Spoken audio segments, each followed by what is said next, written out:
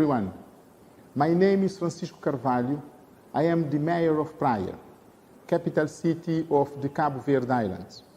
The Tropic Business Summit is a unique opportunity for Cabo Verde, especially for Praia as the capital city to showcase its potential, interest, and openness to investment opportunities in different areas. As public entity committed to create growth and sustainable development, we are focused on facilitating and promoting the best investment opportunities for our partners in the city of Praia. Our goal is to engage with the international investors and partners that can help accelerate the development of our key sectors like tourism and industries. We are already working to create the diaspora investment platform to facilitate and share investment opportunities in Praia with the diaspora and international partners.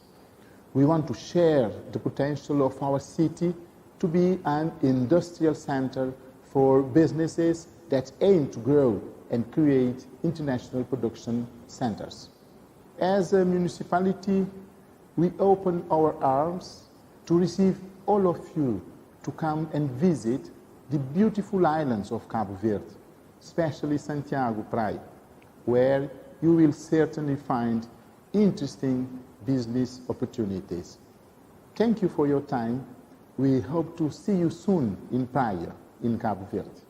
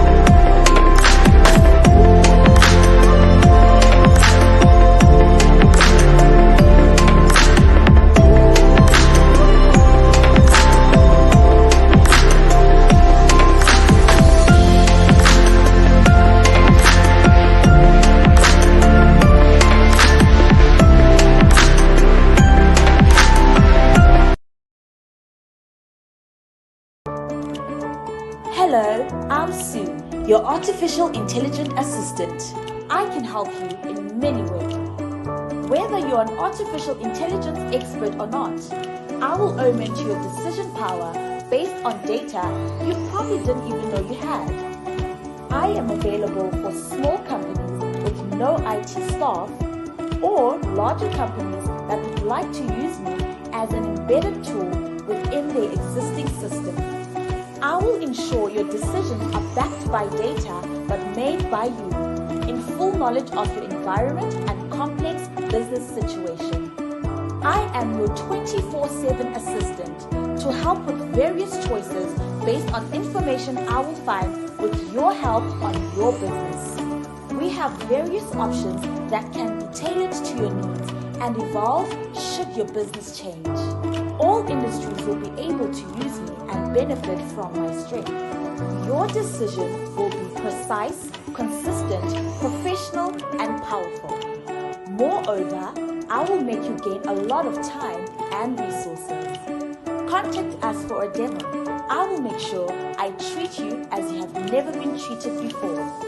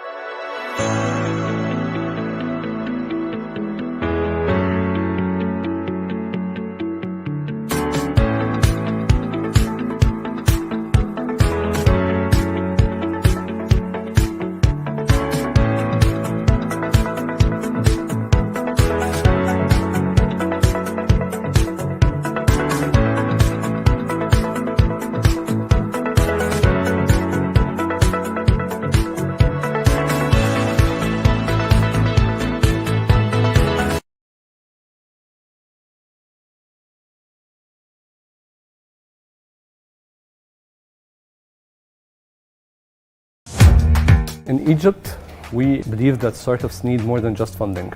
That's why a tailored program will put them in the right direction to accelerate their growth. When we started Falak, we wanted a name that could showcase what we believe Falak is about. And we believe that we are everything to the startups, everything that they need. It's the galaxy, the orbit that the startups revolve around. Falak started in early 2018 under the initiative of the Ministry of Investment and International Cooperation. We're sector agnostic, investing in tech startups.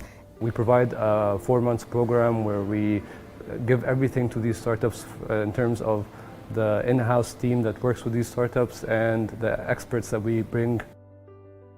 Falak Startups is the largest accelerators in terms of numbers of investments done in Egypt.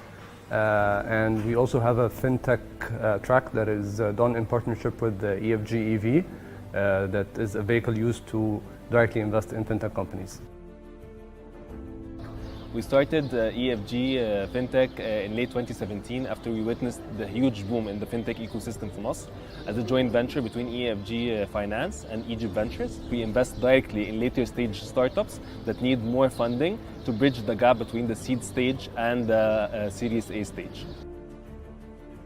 Our main purpose is to make sure that our startups have the best knowledge and tools to help them throughout this stage into fundraising and managing revenue sources as much as possible. We position the portfolio companies as developed startups in their growth stage. We also help them with their communications and PR. We aim to position the team of Falak as thought leaders in their field, which is our unique selling proposition. Our team is a team of experts in their respective fields. For example, the investment team, the venture growth team, the programs team, the commercial team are there to support the current cohort as well as the portfolio. My journey at Falak started back in 2019. I've always been interested working with entrepreneurs. Falak seemed like an amazing opportunity, and my role as head of venture growth is to focus on their business objectives, the market entry strategy. At Falak, we've invested in over 70 tech startups, with around 30 of those seeing growth and scale. What differentiates Falak from other accelerators in the market is that as a team, we're very hands-on. As venture growth, it's our job to make sure that the startups get the most out of the program. And with that being said, it's our job to set certain KPIs and metrics and ensure that we track those to ensure that we see growth with the end goal of us seeing that these startups attain product market fit. We connect physicians, pharmacies and their patients to use and create a unified medical identity. So far we are up and running in 5 cities in Delta. We have more than 12,000 health stakeholders, and almost every chain of pharmacies and labs are using HealthStack. We've been live for 2 years now. In the past year, we've grown our user visits and calls made through our app around 20 times, from 150,000 calls per month to 3 million call through our app. We have 50,000 active monthly customers that visit the app around 70 times per month. يعني حوالي at least twice per day. يعني احنا we're at stage where we're fundraising our second round. The whole team at Falak أو حتى EFG EV, they're fundraising with us as if they're part of the team. I'm Yara Al-Abd. I'm a co-founder at PayNas. We realized that effective players weren't serving a very large segment of the market effectively. So we came up with PayNas, which is a tool that helps SMEs improve their functions. It's been almost 3 years since we graduated from the program, and throughout our journey, they've been true partners in all of our successes and all our milestones. We're a startup that was established in Dubai in 2020, around February, March last year, and we work in the space of travel and hospitality tech. Fundoc is a digital guest experience enhancement solution, helping operators of short-term rental holiday homes and limited service independent hotels to enhance their guest experience while spending less, making more money. I think fundamentally, the biggest value add has been the Falak team. It's like we're suddenly a company of not just 3 co-founders, but 20, 25 co-founders. A big part of why I do what I do is that I think it keeps me connected with the ecosystem. It keeps me connected with new recruits, with entrepreneurs who are thinking in different ways, who are always looking for disruption as a mindset. And it's also very nice to see how the market is developing, because you tend to stop your development and focus on results once your company is lifting off. This is a chance to continue having this curious mindset and to be acquainted with the market and the ecosystem. It's very refreshing to be in a situation where you're really able to reflect on the positive things that you've done and your strengths, and be able to relay them very accurately to new companies that are stepping into the field. So back in 2018, we started thinking more about supporting the startups and the entrepreneurial ecosystem in Egypt. We mapped the ecosystem and realized that there are a number of active startups and a number of active accelerators, but then Falak came up as the most active one, the one that really serves a bigger community. So FALAC has a very good way of selecting the startups, of providing very specific services to startups, the program that they provide. So it's holistic approach to startups and to entrepreneurs. They provide support to all sectors, they focus on growth, and for us it was a way to reach out for the brilliant ones, the brilliant startups in Egypt.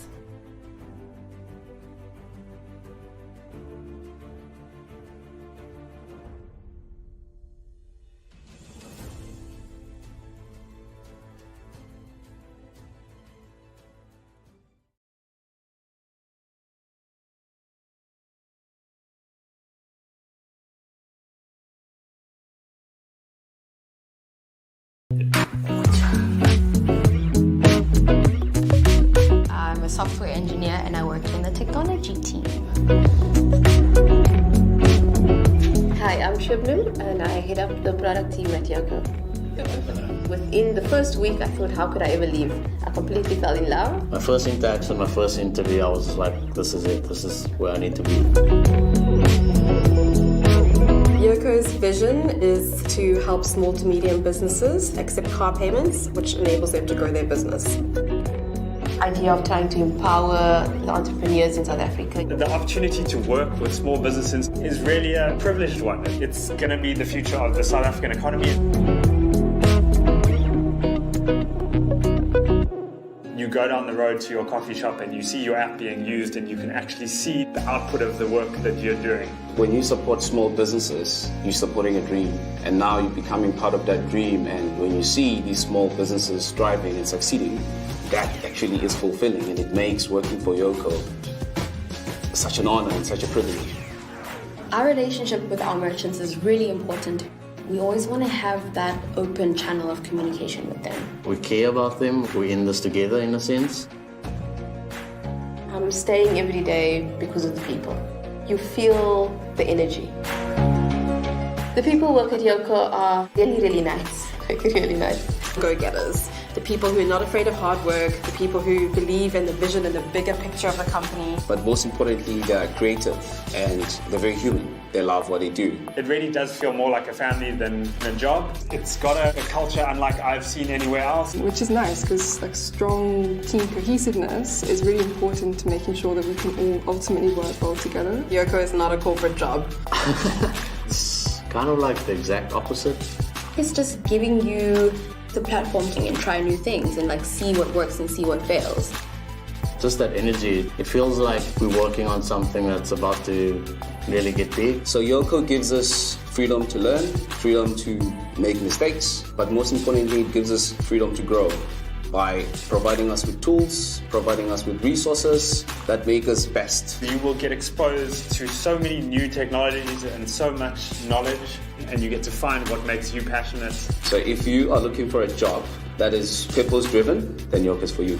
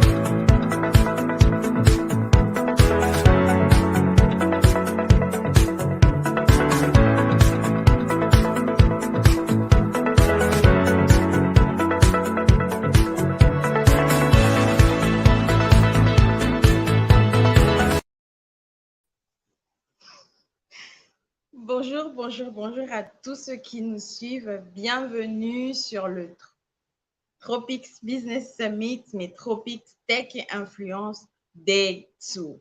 Alors, si vous étiez là hier, vous avez eu certainement l'occasion de passer toute la journée en notre compagnie. Vous avez eu à voir et à entendre nos panélistes de choix. Et j'espère que vous avez vraiment apprécié. Et donc, aujourd'hui, c'est la deuxième journée de notre sommet sur la tech et l'influence.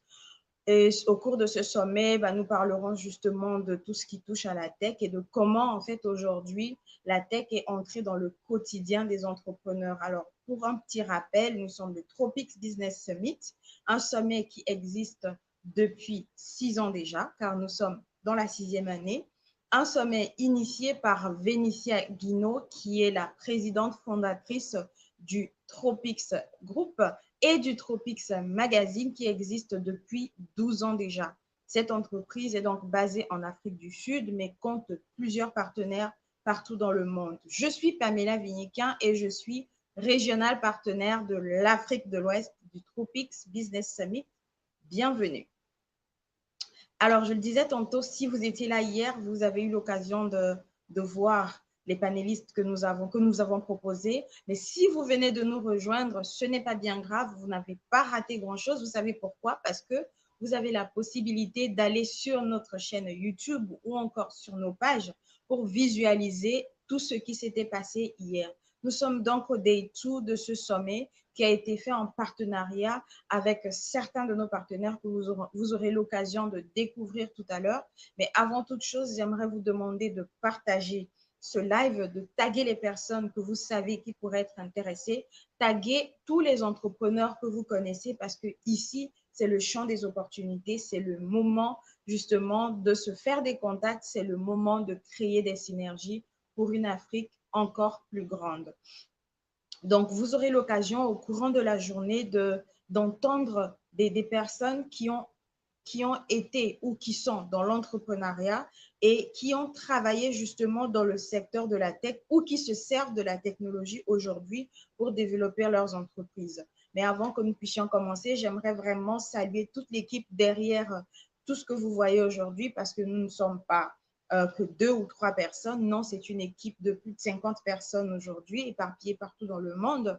Je vais donc saluer Princess qui est Princess Olufunke, qui est justement la chargée des relations publiques. Hi Princess. Je vais saluer Edna Chelsea Babungi, qui est du côté du Gabon, et qui est la régionale partenaire de l'Afrique centrale. Je vais saluer Jean-Jacques Bakana, qui est l'un de nos grands partenaires monde. Je vais saluer aussi Lino Varela, justement, qui est notre partenaire du côté du Cap Vert et du Luxembourg, qui est le président de la Chambre de commerce et des industries du Cap Vert et du Luxembourg. Je vais aussi, par la même occasion, saluer Nina Koudjo, saluer Kani Okoko, je vais saluer Jean-Moïse Ndo, qui est justement ce partenaire qui travaille avec nous au niveau de l'incubation. Je vais saluer Dani Gongor, qui est notre partenaire aussi au niveau de l'incubation. Alors, si vous vous posez la question de savoir c'est quoi l'incubation, tout simplement, c'est que le Tropics Business Summit l'année dernière a lancé sa première cohorte d'incubés. Donc, ces jeunes entrepreneurs qui avaient des projets et qui ont souhaité se faire accompagner par nous. Ils sont passés par la phase de sélection, puis ils ont pu bénéficier d'un certain nombre de formations. Je ne vais pas oublier Maître Vincent, qui a pris le soin justement d'amener ces entrepreneurs aujourd'hui à un niveau supérieur en leur apprenant comment travailler sur le droit ou selon le droit de leurs entreprises. Alors, si vous venez de nous rejoindre, encore une fois, bienvenue sur le Tropics Tech et Influence Summit. On se retrouve dans quelques instants. Merci.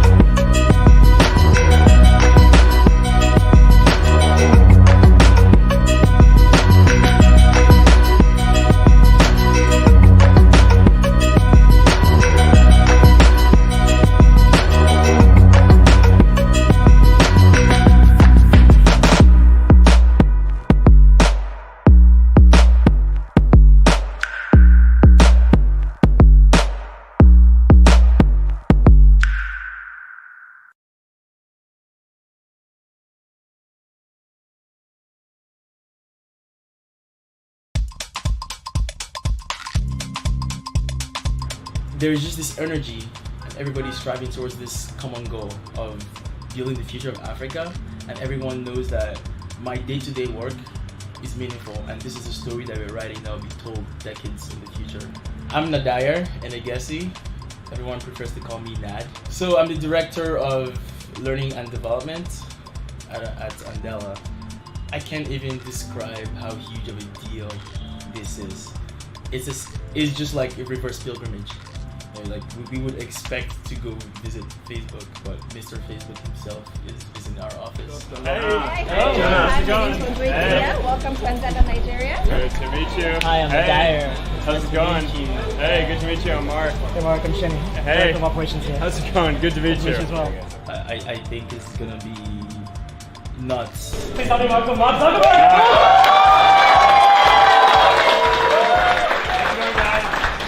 You guys are all a part of something that's really important, and I thank you for that. And it's awesome to get a chance to meet you. Thank you. So we're going to meet with Innocent and Blessing, or two of the fellows here. Hey, Hi, Mark. Hey.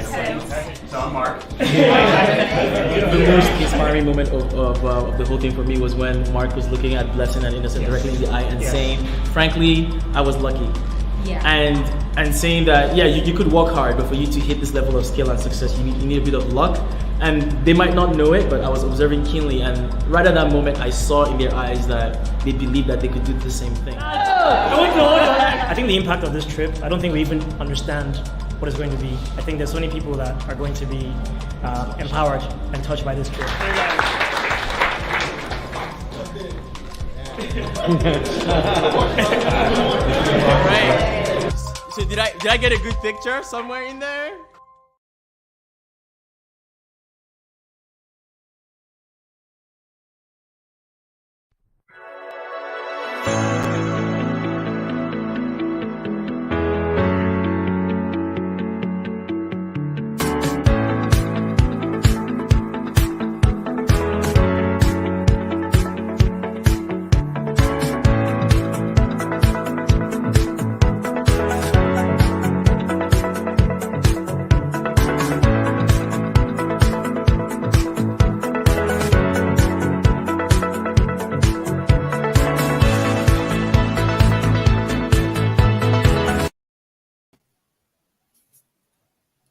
Bonjour Vénitia.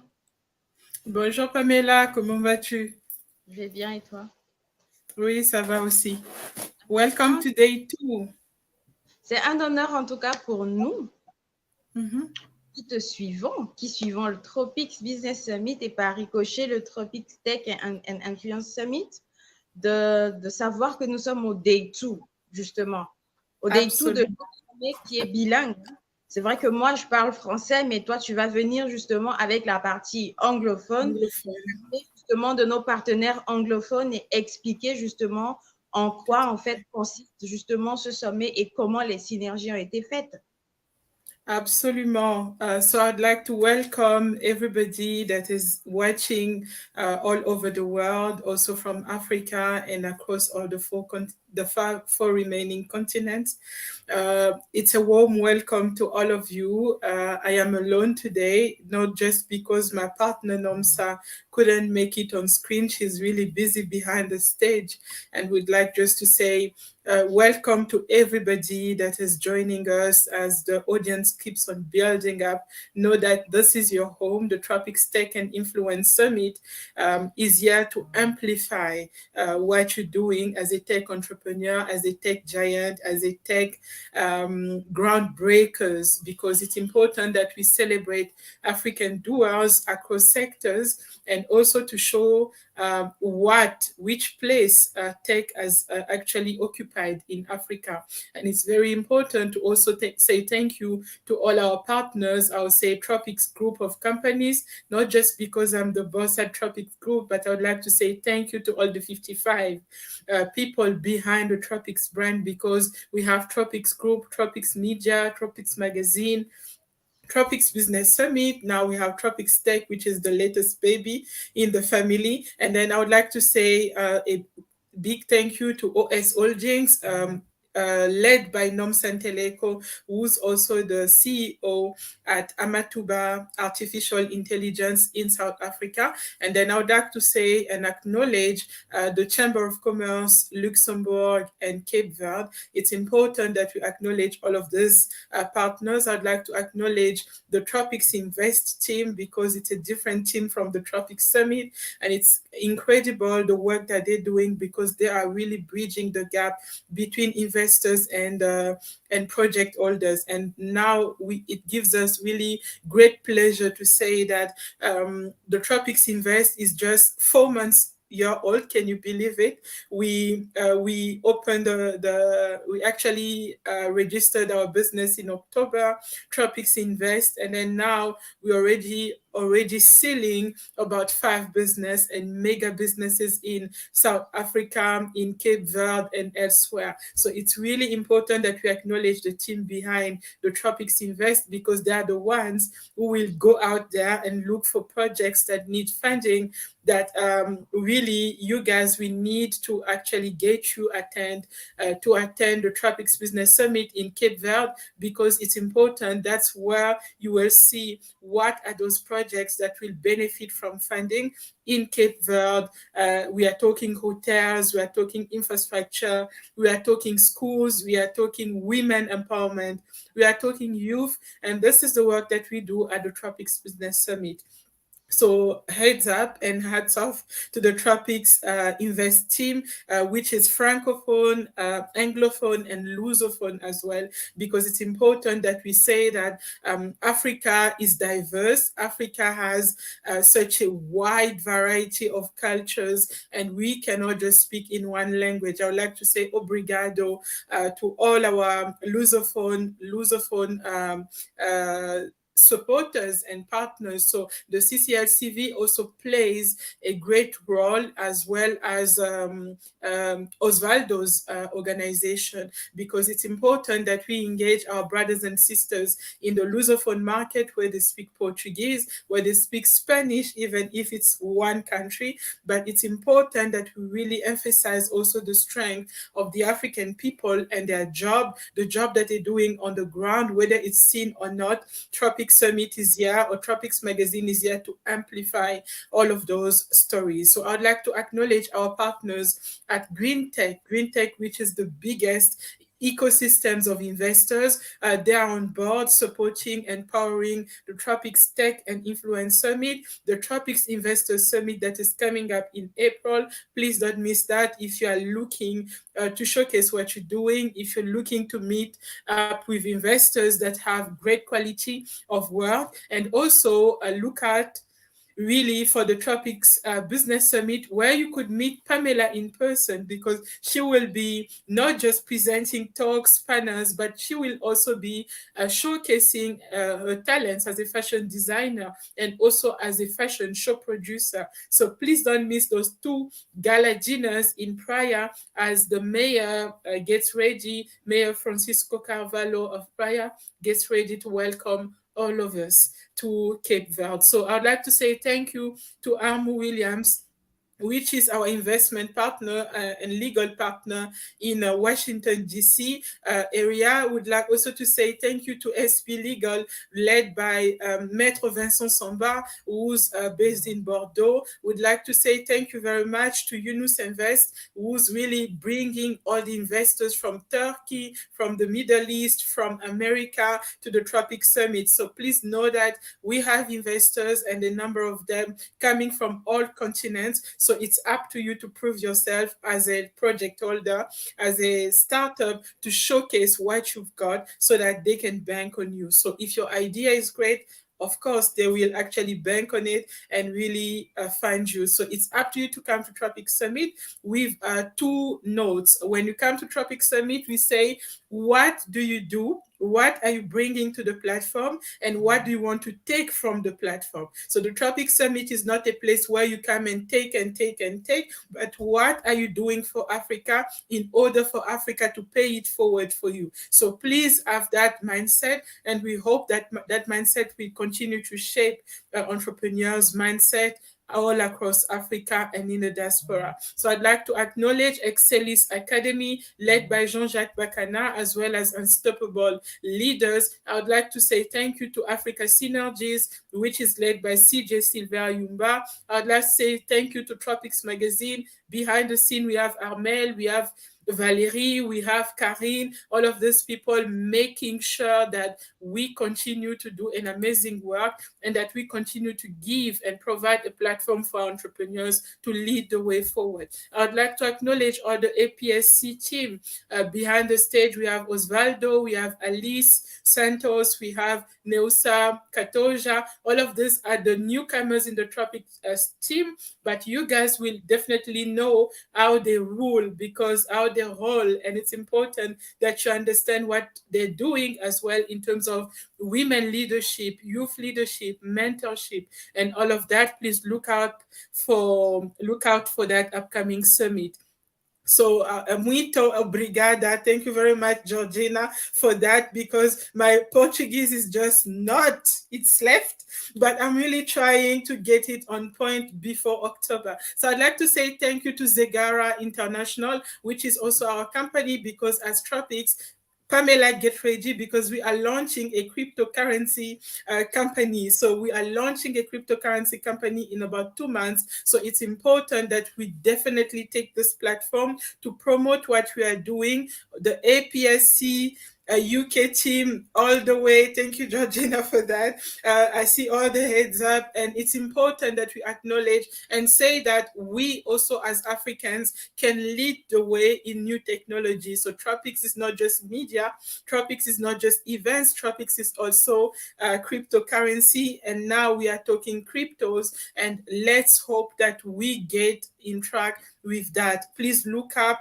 for René Ralph or Chili Palmer's presentation in a few moments. We will be actually presenting our crypto company, which will be launching very soon, and which has so many investors across the world. And the youngest investor is 17 years old. Can you imagine how groundbreaking that is? So it's important that we don't just look at Bitcoin and also become the players behind the crypto technology. So I'd like to acknowledge Axum, which is also a huge platform that supports entrepreneurs in Germany, and it's the biggest fund also alongside Green Tech, actually empowering African entrepreneurs to get access to funding. I hope I haven't forgotten everybody. I'd like to say thank you to Kani, who will be also moderating a panel. Kani Okoko, all the way from Congo Brazzaville. We don't know where he is. I think he's in France right now. So he will be handling and moderating a panel on influencer marketing. How can we use the power of influencers to boost companies across Africa? So this whole story is our day 2, and we hope that you guys will really enjoy this event, because it's important that we understand the power of synergies.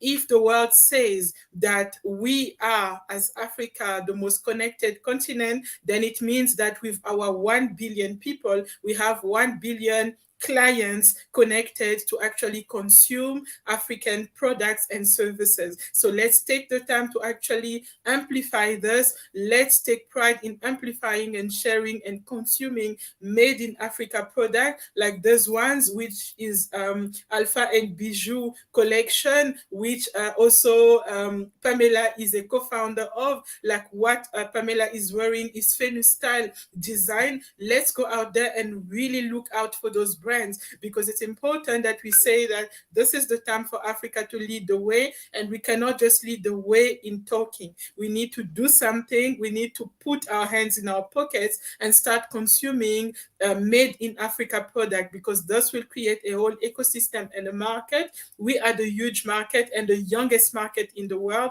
and we need to understand that we are 1 billion consumers, and those consumers are making phones. I'm thinking about Diaz, Fadima Diaz, who is the smartphone maker in Guinea, who couldn't join us, but that's one of the tech entrepreneurs I would like to acknowledge. So it's important that we forget that, yes, it's good to consume Apple products. It's good to consume Samsung product. I'm an Apple fan, but I will always make sure that it's very important that we go out there and support our brands, because it's only up to us to amplify them.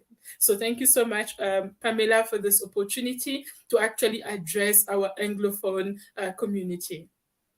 Merci Vénitia, et je pense que la communauté anglophone et lusophone par la même occasion, parce qu'ils parlent aussi anglais, ils comprennent anglais. Anglais, tout à fait. Voilà, ont été touchés, ont été servis. Et moi, je vais prendre justement ce moment pour encore une fois remercier les personnes qui nous ont fait confiance durant toutes ces années, parce que ça, il faut vraiment le dire. Sans vous, il n'y aurait pas eu de Tropics Business Summit, ni encore tous les autres sommets que nous avons eu à faire. Absolument. Sans vous, il n'y aurait vraiment pas eu tout ça. C'est vous, c'est grâce à vous, c'est par vous et c'est pour vous justement que nous sommes encore là, que nous continuons d'aller de l'avant. Nous nous disons, aujourd'hui, les entrepreneurs ont besoin de cette plateforme pour, d'abord s'exprimer, mais aussi montrer vraiment ce qu'ils savent faire. Ce qui m'amène justement à dire, Vénitia, que nous allons dans quelques instants recevoir les premiers intervenants. Panélistes, tout à fait. Tout à fait. Je crois que le premier panel sera celui de Osvaldo Gomez, qui vient juste de se connecter et qui va être rejoint par Alice Santos et Neusa Katoja. Et ici, il s'agit justement de toute la clique lusophone.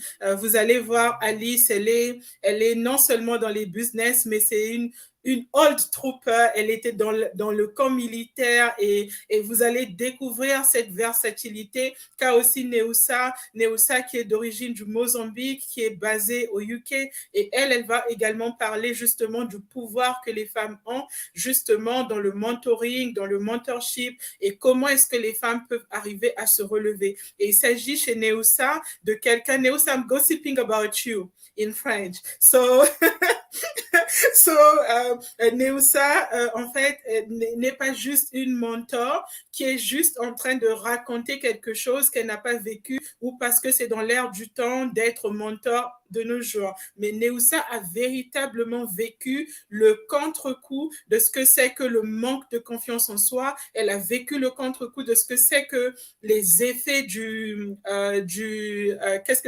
comment on appelle ça, Pamela, le load, le overload, et elle a transformé, sa peine en quelque chose d'important. Et Neusa, c'est quelqu'un qu'il faut célébrer, et c'est quelqu'un, moi, je pense, qui a quelque chose d'important à partager, non seulement avec le reste de l'Afrique. Language is no longer a barrier, because I always tell my francophone speakers that you need to speak English, at least to speak with our Lusophone brothers and sisters, and go out there and really stick around and come and listen to the stories.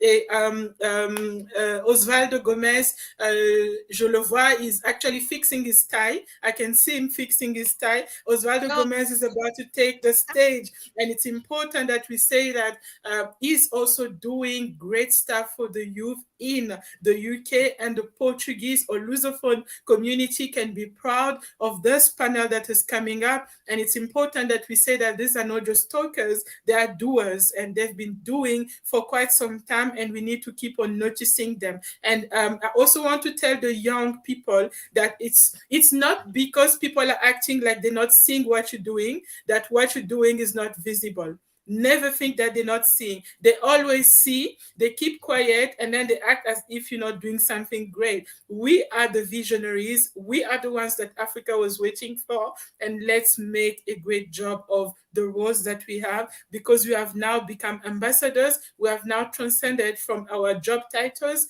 Now we are really ambassadors of our countries. Thank you so much. Thank you. So, on se retrouve tout à l'heure. Merci, Vénitia. Merci beaucoup, Pamela. Now over to you guys. Let's welcome Alice, Neusa, and Osvaldo. Thank you. Yes, I'm here. Can you hear me? Hello, yes, Osvaldo. We can hear and hear you. How are you doing, everyone? Great, great. We're gonna go out because we feel that like this will be a masterclass. So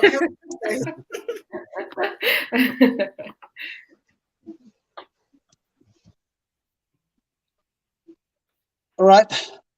Thanks for having me. And today we will be talking about African business versus collective performance. And we have, as you can see, my team from APSC Business Alliance, which is Alice from the left to right corner, Elisa, Georgina, Nilza, and me, Osvaldo. And why did we pick up the collective performance? You know, the reason why was, first of all, that, you know, was because of the experience I have through my life working for over 20 years with the African businesses. And here, collective performance means African individuals considered as one group, business, organization, acting together. And performance means action or process, an African business performing a task or influencing in partnership with others, African business organizations and groups. So, you know, through my over 20 years experience working with African businesses, I've seen, I experienced, but I learned too. And I learned also that the images projected through the experience I was having actually teach me a lot. And I will actually be today talking about this. How images is important to us all. And I will share the next presentation with you so you can understand where we're coming from and how do we connect this with technology and how it does influence us a lot in what we do and act. So the next PowerPoint is actually talking about image. When I was a young man, I actually, while I was getting involved with businesses, I realized that, you know what, it is a lot of things that we can do and we can change and we can do better.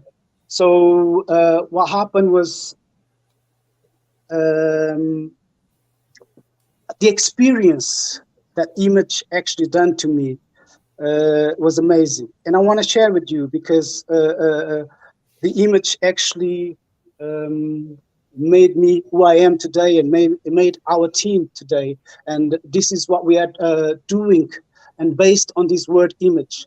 And when I say image, I believe that a lot of people picture images in their mind. And you know that pictures is a word of 1,000 words. It tells a lot, image. The image when I was first born actually teach me to be who I am. When I was young, a baby coming out my mom's, once I easily start walking because I saw my mom walking and I start walking. Then I start my parents talking and I start talking. So this is really important. And and my team, we start actually focus on this word and actually create a training program based on that word, based in our experience with African businesses. And if you all look at the oldest book in the world, is the Bible, and first chapter, verses 27, where it states, "And God created man in his own image. In the image of God, he created him, male and female, and he created them." So you see, even in Bible, the first chapter is talking about image, how powerful we are. But through the years, you know, we have other world image that actually influence who we are. We have also technology, now easy access to images through social media. that influence who we are. And further down, you will see the importance of these social media through the images that we actually seen on social media and what is changing within African businesses. So we did this, and we based on the word image, and the model, the training program is means it goes to the word by word, which I means innovation, where in order to make change, we need to understand where we come from and understand a little bit of our history, to understand our behavior, our actions, and that's it is important for us to talk, because it will also give us a great understanding of collective performance. Why are these collective performance based? I left a very important message here about what we do as image-based model and who we are as business-based model training.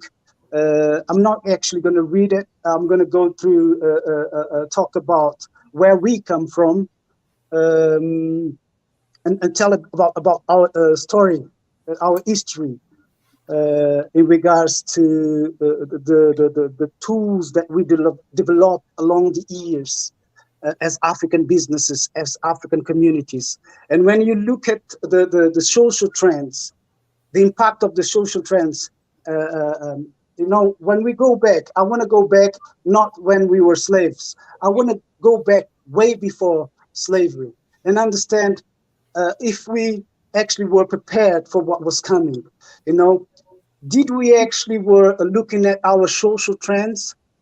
Did we realize where it was going to take us? Were we prepared for what was coming? Did we plan what was coming?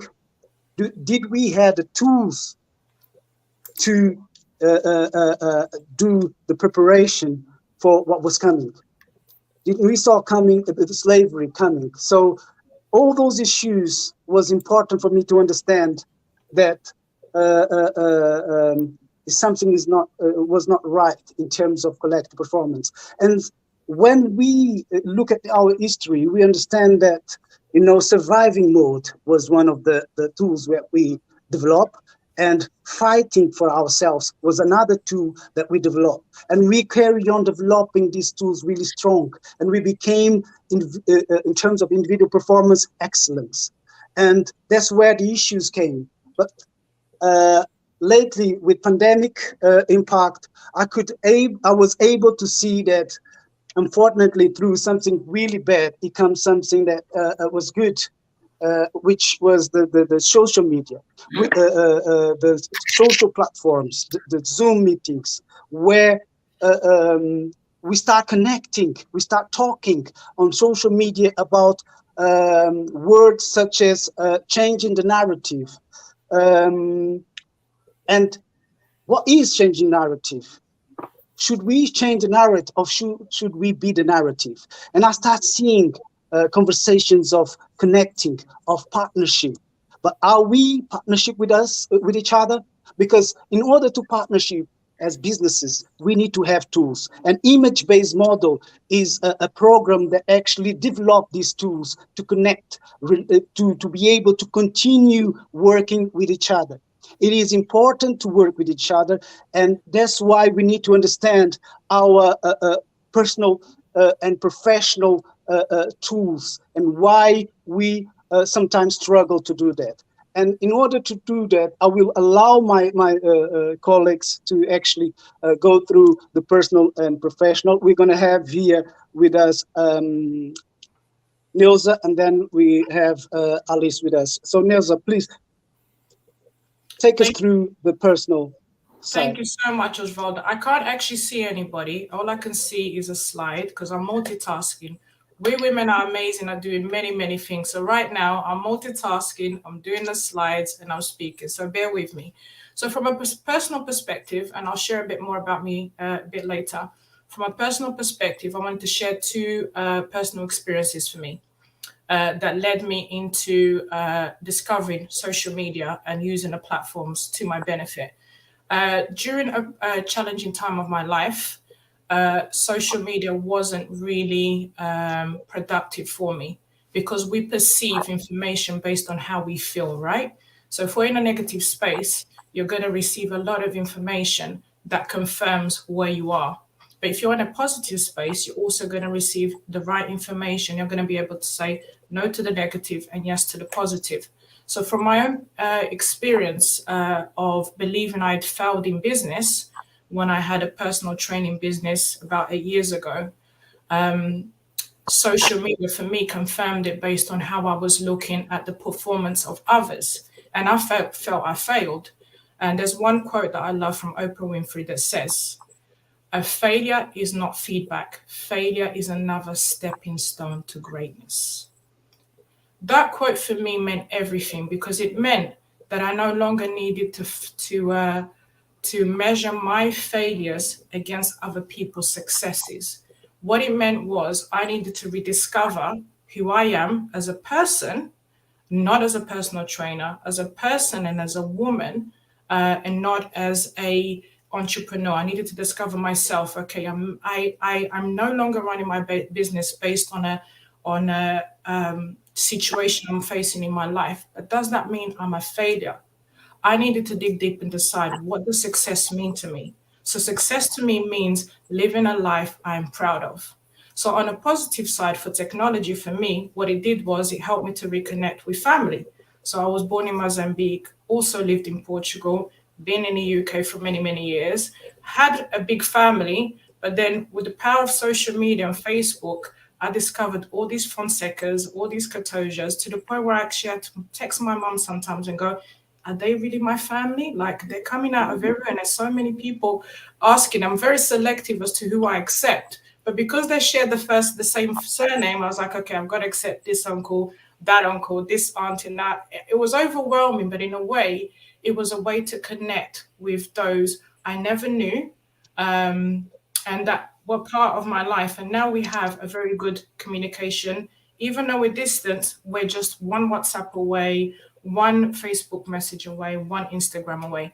And another benefit of personal perspective on social media is you can attend weddings online, you can attend funerals online, you can actually build long-term relationships with people that in a pandemic we were actually forced to connect due to technology. And now we're actually gotten to the point where everything is opening up and we're actually having to meet these people. And it's amazing because we've already built this relationship through technology.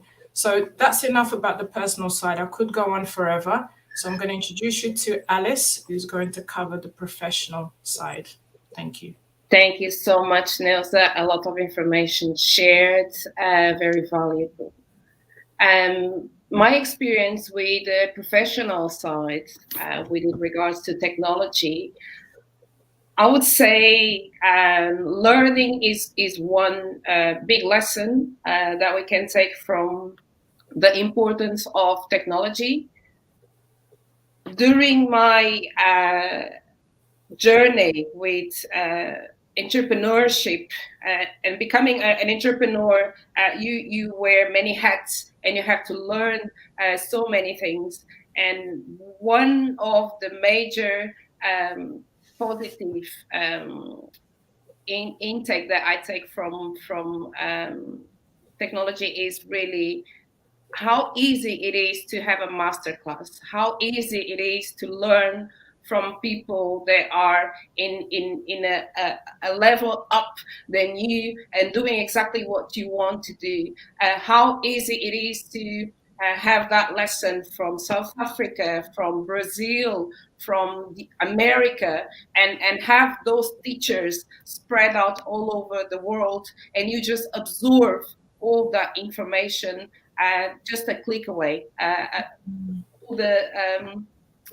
all the YouTubes and all the podcasts that now are available, it's incredible. So for me, that is very transformational to learn from the best, from people that are, as Venetia was saying, people that are quiet in their own world, but they're just posting these little lessons here and there. But for us that are, on the journey, that is transformational, because what they know will help me on my journey, and I can go back and teach as well other people.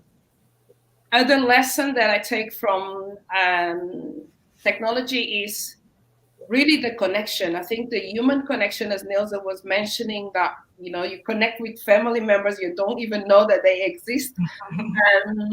You also connect, as I connect with Osvaldo, as I connect with Nelsa, as I work with people in UK that I never met, only through networking, only through spending the time talking with people and really putting myself out there and allowing myself to connect with people that are doing amazing things and are ready to share, are ready to give, are ready to serve. So technology for me is a connection, it's a strong connection that I don't even understand very well how it works. I just can feel here and there how close I am to people and how I am learning.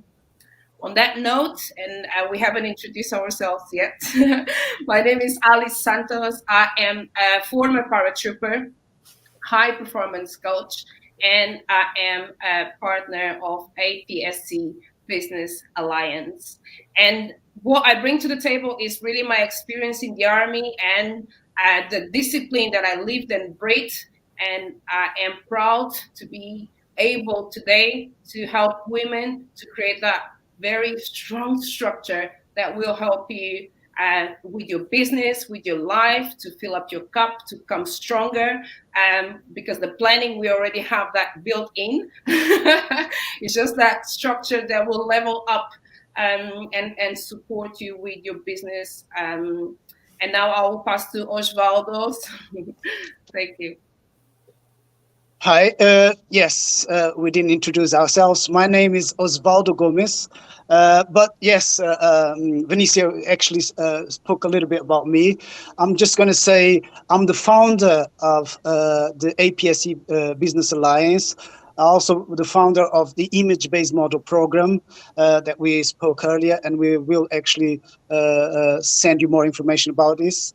And also the colleague of these wonderful ladies of APSC Business Alliance. I'm from Cape Verde and I live in the UK. I'm going to pass to my other colleague, Nelsa. Thank you so much, Osvaldo. Look, he looks like he's just chilling in the middle of two hard-working women, right? Look at him. It's actually a pen he's holding, by the way. It's not a cigar. We've actually teased him about that. So my name is Nelsa Katoja. I'm an international speaker, author, and poet, originally born in Mozambique, and I'm going to say this in Portuguese. Sou palestrante internacional e autora do livro Soul of a Woman, A Journey to Self-Love. So like Alice and Osvaldo, we've built this amazing program that enables you to move forward as a person and as an entrepreneur. So I'm going to ask you another question because we want to get you guys engaged, right? I know you've been listening to us for the last 5 minutes, and forgive me for a run out of time. We're very passionate about what we're doing. I want you to use the chat and ask this question. I'm going to send the slides over to my colleague Alice, who will manage for me. But whilst we are doing that, I want you to answer in the chat, who am I? Those who are on Facebook, on YouTube, whatever platform we're in, I want you to write down the words that come out of your mouth and share it with the world. Who am I? Oops.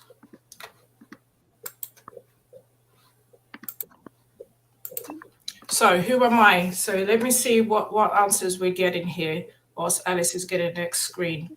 So when we look at who we are, we always come up with words like I'm a son, I'm a daughter, I'm a mother, I'm an entrepreneur, I'm a leader. It's all of these identities and titles that have been given to us.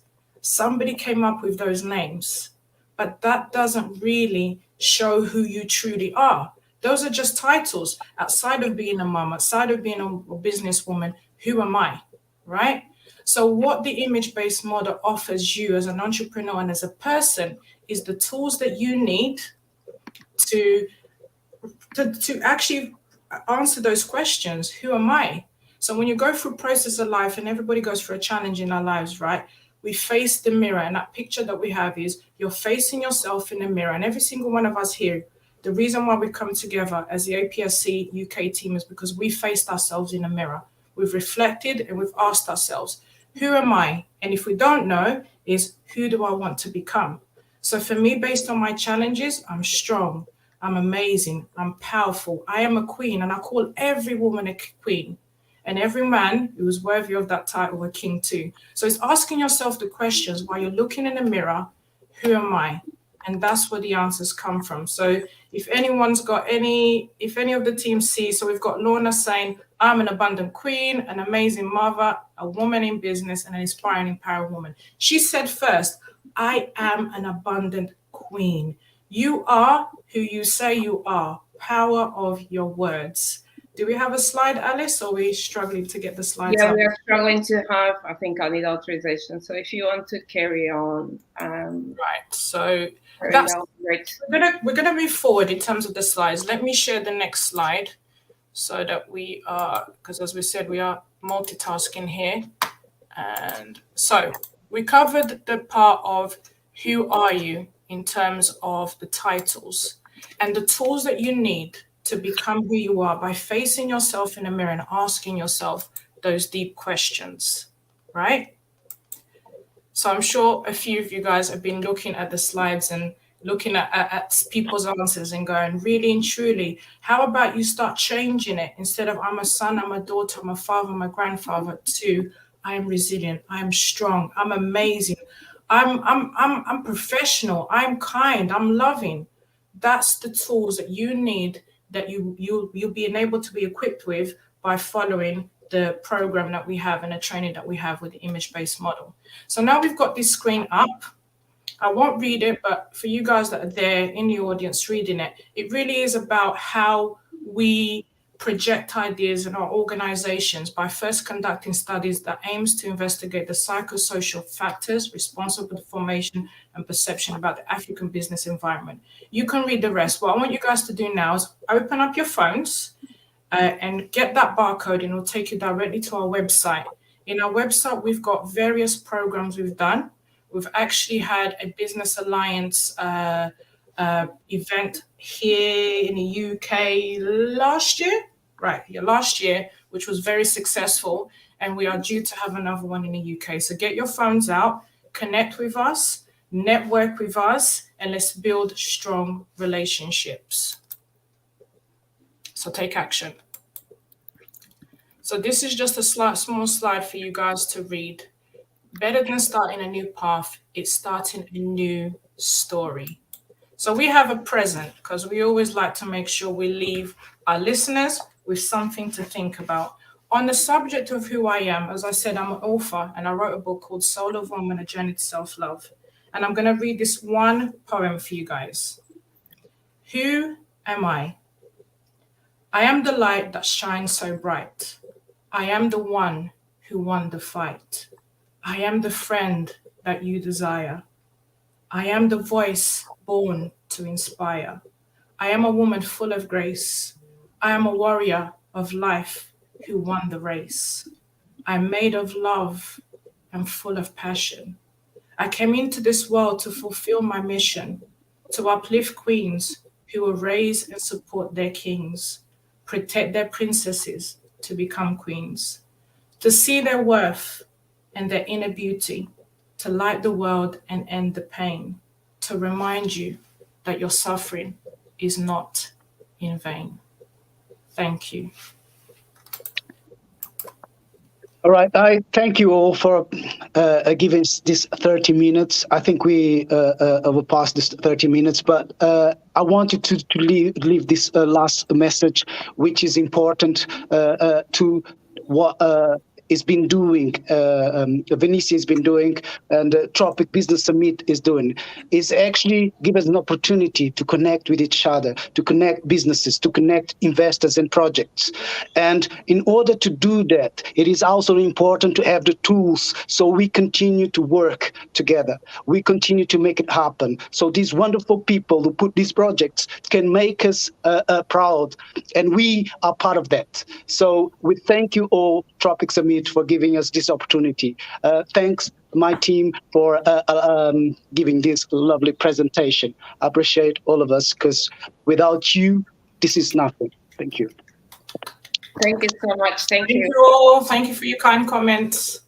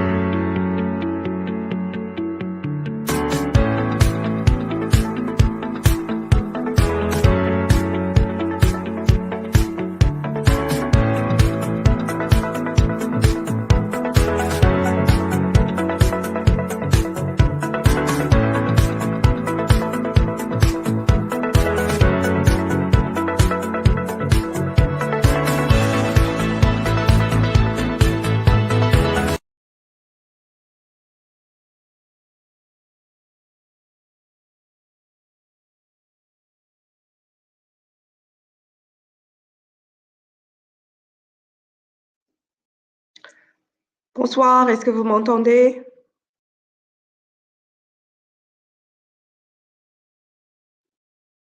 Bonsoir.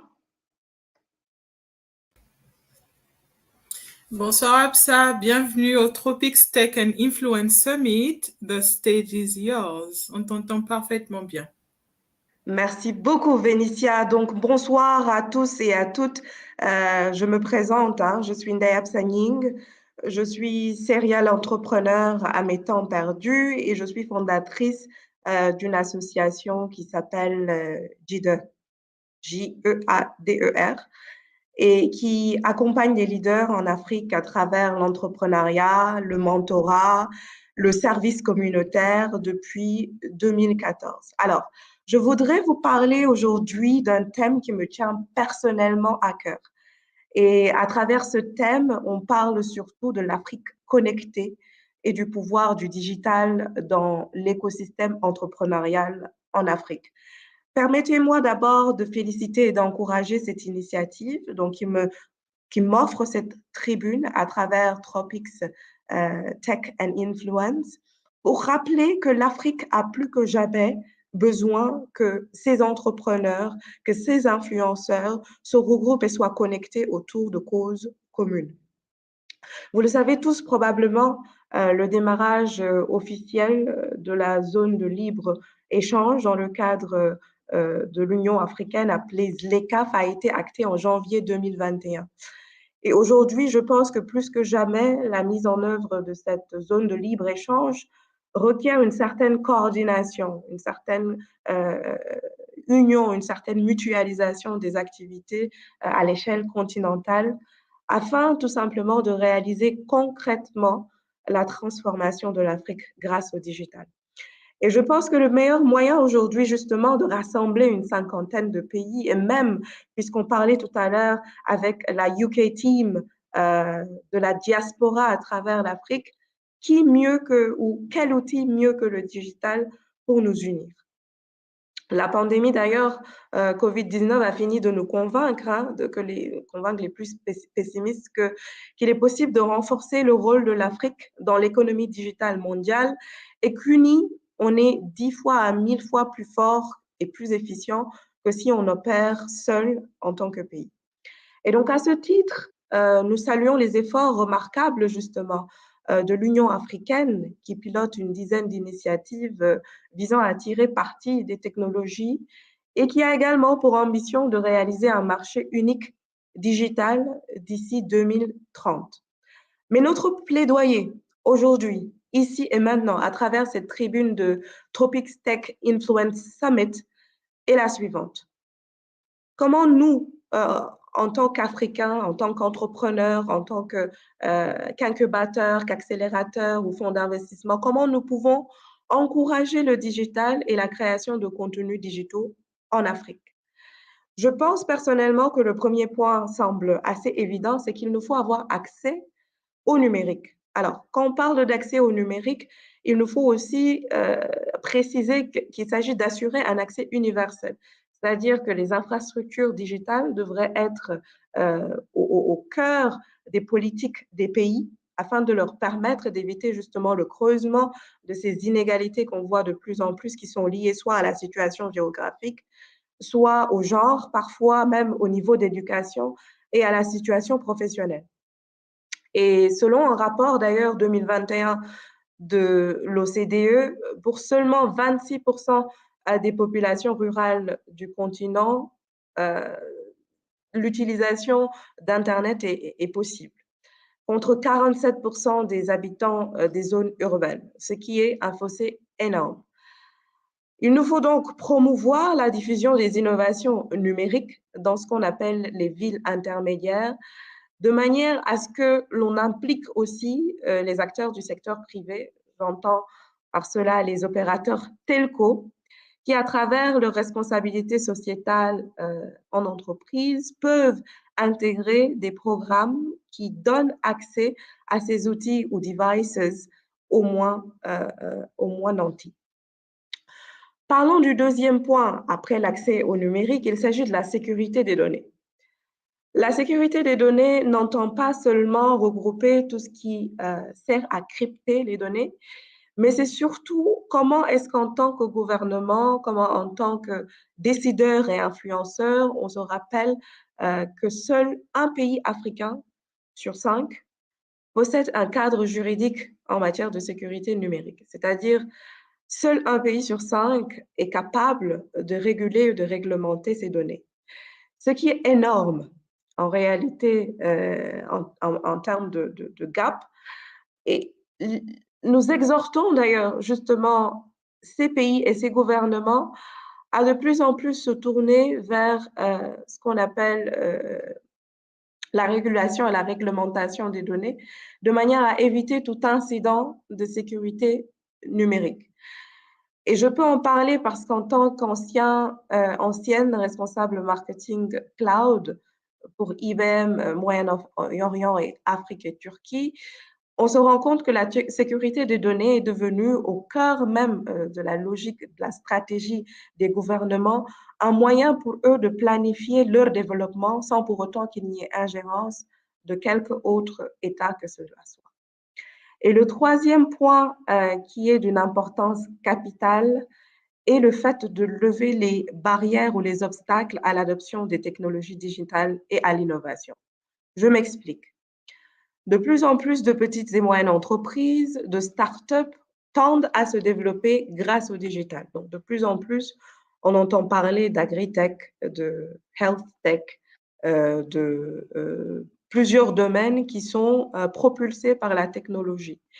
Il est donc plus que jamais nécessaire pour que ces entrepreneurs soient facilités ou encouragés dans leur adoption de la technologie. Beaucoup, par exemple, souffrent du fait d'adopter le Internet of Things ou d'utiliser les drones parce que tout simplement la réglementation en place dans leur pays ne leur permet pas de pouvoir enlever, même décaisser ou dédouaner ces matériaux-là ou ce matériel-là depuis l'aéroport pour pouvoir les utiliser sur le pays. Donc, notre plaidoyer, encore une fois, s'il vous plaît, chers dirigeants et chers influenceurs, c'est de nous rappeler qu'il y a une tendance à renverser, grâce au pouvoir du digital, le poids de l'écosystème entrepreneurial en Afrique. Et qu'entre autres, des initiatives telles que la Startup Act sont de parfaites illustrations de importance que ces écosystèmes d'entrepreneurs peuvent avoir au sein de nos gouvernements. Et que donc pour accompagner des initiatives d'une envergure telle que la zone de libre-échange ZLECAf, des acteurs tels que AfriLabs ou IFO-Policy sont incontournables et qu'il faut mettre ces acteurs-là de l'écosystème au cœur des politiques de réforme en matière de digitalisation. Et c'est justement comme cela qu'on peut assurer que l'agritech, le health-tech, le edtech viendront en réponse à des problèmes ou à des problématiques réelles de nos pays. Je tiens encore une fois à remercier Tropics Magazine et Tropics Tech and Influence, Vénitia et toute l'équipe. Merci d'avoir réuni l'Afrique le temps de 2 jours autour de ce thème d'une importance capitale qui est l'influence et la technologie. Merci beaucoup.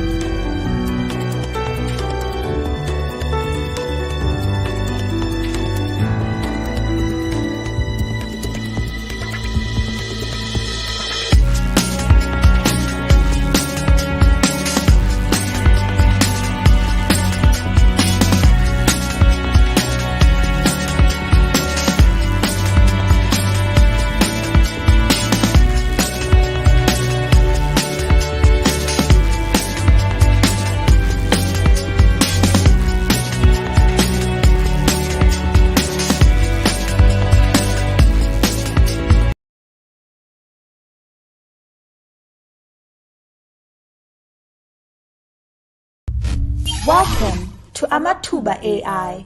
We are taking back humanity through technology.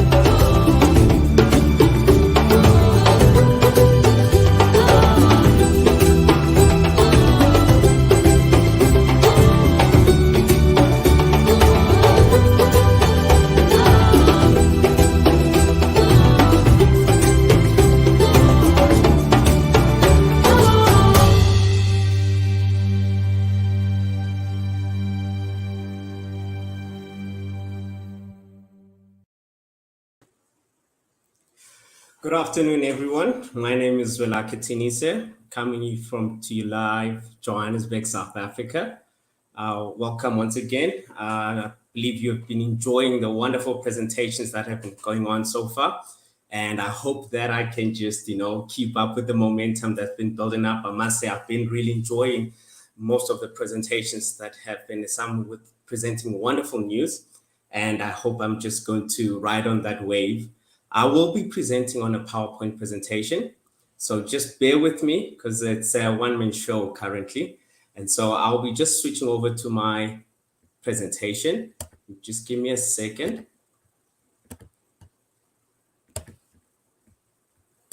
Perfect.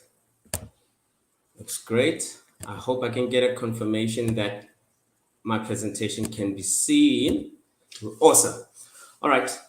So who am I? Basically, I'm a father of 2 beautiful girls. And I'm inspired by the opportunities I come across as a digital business strategist over the past years, working in 2 successful businesses, inclusive of AfroB and OS Holdings, as a director and a non-executive director, respectively. I happen to journey this a course with a wonderful partner that's been supportive, and I must give credit. She assisted me in preparing my presentation.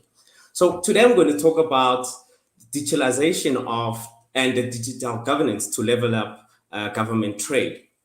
And we're just going to be unpacking what that does mean for the African for the African conversation, for the African context, as it were. So in touching, I'm hoping that the audience will go journey with me as we go through the understanding of these certain milestones that we have achieved over the years, and what does it mean for us in the future. We are living in a time of tremendous change, and the African continent is not spared.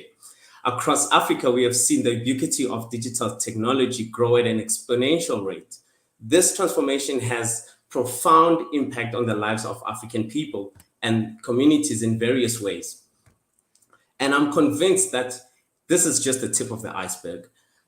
In this presentation, we'll be looking into the following topics as closing the digital divide, the reliance on the tech rocket, and exploring whether opportunities of decentralization should be on government's agenda. If we can just recall back, we can remember that the COVID-19 pandemic introduced a new influx of internet users across Africa, both mobile and fixed connections. As we were forced to keep at home and work from home and study from home, we were now accessing the web far more significantly. And that is significant in the sense that it would be misleading to argue that Africa is still the dark continent. With the average age of youth in Africa at 19 years old, we are the most youthful continent, and that presents strength of great reckoning. Be as it may, our leadership in government seldom reflects the demographic of its constituents. Evidently, it is more important for youth to take part in the politics of their future and be present in government's stronghold. So to mitigate the adage that Africa's decisions are taken by leaders who will not be alive to see its fruit or consequences. We have noticed more technological advancements in places where there are more users within networks. For example, as you can see in the graphical representation, that there's more presence of internet users in parts of Nigeria, and that could begin to explain why its growth in the digital space has also experienced a spurt of its own. But before we can go into the details let's understand the fundamentals. And to better do that, it's better explained by McCarthy's law. So we understand, obviously, Robert McCarthy to be one of the founding fathers of the internet, especially regarding the Ethernet. This gives us insight to the value of a network, in the sense that a network is proportional to the square of the number of computers connected to it. What does that mean? Basically, a network is as powerful as the people within it. That means the more people are part of a network, the more useful and powerful that connectivity is. And why shouldn't government be continually investing in infrastructure developments that bring platform services to the individual, small and big trade organizations to participate simultaneously? For the sole reason that innovation is not an occupational phenomenon, as we'd understand that most of us get to access internet when we start working. But we understand that innovation starts in everyday life. This infrastructure should be targeted to schools, universities, and community centers. When we are connected, we are empowered. If we look at the digitalization that has transpired over the past years, we can see, for example, in Nigeria, that due to the prevalence of people participating in the digital space, they advance much more quicker than anyone else. COVID-19 introduced that influx where now we wanted to perform digitally, and we can see that in places like Nigeria, their transactions volumes grew exponentially between the years of 2013 up to 2019. And that is testament of McCarthy's law that the network is as great as the people participating in it. And it can be argued, obviously, for obvious reasons rather, that and Nigeria is growing because of its high population. And that is true. And that means if we look at the breakdown of Africa's population, we should be in the position to be spearheading the economics of our day. But for so many times, we've been relying on technocrats, these private corporations that promise a bright future. But we should ask ourselves, as we've experienced in many instances where because of the data that we've made prevalent to private corporates, we have experienced some form of abuse, be it privacy laws, data mining. So the question remains, is the technology provided by private corporation built for our benefit or for profit? Government institutions ought to be the forefront of owning these platform assets and the technology to make that available to the common man. However, this can only be fast-tracked by political will and deliberate attitude towards technology as a 21st century tool.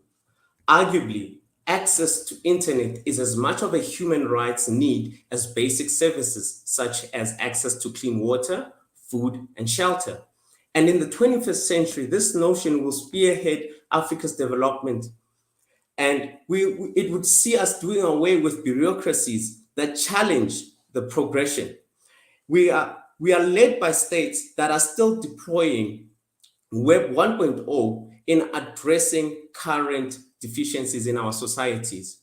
And we can see how the technocrat has superseded the advancement of this technology, where they're now exploring on Web 3.0. And we'll discuss that in detail as we go through this. And how does this technology mean to us, and why it should be the top of the agenda on the government's main discussion when it comes to service delivery, for example. And we should ask ourselves, if our leadership with its good intentions are deploying resources that will be effective when they are no longer with us, the forward thinking is a trait of a youthful prospect because you are already shaping your future. And that is basically my jab at this, is that in government, we should see more young people leading these government ministries, especially in relations to technology and economics. Now, the question still one would ask, can the advancement of Web3 and what it presents be handled by government? And I think to answer the question, I think there's no a silver bullet to it. But I believe the curiosity of government entities in understanding the Web3 and what it presents in the sense of the blockchain itself, it creates a potential of opportunities in just the research and development aspects of things. However, like any other Web3 technology, it comes with its own inherent drawbacks. As indicated, there's a lot of reliance on the latest computing power to be available, and that speaks back to infrastructure, which we discussed earlier. Many older gadgets are rendered obsolete and not compliant with the new Web 3.0 prerequisites. I was very excited with the announcement of new technologies in Ghana that are deploying their own devices, and I think that's heading in the right direction. Web3 technology is not yet mainstream in the sense that it's still the early adopters who are exploring. However, we don't see government entities creating and facilitating this conversation to happen with their guidance in terms of monitoring and controlling. So this can make it hard to use for someone who has not used it before, who does not have access to that technology. And obviously it requires a steep learning curve to fully comprehend. Web 3.0 is still a fledgling technology and is yet to be packaged for a wide range of use cases. And in many instances, we are still finding the conversation being fast-tracked by the technocrat instead of our government leadership. And in this case, again, it seems like we will be repeating the same mistakes we did with Web 2.0, where we saw social media taking over and at a certain extent infringing on the rights of its own users. Now, the prospects of Web 1.3 in terms of digitalization, what do they present? Well, there's many instances that we've watched movies that paint a beautiful utopian picture of the future. And Hollywood has long imagined a future where all humans in every galaxy are connected by a transcendent technology. And we are living in the era where quantum computing and blockchains are in the earliest iterations. It is imperative that we no longer sit out and wait for the corporates to explore and fumble these technologies, but we welcome government to disperse equally so the technological opportunities to our children and our children's children. So where do we begin? And the answer is pretty much simple. Be curious and collaborate. Many advancements and projects that we've heard announced throughout this presentation have testified to the power of collaboration. In the economy of information, networking is your net worth, whereby pioneers and early adopters always catch the fattest opportunity. Therefore, business and state-owned ministries should explore and subscribe to collaborative industry leaders and begin experimenting soon enough to validate these opportunities. Be it how we run our voting polls, there's so many opportunities and case scenarios that can be presented on a decentralized platform that takes power from these juggernauts and private corporates that have misused these resources. This can also be achieved with trial runs under the guise of research and development. Prototyping should be government's concern. Facilitating innovations and incubating the process end to end should be government's top of the agenda. In South Africa, we have, for example, the Technology Innovation Agency, which has been well positioned to monitor and facilitate such programs. And I can testify that through those collaborations, we've seen some great advancements, especially in the crypto space. And for someone who's very much interested, I do go into detail with this conversation in my blog on our website, which I would make available soon enough. There are many blockchains that avail different opportunities or use case for us to explore. I'll just name a few. For example, the Ethereum is one of the top blockchain platforms, and it has also a cryptocurrency called the Ethereum or Ether. Developers use Ethereum to build applications like financial apps, decentralized markets, games, and what we hear from day to day lately, NFTs. They have the most community members, including core protocol developers, cypherpunks, crypto economists, and mining organizations. Do you hear that again? The network is strong because of more people participating in it. Back to McCarthy's law. The goal is to eliminate third parties like ISPs and banks that manage our data and track our financial information. That is just one example of typical blockchains that governments can study, collaborate, and prototype solutions that could work for the everyday person. I wish I could go into more details in exploring many other blockchains. And I must say I'm privileged in participating in some great projects where we are exploring AI, machine learning, semantic web through these blockchains. And if we do pass parts next time, I hope to show you our next prototype. Thank you very much.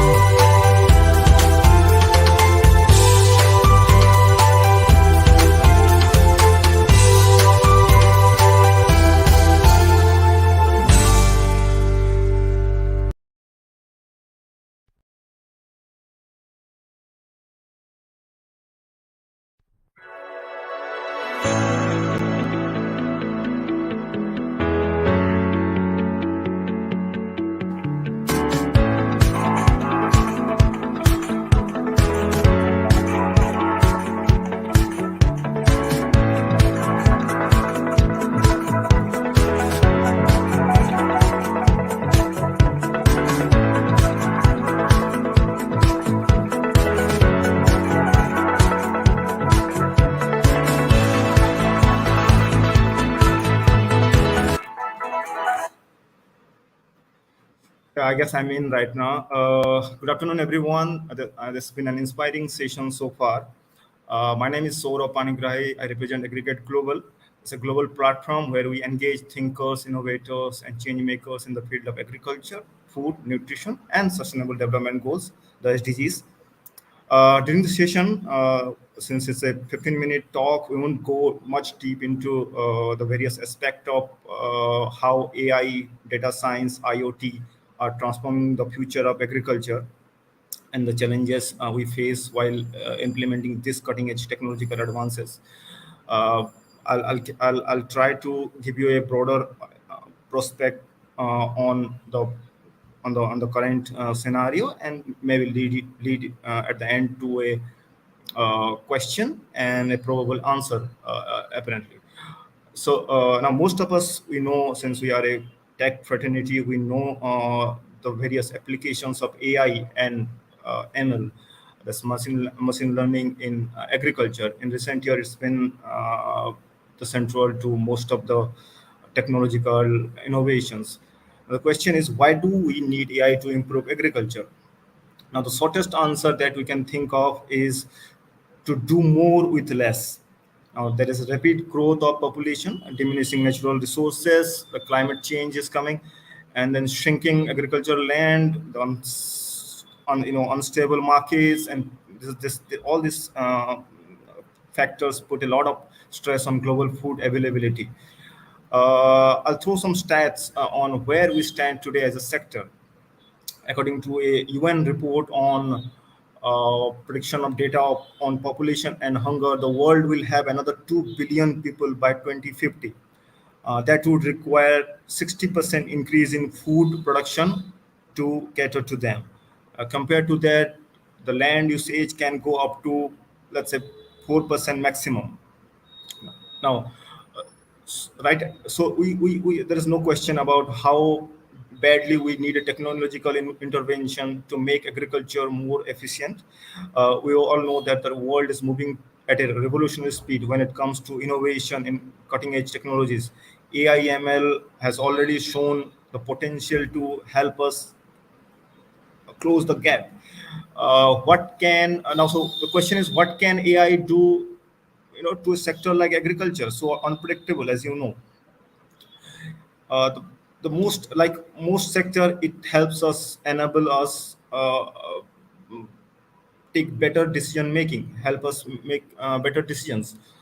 For a sector that is so vulnerable to external factors like weather, soil, seed quality, and now climate change, a more informed decision can make things.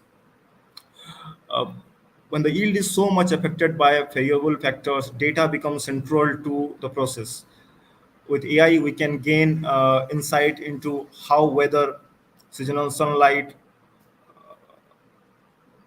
migratory patterns of animal, bird, insect, use of specialized fertilizers, insecticide, by crops, planting cycles, and irrigation cycle, all the factors that affects yield directly. Now, AI, ML, and IoT sensor that provides real-time data for algorithms has potential to improve agriculture. I'll just note down three major, broader topics, how we can do it. The first one is increase agriculture efficiency. Number two is improve crop yield. Number three is reduced food production cost. With data being taken care of, farmers can take better, more informed decisions, and that is where the difference is. AI algorithm is helping farmer cooperatives and companies, agricultural development companies, to become more efficient in surveillance, yield prediction, yield mapping, pest management, agribots and robotics, strengthening supply chain, optimizing pesticide, in fact, price forecasting, optimizing irrigation system, and disease diagnosis. Global spending, I'll throw some statistic on what's going on right now. The global spending on smart connected agriculture technology and systems, including AI and ML, is projected to triple in revenue by 2025, reaching a whopping $15.3 billion. This is according to BI Intelligence Research. Spending on AI technologies and solution alone in agriculture is predicted to grow from $1 billion in 2020 to $4 billion in 2026, attaining a compound annual growth rate of 25.5%. Now, IoT and also IoT and enable agriculture monitoring is smart connected agriculture fastest growing technology segment projected to reach 4.5 billion by 2025. This is according to a report by PwC. In spite of these statistics, if you go by the statistic, this future is of course is bright and very encouraging for tech-enabled agriculture. Jobs are pouring in, as you know. The young entrepreneurs will choose agri-tech as their passion and career path. In spite of this encouraging number, I speak to a lot at Agriculture Global. I speak to a lot of people who are into agriculture and professionals. They are technocrats. One of the area that is still lacking is skilling. By skilling, I mean enabling people with technology right at the place where it directly affect yield. And once we skill these people, that will be a game changer. Let's understand this. The skill that we have today is to solve the problems of the past. The world around us is very dynamic and demanding and changing very rapidly. As a community, it's imperative for us to equip and upgrade our workforce with the skill set that is going to change, that solve problems of the future. At Aggregate Global, recently we collaborated with Tech Mindset Africa to skill 10,000 African youth with cutting edge AI, ML, and data science and IoT in the next 3 years. We created a program called AIGROW, that's AIGROW, and we'll be skilling 10,000 African youths in the next 3 years with the most advanced technology that is available currently. And now this would be interesting, and I'm also looking forward to speak to a lot of a lot of you folks, so that we can get feedbacks on that, and we can build on this skilling mission. Now, as you know, one of the area that we have seen governments kicking in. The corporates are working towards technological advances, R&D and all. But one of the area that I see, we all hear it and read it on the internet, on newspapers and media. But if you look at the current scenario, the kind of the challenge is to bring this technology and to the bottom of the pyramid, in a sense. All these technological advances is it going is before it gets outdated, since it's a constant changing environment. Is it going to help us solve the problem at the ground? Now, I'm from India, and in African countries, most of African countries we work around. The question is, the answer is no. We haven't seen much of difference at the ground level. So skilling, apart from skilling, I would suggest the government needs to kick in to get this technological benefits to the real farmers, the small marginal farmer who holds less than 4 hectares of land, and they cannot, of course, afford to encase the benefits of the technological advances. Now, to do that, the government needs to collaborate and make a system where this AI's driven data, the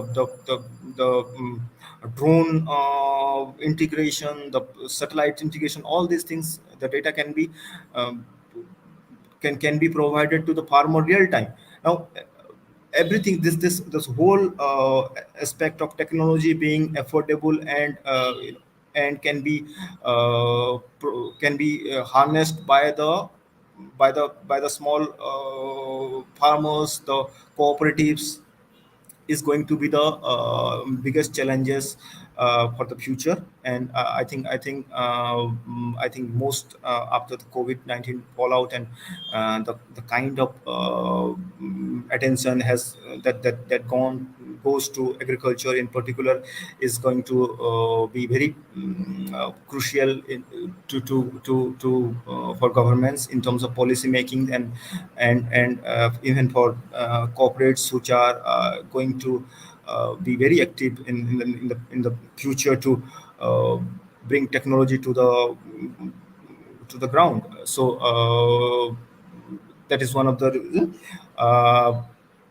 And now so I'll be looking forward to feedbacks and suggestion on this during the course of the summit. And before I conclude, I must thank Tropic Group, Venetia, Princess, for organizing such a wonderful summit. Not to mention the timing of the summit, at a time when technology is our only hope to protect us from the future uncertainties. The summit is going to change our perspective and inspire us. If you have any questions, we can take it right now. As I must. Do you have any questions?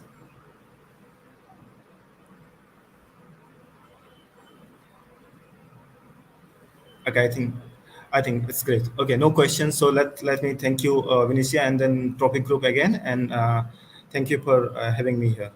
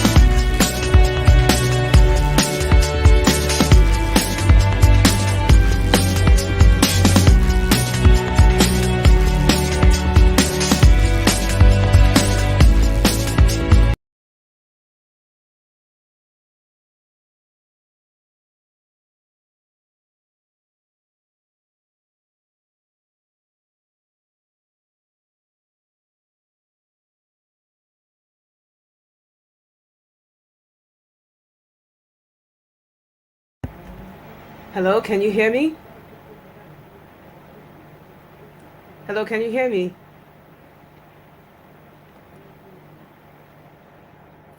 Can you hear me? You can hear me. Okay, fantastic. I think this was supposed to be like a panel, but I'm alone by myself. So what I'm just going to talk about really briefly, I'm not going to take any time at all. I will talk about the gaps and opportunities in the Nigerian software development industry. So I'll try and do that in like 5 minutes. My name is Omo Clark. I am a software developer. I run iBase, which is a software development company here based in Lagos, Nigeria. So we're a growing company. We mainly focus on like MSMEs, you know, and such.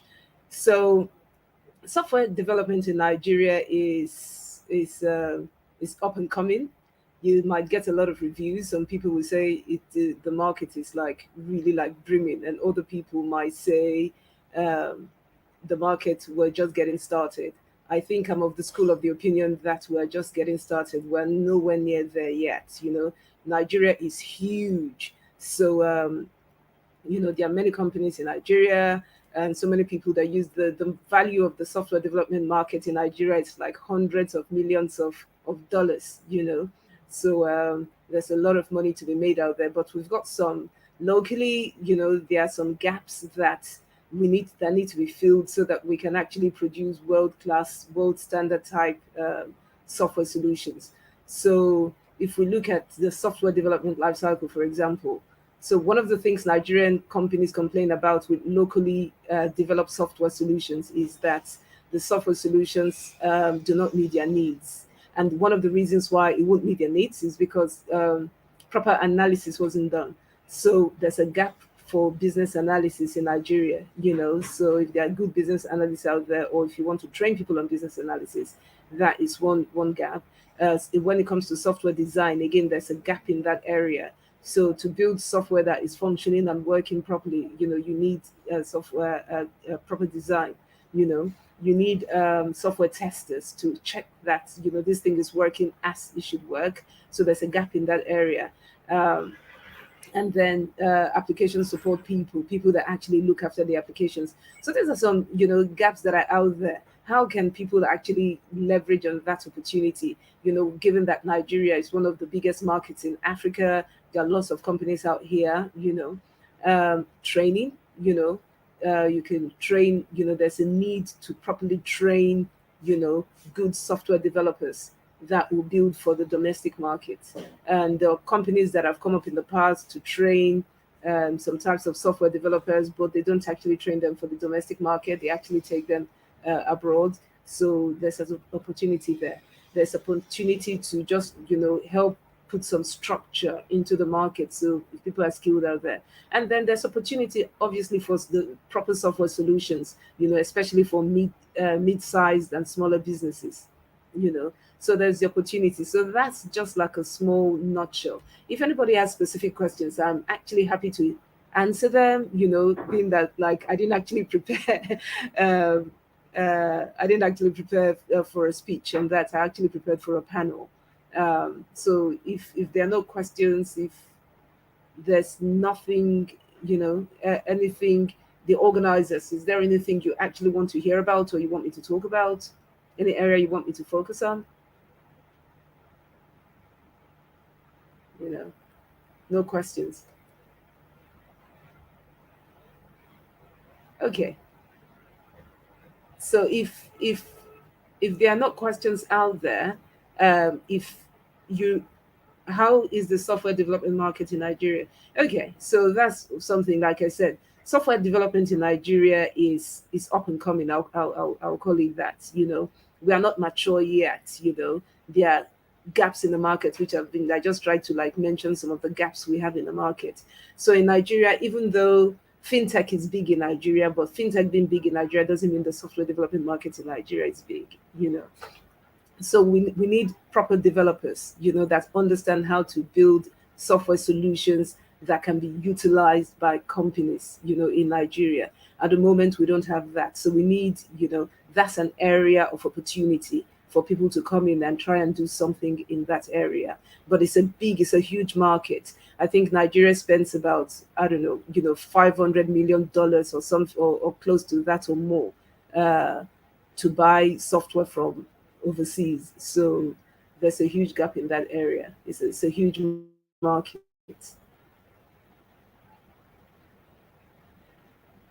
How can more women in leadership? Okay, so the thing is just like all around the world, women in technology in Nigeria, they're playing catch up, because the way, similar to other parts of the world, the way Nigerian women were brought up and socialized, it wasn't like to go into these fields that are considered male type of fields or careers. So women were brought up to do softer things, so women are playing catch up.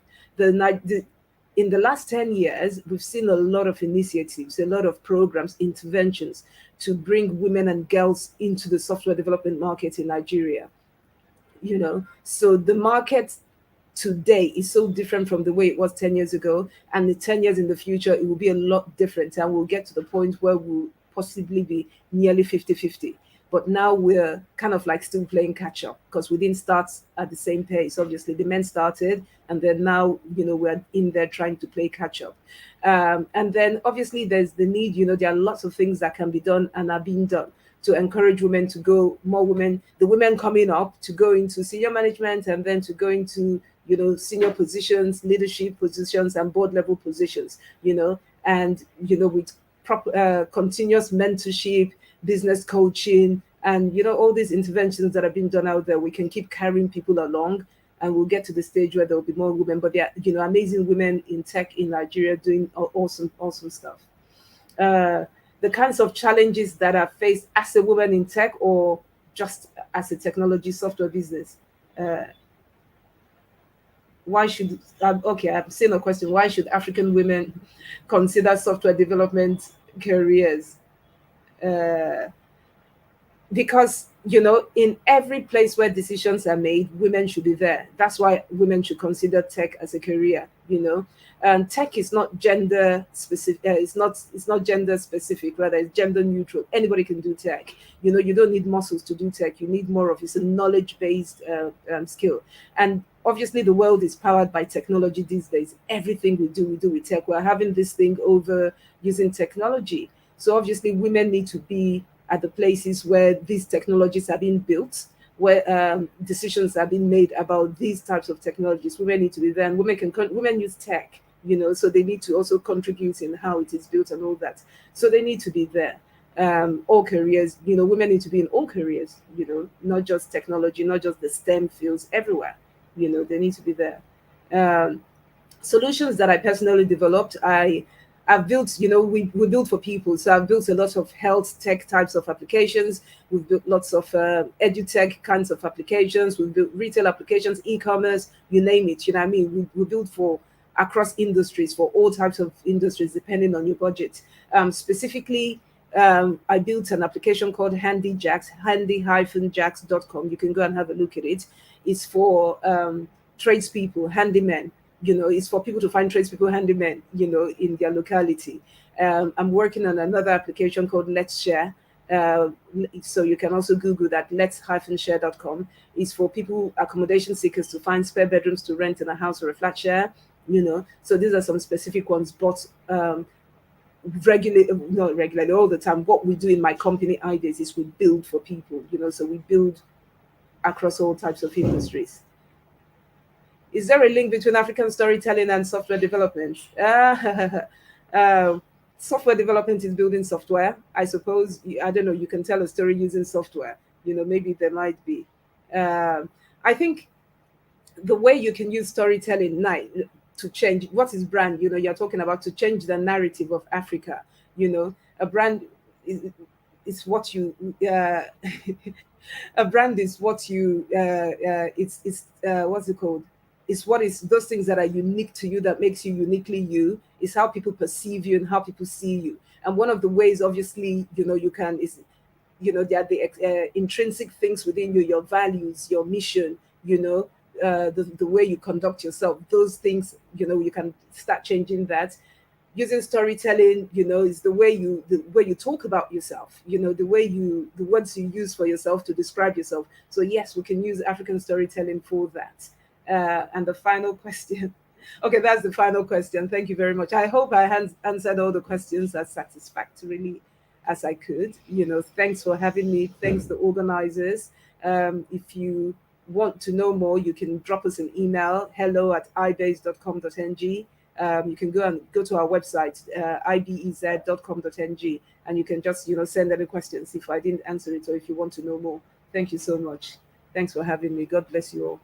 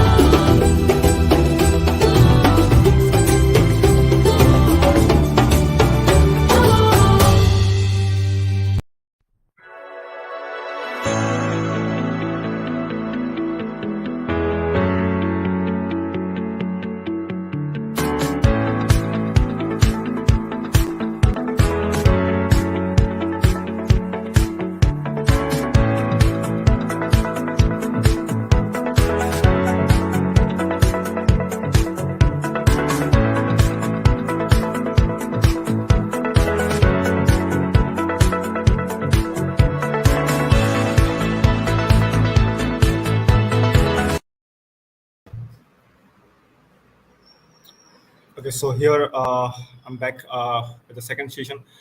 Okay, so this session we'll be talking about how the application of AI in ensuring food security for Africa and the world. And I think I'll be the only one speaking since my panel is not available.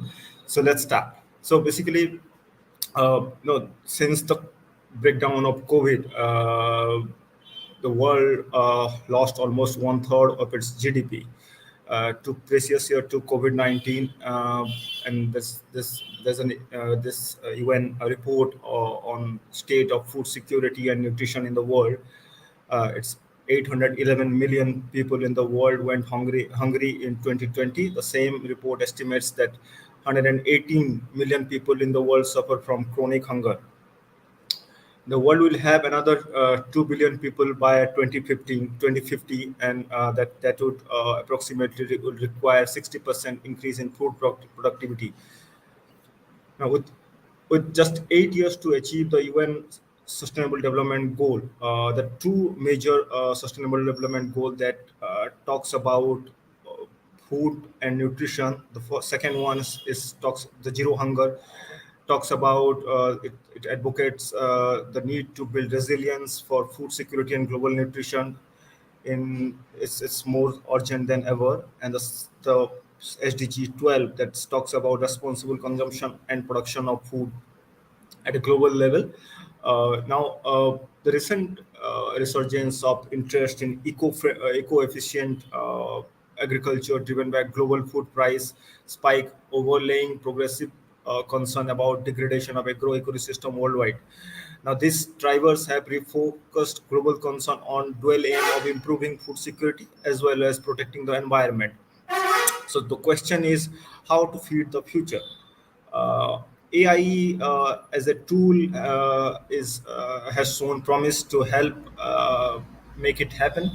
Artificial intelligence will allow us, the world, to build new complementary agriculture and nutrition models.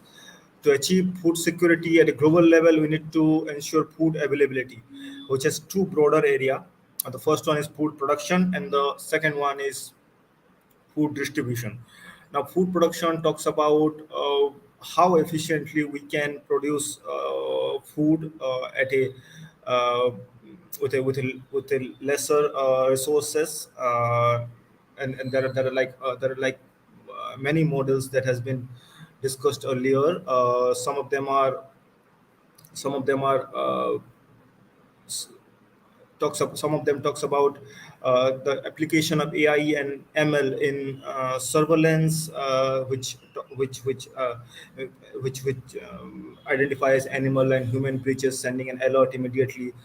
The number two, we can talk about AI and ML improving crop yield prediction through real-time sensor data and visual analytics data from drones. Third one is basically yield mapping. Is an it's an agriculture technique that relies on supervised machine learning algorithm to find patterns in a large scale of data sets and understand the orthogonality of them in real time. The fourth one is international agencies and large-scale agricultural operations are pioneering drone data operating that can be combined with in-ground sensors to improve pest management. Fifth is basically due to the shortage of agriculture worker, making AI and ML learning-based smart tractors, agri-bots, and robotics is a viable option for the future. The sixth one is improving track and traceability of agricultural supply chains by removing roadblocks to get fresher, safer crop to the market.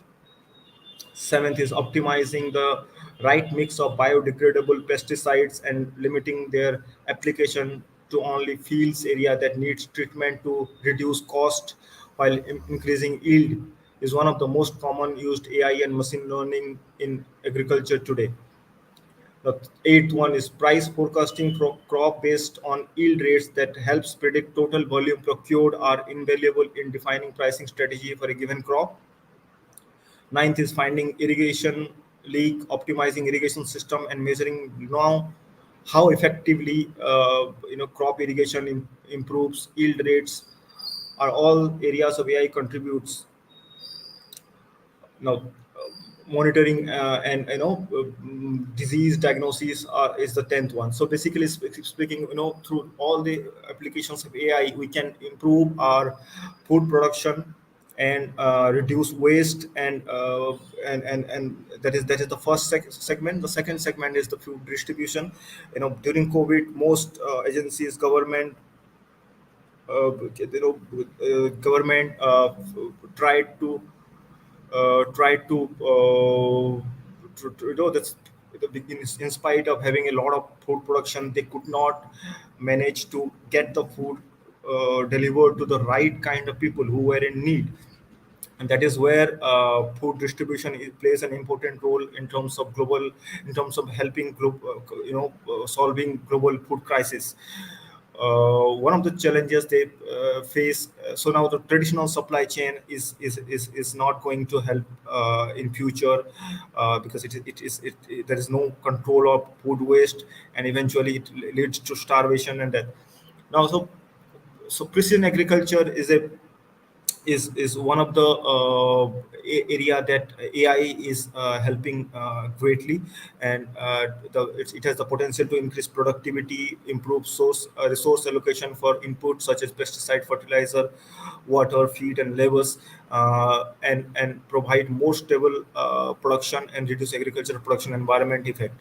So that is let's take that is the summation of how AI and ML can help fight hunger, starvation, and secure food security across the globe. Now let's take the first question. Which innovation in India and Africa can you refer us to when it comes to AI and food security? Now there are companies which are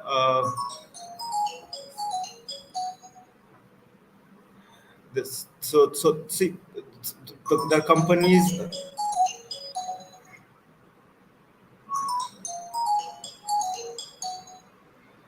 So, just a second. In India, companies like, let me just name a company. This company called Dimitra, which is working which is using AI to restore land. In terms of this company is making technology and expert available to globally accessible small farmer first. They're working in India. They're working in African countries like Uganda and I think Kenya. So these companies are basically helping more than 1.3 million Indian farmers, in fact. So they are using crop evaluation performance, supplement the data from farmers observation and IoT soil sensor, and feed that information into machine learning algorithm to make it accessible to the farmer, so that they can take better decisions when it comes to their crop. Now the second question, as I said, what is your views on nanotech and AI application on precision agriculture and waste reduction? Yes, so this is very important in terms of one of the major problem of traditional production and delivery is the waste part, because of pest, because of the lag in delivery system, the gap in from the field to the market. Those aspects are being taken care of by AI through the algorithms, and now they can plan the whole process well in advance, so that the waste can be minimized. Now the third question is, now tell us more about Aggregate Global and the impact it has on agri-tech startup. Now let me just give you a basic idea of what we do in Aggregate Global. We are a platform that talks about agriculture, nutrition, and sustainable development goals. One of the area that is very important is agri-tech startups. We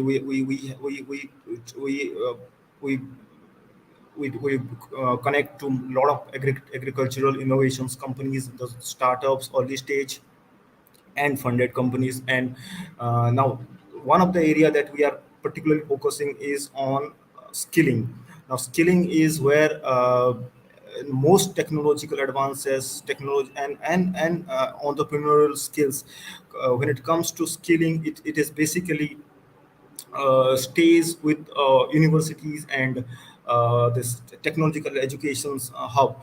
Now bringing those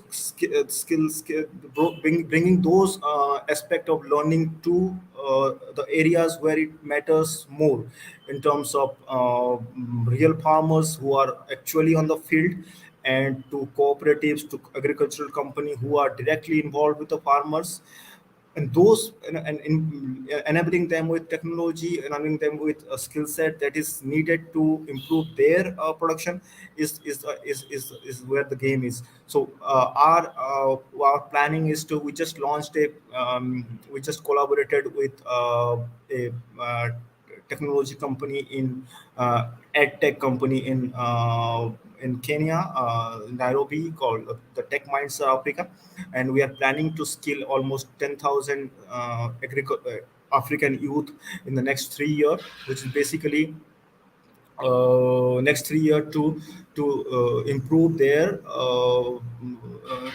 to improve their so that they can be brought into to field which is basically where they can be used directly with skilling. So that is the third question. I think no more questions is there. Okay, so thank you, Vinicia and Tech Mind staff and the topic groups for inviting me. Thank you so much. Welcome to Amatuba AI. We are taking back humanity through technology.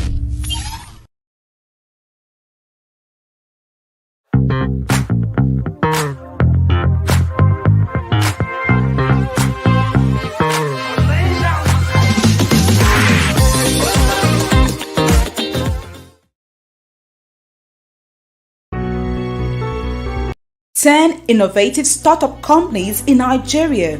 Startups and small businesses are the engine that will drive such economic development in our country and in Africa at large. We bring you 10 innovative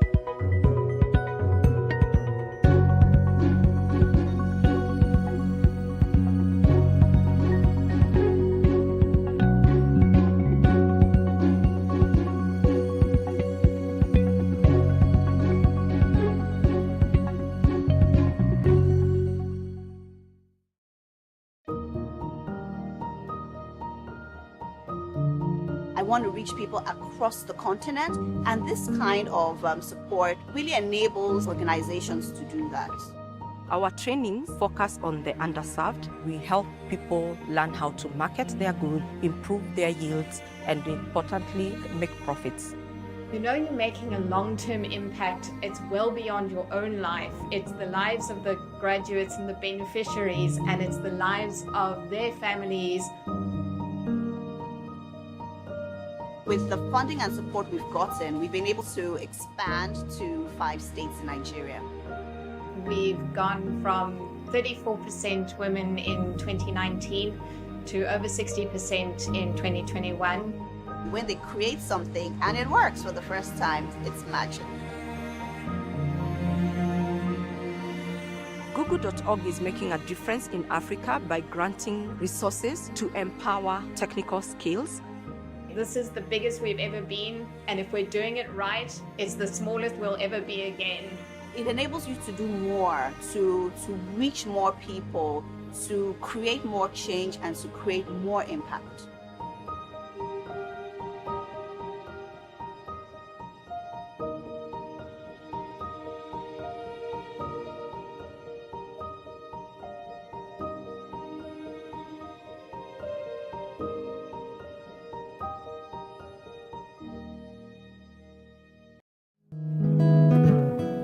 Traz correm cos, traz CMG.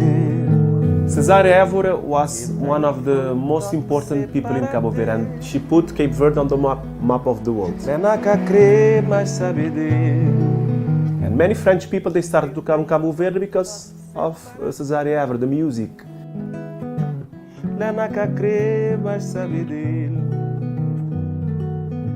I can say she brought the tourists to Cabo Verde. But suddenly, the COVID-19 take them out, the tourists of Cabo Verde. So we need the tourists back to our country. We need to have our life that we had before.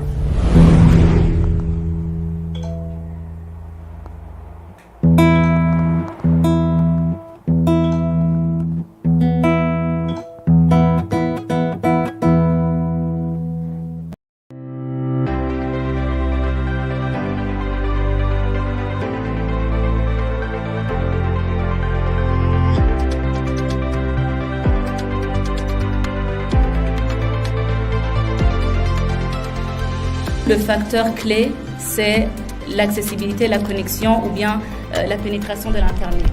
La pénétration de l'Internet, elle est due également à l'accès aux terminaux.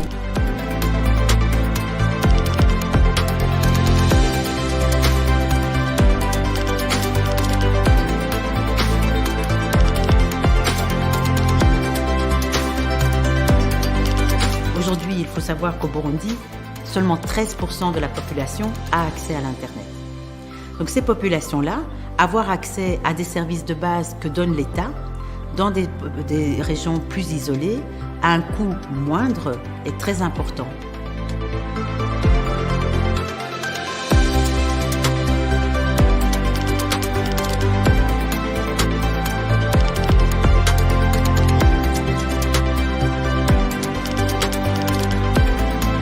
Nous sommes dans la réforme du système et nous voulons utiliser cette opportunité pour voir comment renforcer ces capacités.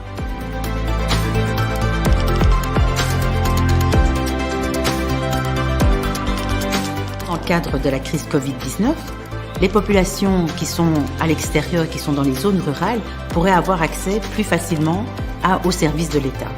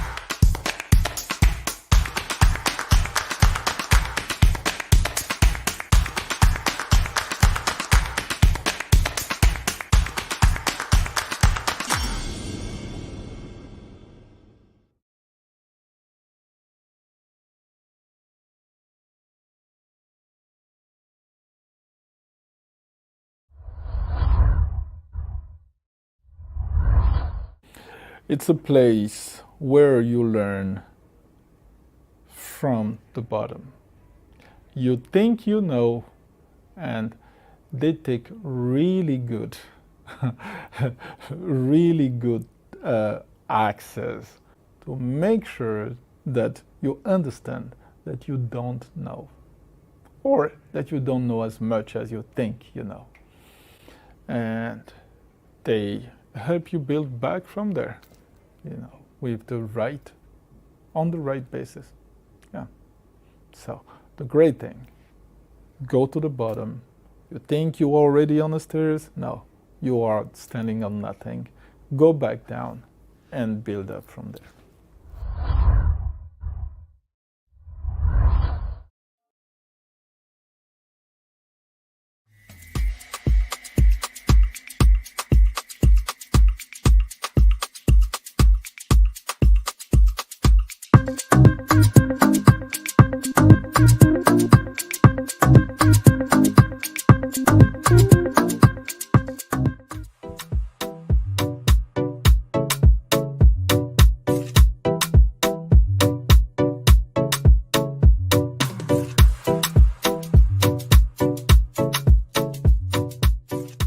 Hello, good evening, good afternoon, good morning. My name is Mo Abudu, and I am the Chief Executive Officer of the Ebony Life Group.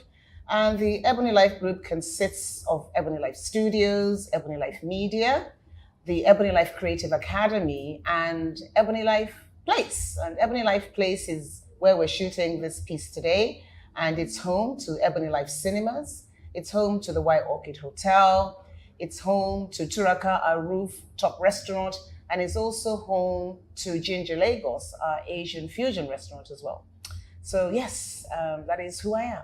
My journey has been an exciting one. I started, my media career after I just turned 40. So a few people felt I was sort of having a life, a midlife crisis, which I wasn't. I just knew instinctively that telling our stories and having a strong narrative was going to be extremely important to us as Nigerians, as Africans, as a continent, as a global Black individual. And I knew that I had to do something. And that something for me was starting my talk show, which became the anchor for so many, many more things. And, it commenced with Moments with Mo, and then came a couple of other shows that I produced. And then the big one was obviously Ebony Life Television, and then came Ebony Life Films, to the point where we are now in 2021. We are the first African production company to have signed a multiple deal with Netflix. We are also the first African production company to have about 30 international projects in development. So we are extremely excited about the future and telling authentic African stories to a global audience.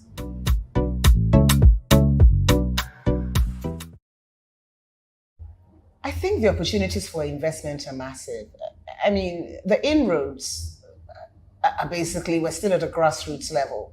The opportunities that we have experienced in the last few years are based on the fact that there is an emergence, there is a consciousness, there is a need to tell our stories. Story is story. It doesn't matter where in the world you come from. People just want a narrative that they can relate to and they can buy into. And I think commercially, what's happened around the world is that storytelling has become something whereby it's become the same. And everybody now wants a sense of freshness to the stories that they want to be told. I mean, if we take, for example, now the new Netflix blockbuster, Squid Game, which was made for a local Korean audience, has now become a global phenomenon, simply because it's original, simply because it's authentic, and it wasn't even made in English language. You can watch it obviously with subtitles or a dub, but it tells you the importance of story. So I think that the opportunities for investment are huge. We haven't begun to touch the tip of the iceberg, and we're happy to be one of the production companies and studios that's at the forefront of building and telling the African narrative and empowering many in front of the screen and behind the screen and telling our stories and pushing that out there. It's only just the beginning. So the commercial numbers are going to make so much sense for audiences around the world. We're excited to be, at the forefront.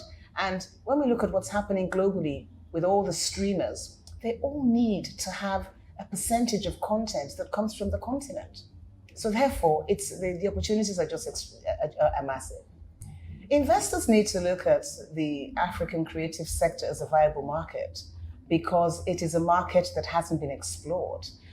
We know that all banks, all financial institutions have an emerging market desk. We all know that the return on investment is always way higher when it's in an emerging market. And this is still an emerging market. It is the right time for investors to say, I want to be in on this journey. I want to be a part of this journey because it's all still so new and still so fresh. It's the right time to be at it and to be in it.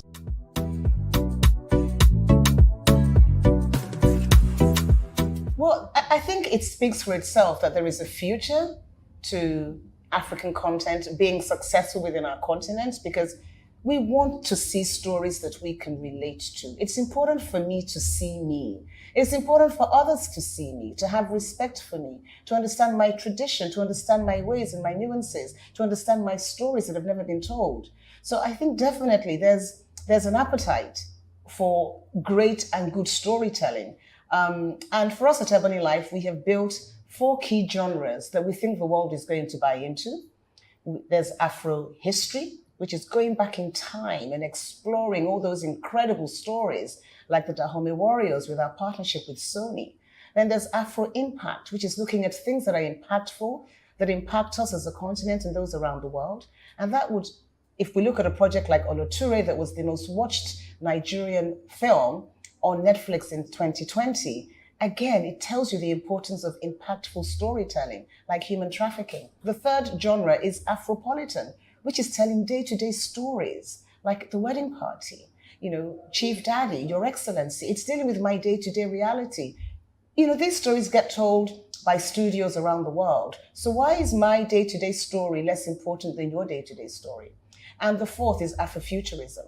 So if you take a story like Nigeria 2099, which is a partnership with AMC, it talks about a scarcity of resources in the continent and the fight for those resources. And we've seen that happen time and time again. It's just that this story is now set in 2099 in a futuristic society. We know the world is bought into the sci-fi genre. And it's important that we can also, have our own rightful place in that storytelling as well. My advice is take what I have done. It's to invest in content development. It's to invest in storytelling. It's to invest in building the team. It's to invest in pitching these stories to global studios around the world. It's to get them to buy in. And it doesn't happen overnight. It's a continual conversation. It's about being in the room and telling those stories all the time. And, they are biting, which is why I can sit here and say to you that we do have 30 international projects in development with our partners. We do have a whole slate with Netflix. So I can sit here and say that because we have done it and we are doing it.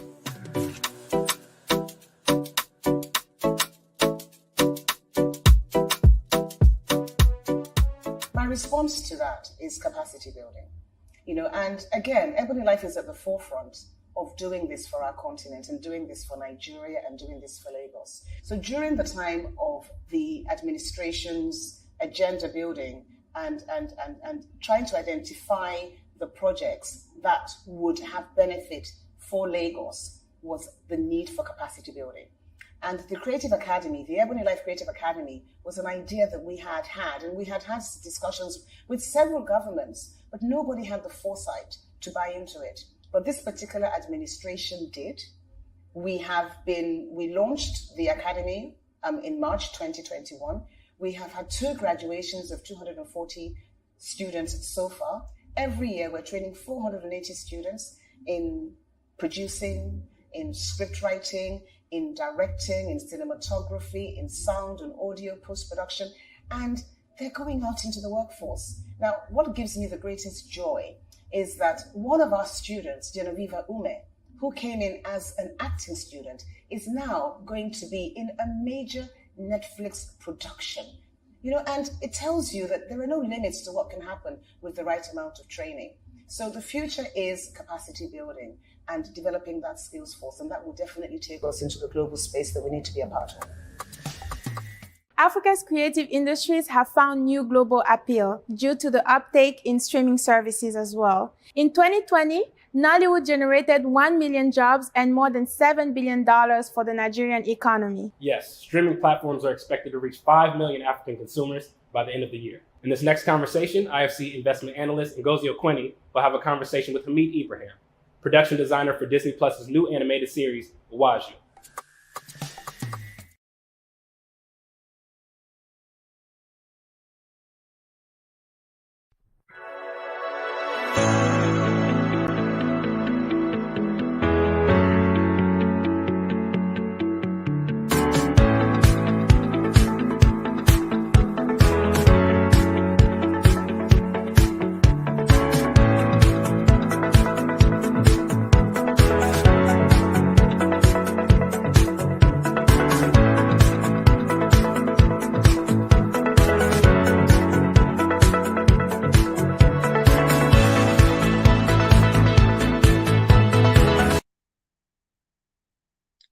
Good morning, good afternoon, good evening. Hello, everyone, for wherever you are listening from. I will say welcome.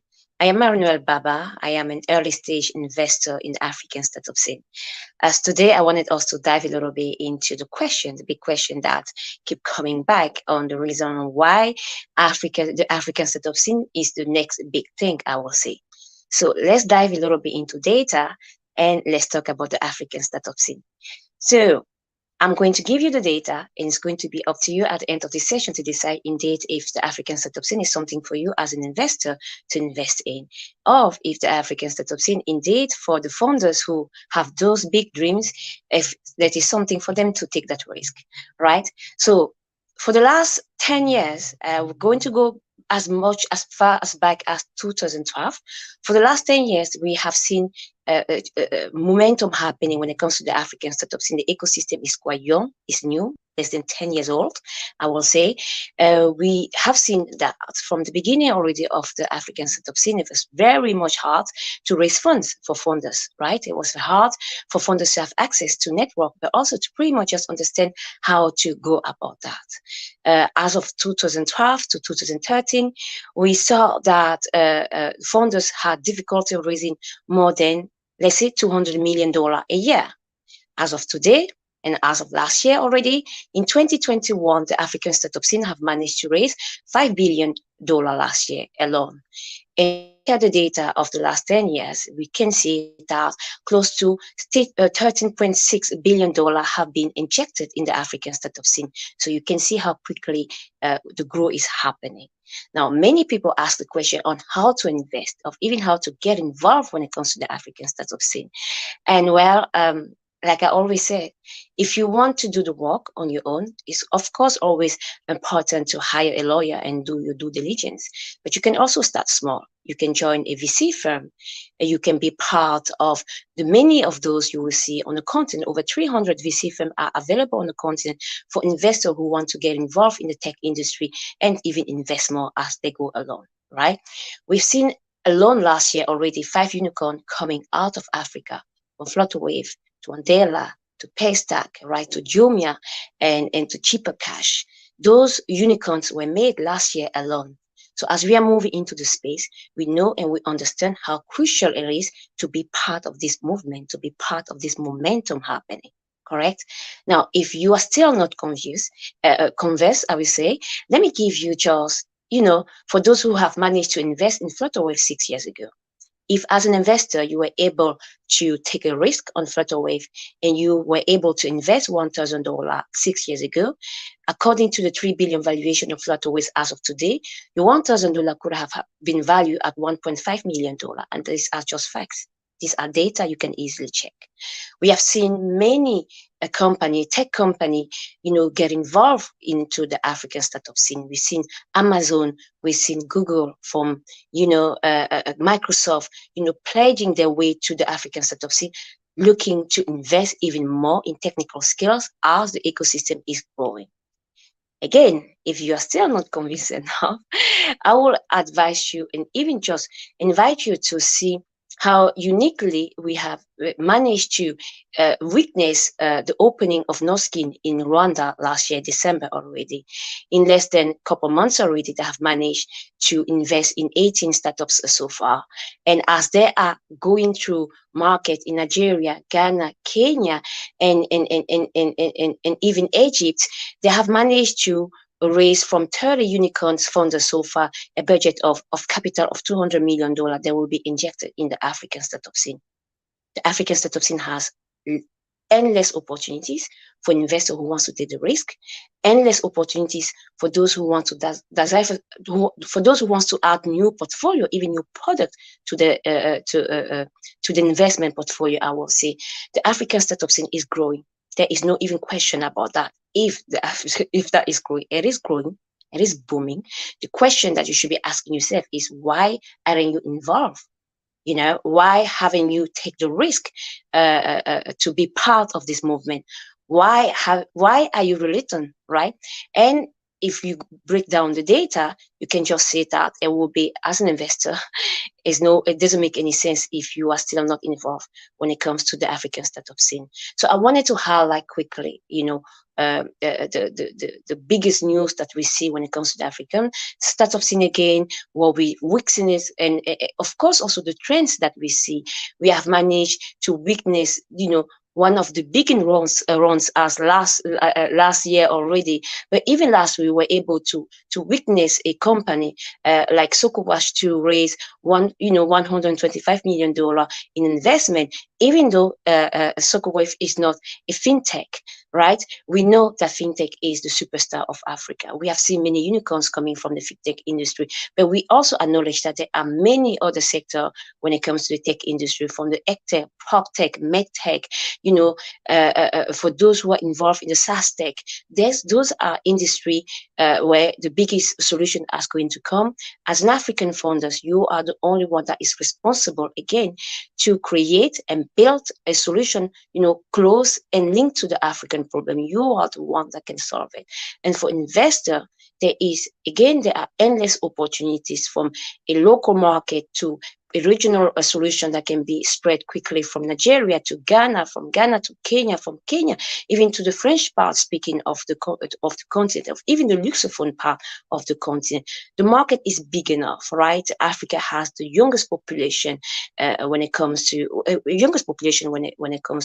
different continent, and is going to be the youngest population as we are moving into this space. So which means that when it will come to production and technical skill and staff and even hiring the best talent, most of the best talent 10 years from now will come from the continent. That is just a reality. Why?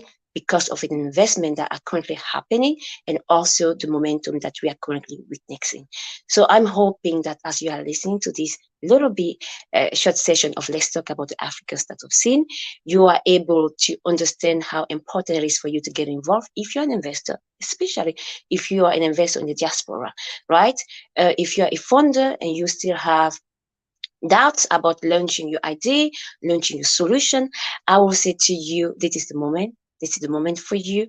We are listening. We are here to pretty much just figure out how to support, how to help each other, but also how to help you leverage the game, right? So thank you again, all of you, for listening. I hope to welcome you even more for the topics that we are going to have next. And I'm hoping that the Tropics Summit is adding value to you, to what you're building, but to yourself as an investor. Thank you again. I am Mary, and good day. Bye-bye. Hello, bonjour. Si vous n'étiez pas là ce matin, sachez que moi, j'étais déjà là. Alors, je vous accueille à nouveau sur ce sommet sur la tech. Je suis Pamela Viniquin et je suis Regional Partner du Tropics Business Summit Afrique de l'Ouest. Nous allons parler maintenant d'un thème qui touche vraiment à tous ceux qui sont entrepreneurs, à tous ceux qui entreprennent justement et qui ont besoin d'émergence, qui veulent évoluer, qui veulent aller de l'avant. Donc, pour parler de ce thème, avant de vous parler du thème, je pense qu'il serait bien quand même qu'on reçoive les personnes avec lesquelles on va parler. Donc, il y a Marie-Noël qui était là tout à l'heure qui va revenir nous rejoindre, ainsi que M. Boris Deoumont qui sera là, avec qui nous allons discuter de ce thème. Alors, si vous pouvez juste partager ce live et inviter les entrepreneurs à suivre ces panels parce que c'est très important. Alors, nous allons parler d'un thème, le thème qui est comment favoriser l'émergence des startups dans les Caraïbes françaises et en Afrique francophone. Je vais me reprendre. Comment favoriser l'émergence des startups dans les Caraïbes françaises et les startups africaines. Donc, c'est de ce thème que nous allons parler tout à l'heure. Si la régie est d'accord avec moi, est-ce qu'on peut avoir nos invités, s'il vous plaît? Si nos invités ne sont pas encore...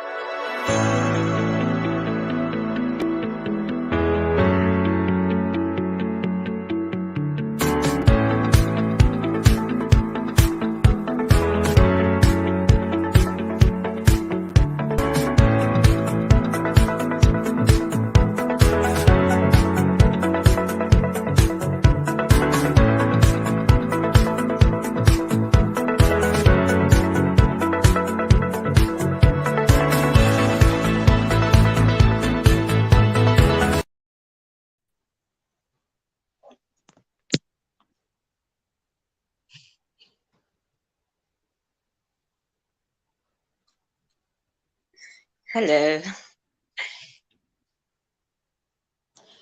Hello, hello, hello Marie-Noël. C'est un plaisir pour moi de te recevoir ici. Alors, comment tu vas d'abord? Je vais très bien. Merci, merci Pamela de m'avoir invitée. Alors, tout à l'heure, tu nous as fait une très, très belle présentation pour les anglophones. Et je pense qu'ils ont été vraiment nourris. Je pense qu'ils ont eu tous les éléments dont ils ont besoin justement pour aller de l'avant parce que je pense qu'en tant qu'entrepreneur, on a souvent besoin de ces conseils-là et surtout en tant qu'investisseur parce que c'est de ça qu'il s'agit ici. Absolument, absolument. Alors, nous ne serons pas seuls. Nous allons être rejoints tout à l'heure par Boris qui va participer à ce panel avec nous. Donc, j'aimerais te demander, s'il te plaît, de faire ta présentation en français pour que nos amis francophones aussi puissent savoir qui tu es. Merci. Bien sûr, bien sûr. Bonjour tout le monde, je suis Marie-Noël Baba. Je suis investisseuse dans tout ce qui est early stage, enfin pour tous les fondateurs qui sont en phase de création de leurs propres idées. Alors tout à l'heure, je dirais, je parlais justement de la raison pour laquelle j'ai envie de dire l'industrie ou bien de start-up en Afrique devrait justement être plus ou moins la priorité pour beaucoup d'investisseurs qui veulent justement investir sur le continent. Et justement, pour pouvoir donner et encore encourager beaucoup plus à prendre du risque, j'ai donné quelques données. Donc, j'ai expliqué effectivement que l'écosystème depuis plus de 10 ans aujourd'hui a changé. En 2012, l'écosystème africain a pu rassembler à peine 126 millions de dollars par an. Aujourd'hui, jusqu'à en 2021, je dirais, de l'année dernière, l'écosystème a pu rassembler presque 13,6 milliards de capital pour justement investir dans l'écosystème. Et l'année dernière seulement, en 2021, nous avons pu rassembler près de 5 milliards de dollars pour les investissements justement des startups en Afrique. Alors, en expliquant cela, j'ai pu indiquer effectivement que pour des investisseurs qui ont pris le risque avec la fintech Flutterwave du Nigeria, il y a 6 ans, s'ils avaient investi 1000 dollars justement dans cette aventure-là, ces 1000 dollars auront été pu valuer à près d'1,5 million aujourd'hui. Et ça, c'est juste une réalité parce que Flutterwave a été valué à 3 milliards et il y a à peu près une semaine et demie. Et l'année dernière seulement, nous avons pu voir la naissance de ces unicorns, donc de Flutterwave, to Andela, to Chipecash, to Jumia et d'autres tout simplement. Ça montre justement le momentum, on va dire, de l'écosystème africain et le besoin justement et la nécessité d'ailleurs de beaucoup d'investisseurs et d'ailleurs aussi de la diaspora de prendre le risque d'investir parce que des capitaux aujourd'hui de nombreux fondateurs viennent d'étrangers et malheureusement très peu de notre propre diaspora. Et donc, il serait important et intéressant pour ces investisseurs-là aujourd'hui de prendre le risque. J'ai aussi indiqué qu'ils pouvaient, s'ils ne veulent pas prendre la responsabilité d'embaucher un avocat pour justement faire le travail nécessaire pour le travail de contrôle, ils peuvent rejoindre justement des cabinets qui sont en Afrique, des plus grands aux plus moyens, aux plus petits, pour justement commencer à investir. C'est parce que de toutes les façons, l'écosystème est en train de se développer et elle va continuer à se développer ainsi parce que l'Afrique a la génération la plus jeune du monde et elle sera ainsi pour des décennies à venir. Et ça voudrait dire tout simplement que les meilleurs talents sortiront de l'Afrique. Ça, c'est une réalité, c'est ce que les données nous indiquent aujourd'hui. Et donc, il n'y a pas de raison pour que les investisseurs ne prennent pas de risques. Voilà. C'est très intéressant parce que là, en ce moment, nous allons parler d'un thème. Le thème qui est comment favoriser l'émergence des startups afro-caribéennes, on va dire des startups caribéennes, françaises et africaines. Déjà, moi, je pense que le premier pas, c'est de définir qu'est-ce qu'une startup. Parce qu'on entend beaucoup parler de startup, mais en réalité, on ne sait pas vraiment c'est quoi une startup, quelles sont en fait, dans quoi est régie une startup. Est-ce que tu peux nous en parler, s'il te plaît? Absolument. Nous avons tendance à dire que lorsqu'une entreprise est lancée, on va voir si elle va pouvoir survivre les 3 premières années. Et donc, tant qu'elle n'a pas une maturité de plus de 3 ans, elle est toujours une start-up. La première année, la deuxième jusqu'à la 3e année. D'où justement même les levées de fonds sont souvent sur du pré-revenu, tout simplement. Une fois que les 3 années sont passées, ils passent directement à un statut de pré-seed lorsqu'ils font des levées de fonds. Donc, tant qu'ils ont moins de 3 ans, ils sont une petite start-up. Ah, et que dire alors de ceux qui existent depuis des années et qui continuent à se considérer comme des startups? Mais c'est des copains. c'est de coopérer ces entreprises déjà matures, malheureusement, qui, l'idée de start-up, c'est justement, une fois de plus, en phase de commencement, de lancement, une nouvelle idée, un nouveau produit, un nouveau service qui justement est lancé sur le marché, tout simplement. Après, effectivement, on peut comprendre qu'une entreprise qui existe depuis des années essaye un peu de revoir sa structure et sa manière de fonctionner et aimerait plutôt intégrer justement ce fonctionnement de start-up qui est un petit peu plus ou moins loose, libre, facile à s'adapter justement au changement de leur écosystème, j'ai envie de dire. Mais après 3 ans, d'accord, on peut aller du précis, mais une fois qu'on a commencé déjà à lever des fonds, même en série A ou B ou C, je trouve que c'est quand même assez poussé de s'appuyer une start-up après. Mais bon, effectivement, chacun a sa propre définition. Non, mais merci beaucoup parce que justement, ça permet à tous ceux qui sont en train de nous suivre en ce moment de savoir où se situe justement une start-up. Pourquoi on parle de start-up et en fait, comment se définit justement cette start-up-là. Alors, moi, j'ai une autre question parce que je me dis que tous ceux qui sont en train de nous suivre en ce moment, ils ont soif de connaissances, ils ont besoin de comprendre les choses. Quel est aujourd'hui l'état des start-up afro-caribéennes ou même en fait des startups caribéennes qui sont justement du côté de l'outre-mer. Qu'est-ce qu'on remarque? Quels sont en fait les constats? Alors ça c'est une très très bonne question. Je pense qu'effectivement lorsqu'on voit des changements arriver plus ou moins des victoires gagnées de l'écosystème, c'est plus souvent des victoires de la région anglophone en Afrique, bien sûr. On a aussi cette partie plus ou moins francophone et lusophone que nous avons tendance à oublier, et effectivement c'est les Caraïbes.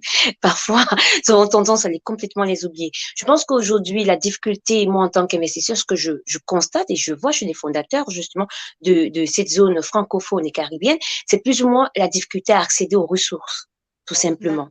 Parce que l'écosystème est concentré sur la partie anglophone, bien sûr, et donc tout ce qui est gros cabinet d'investissement, fonds d'investissement, incubateurs, accélérateurs et tout ça, ils sont plus ou moins concentrés sur la zone anglophone et parfois sur les Big Four, donc l'Égypte, le Nigeria, l'Afrique du Sud et le Kenya, malheureusement. Et donc, beaucoup de fondateurs ou bien beaucoup de startups africaines de la zone francophone et caribéenne n'ont pas souvent accès à ces ressources-là et parfois ne savent même pas comment cet écosystème est organisé.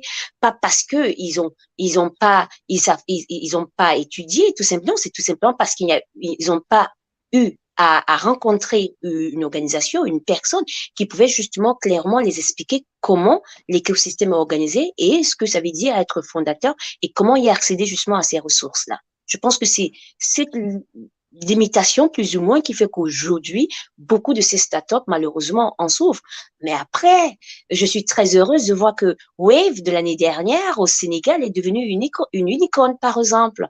On a célébré cette nouvelle et j'ai hâte de voir justement parce que d'ailleurs, le Sénégal est le 5e pays à avoir levé plus de fonds l'année dernière. Ils ont levé plus de 230 millions de dollars l'année dernière, avec Wave, bien sûr, devenant une icône. Donc, j'ai hâte de voir comment cela va se transformer sur le reste de la zone francophone, et y compris justement de la partie caribéenne aussi, où nos startups se trouvent.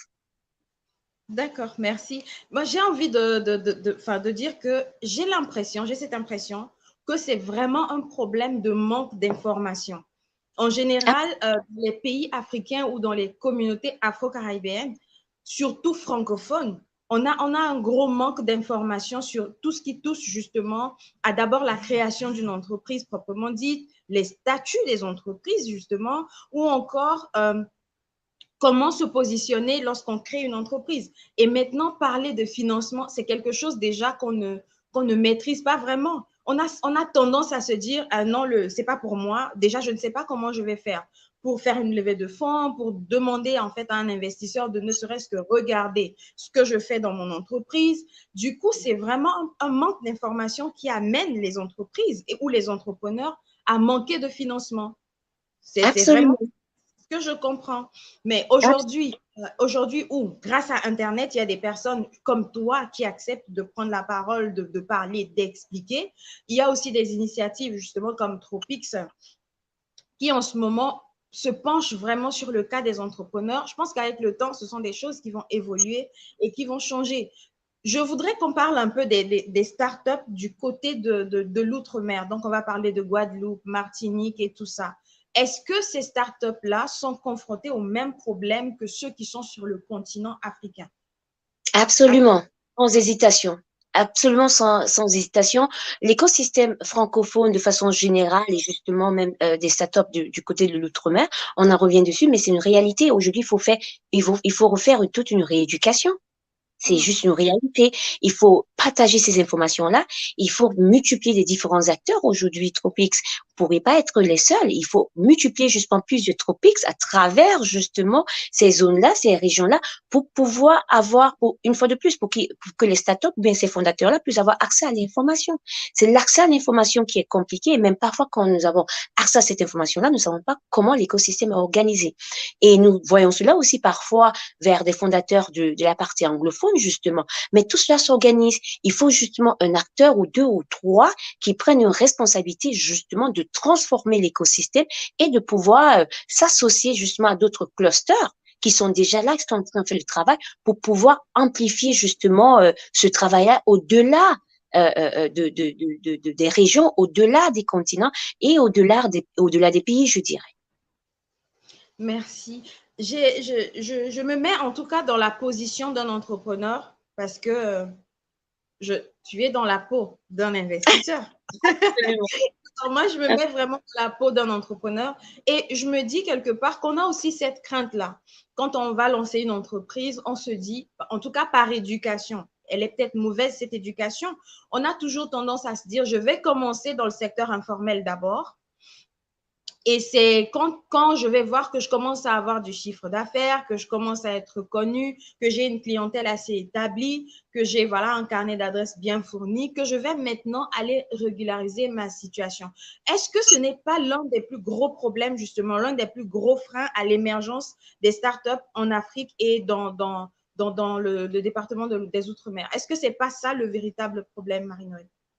Absolument. Alors, et franchement, je suis assez contente d'ailleurs, Pamela, que vous relevez cette information-là et cette question qui est d'ailleurs très importante.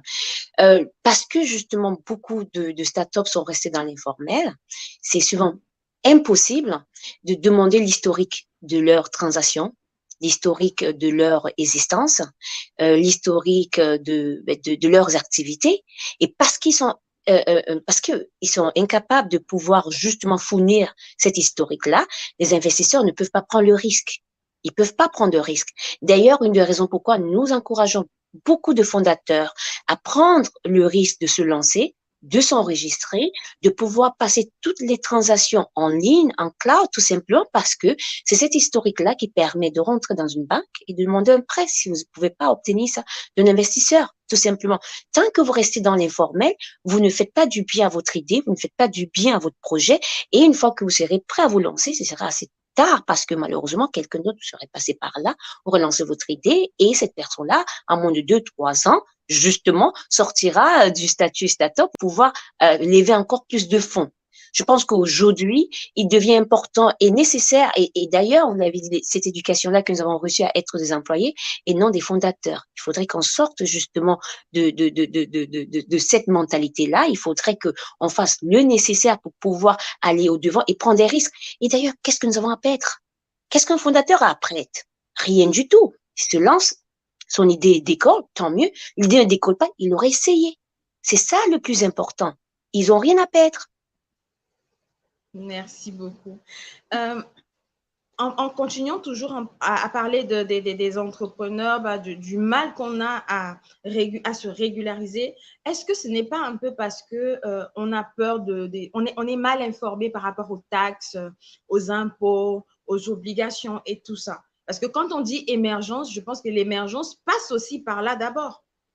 Parce Absolument. Que pour qu'on puisse émerger, il faudrait déjà qu'on arrive à passer ce cap-là. Ce cap où on se dit, je n'ai plus peur aujourd'hui de contribuer financièrement, c'est-à-dire de rendre à César ce qui est à César.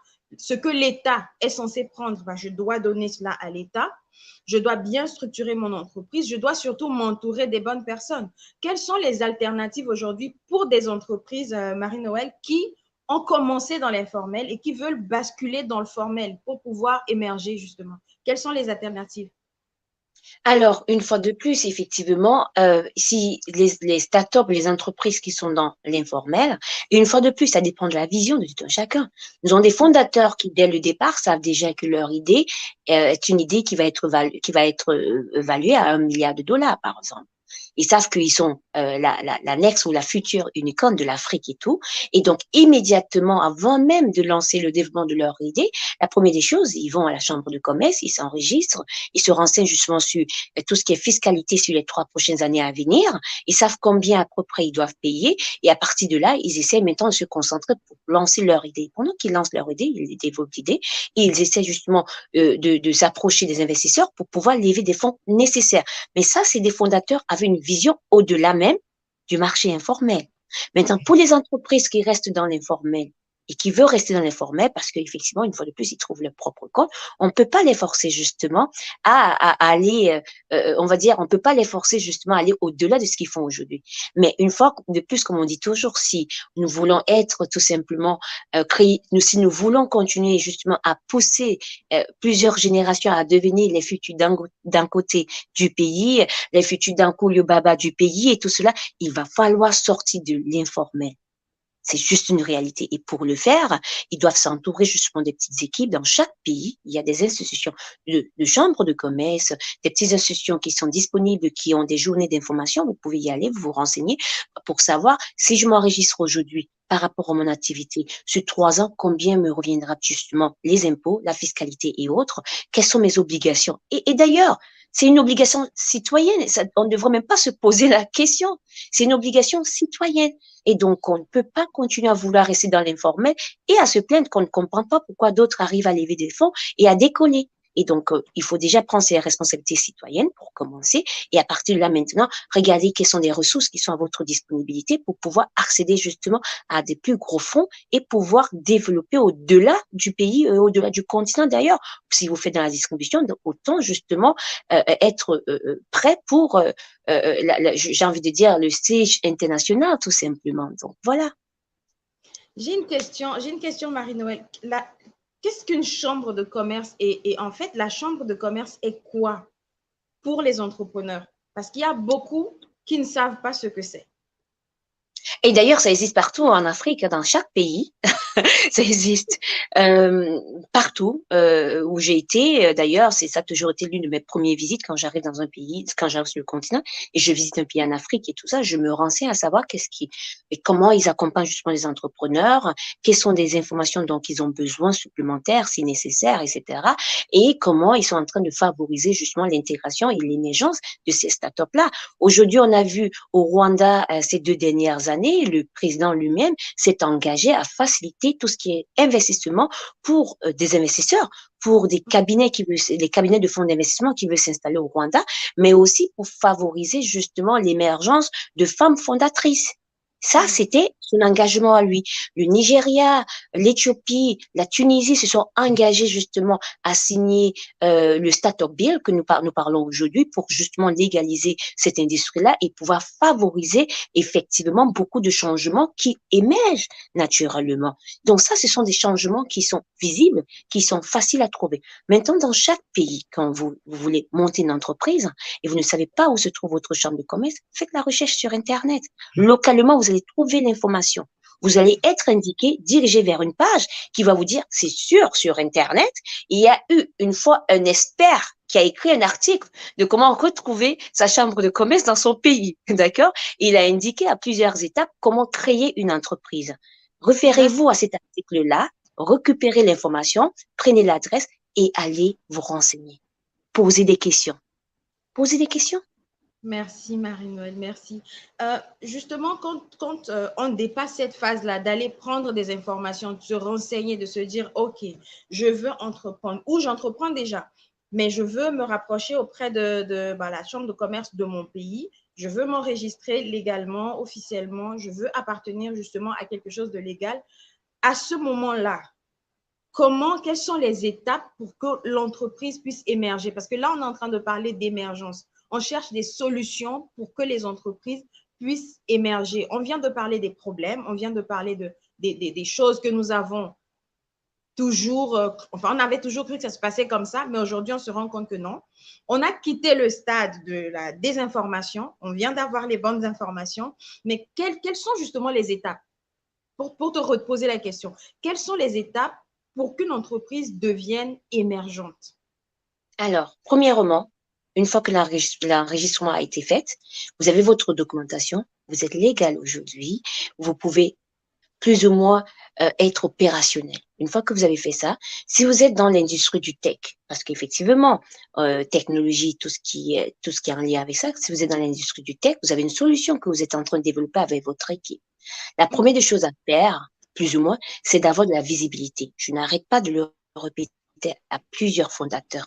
La visibilité, la visibilité, la visibilité. Parce que c'est cette visibilité-là qui va ouvrir la prochaine porte pour vous.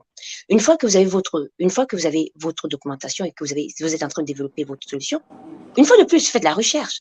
Quels sont les programmes qui sont présents sur le continent, dans votre pays? Quels sont les programmes qui sont actuels en matière de compétition? Quelles sont les activités qui sont publiées où vous pouvez faire partir? L'idée, c'est de vous enregistrer dans tout type d'activités qui peuvent avoir lieu en ligne, physique, au-delà même de votre pays, au-delà du continent. Parce qu'il y en a beaucoup de compétitions où vous pouvez justement juste faire partie parce que vous avez besoin de présenter votre idée. Et la manière dont vous présentez votre idée, vous gagnez un petit prix.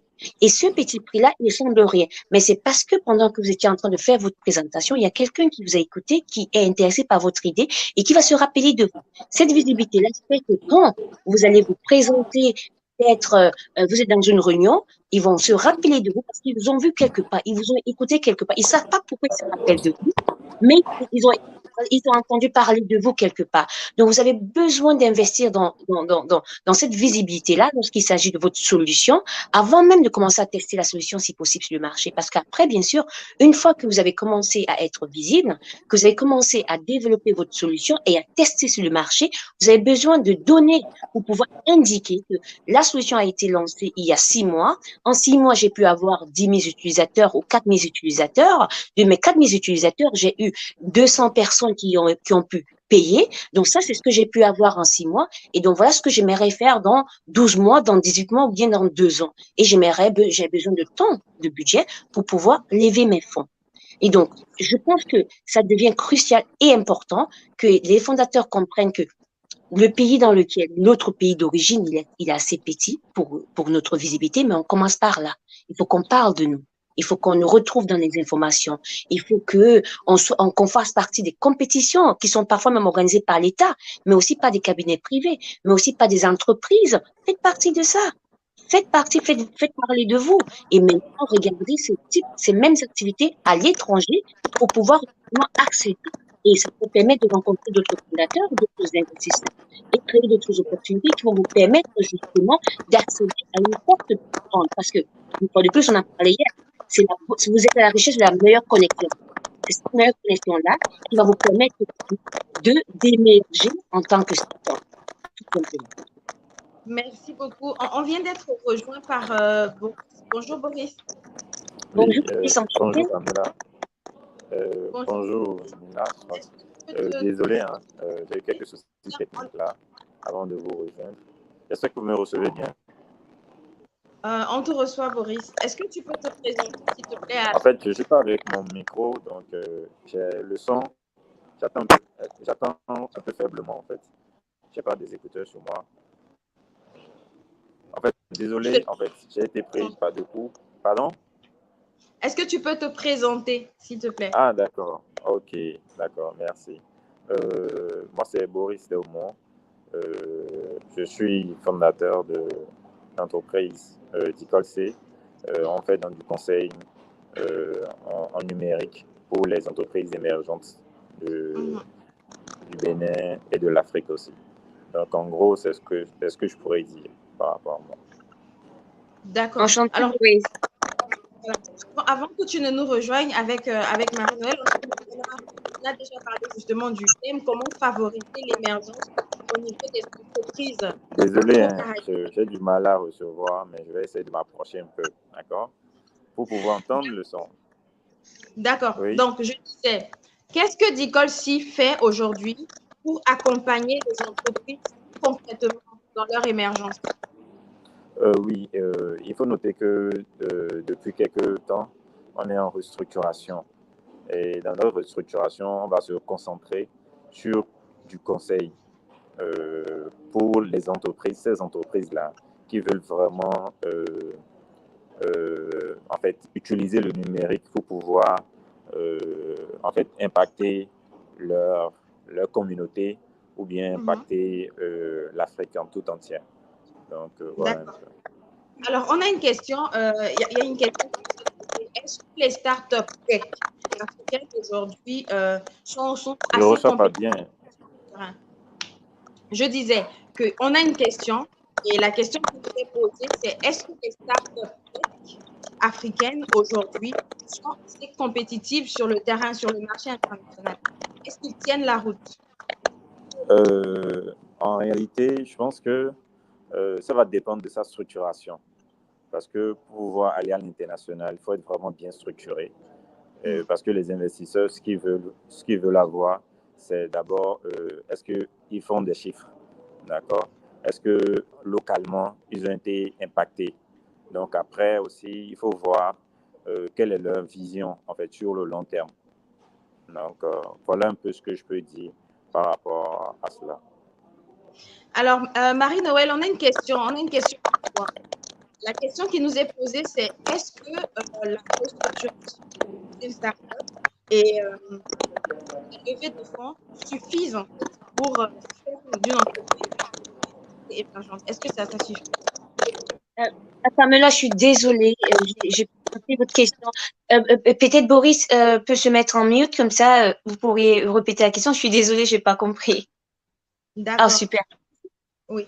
Donc, la question qui nous est posée, c'est est-ce que la restructuration d'une entreprise et le fait de participer à une levée de fonds suffisent pour faire d'une entreprise une entreprise émergente? Et comment est-ce qu'une entreprise peut devenir une unicorne? C'est la question qui nous est posée. Très bonne question. Alors, non, ça ne suffit pas. Non, ça ne suffit pas. On peut avoir une très bonne restructuration tout simplement d'une entreprise et même effectivement avoir même l'opportunité de travailler justement avec le cabinet de Boris, par exemple, et même avoir accès aux investisseurs et lever de gros fonds, d'accord? Et après cela, malheureusement, chuter.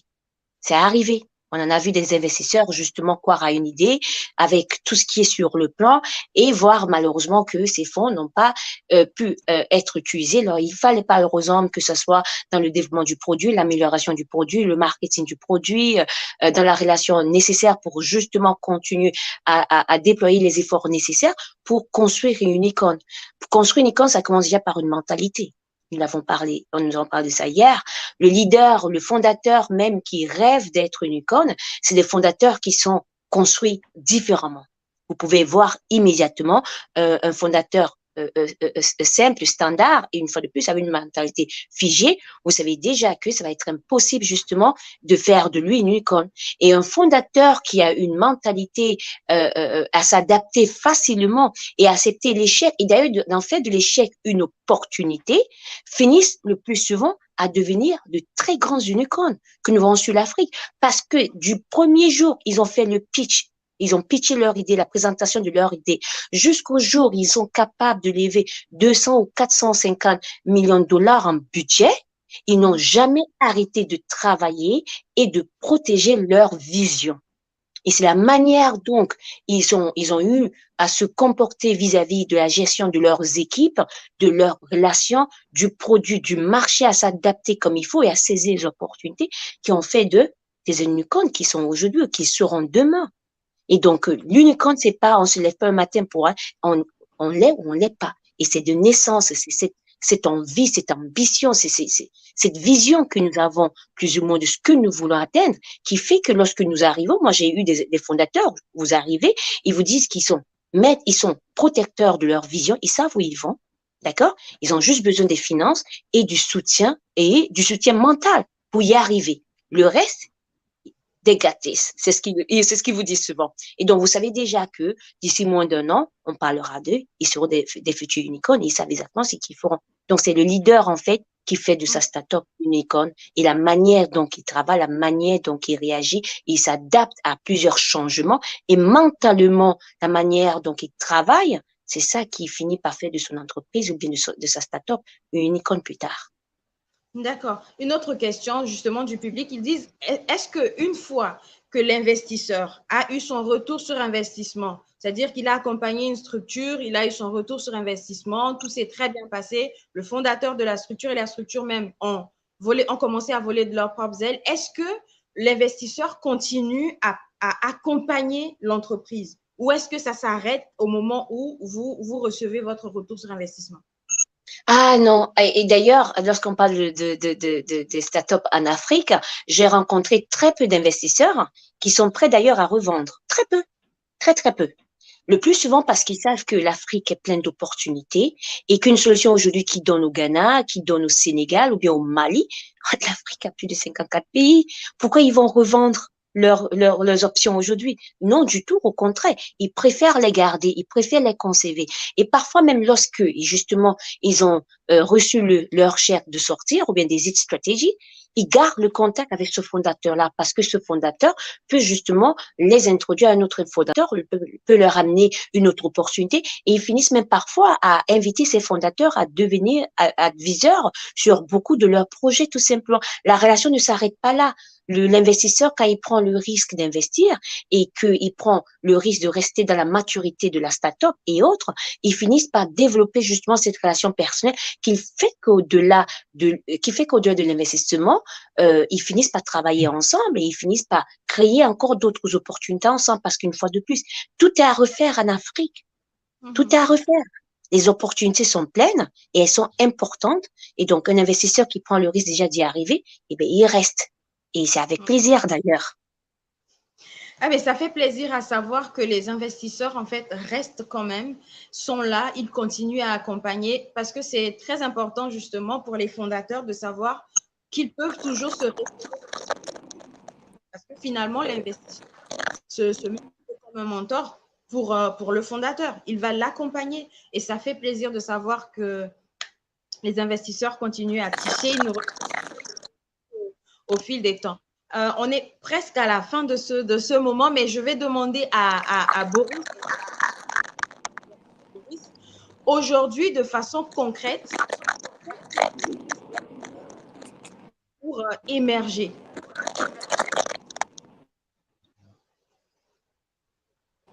Allô, vraiment désolé encore. Je n'ai pas bien entendu en fait parce que j'ai quelques difficultés techniques. Qu'est-ce qu'une entreprise doit faire pour émerger dans le secteur de la tech? Une entreprise dans le secteur de la tech, qu'est-ce qu'elle doit faire pour... Je coupe rapidement mon micro, le temps de bien écouter la question. D'accord, s'il te plaît. Ok. Tu peux reprendre la question. Boris, est-ce que... On a un souci. On a un véritable... Allô? Allô? Je vais reposer la question. Bon, ou je la pose autrement. Qu'est-ce qu'une start-up comme Dicolcy, qui est ton entreprise, recherche aujourd'hui auprès des investisseurs comme Marie-Noël? Ok, merci bien. J'ai entendu la question.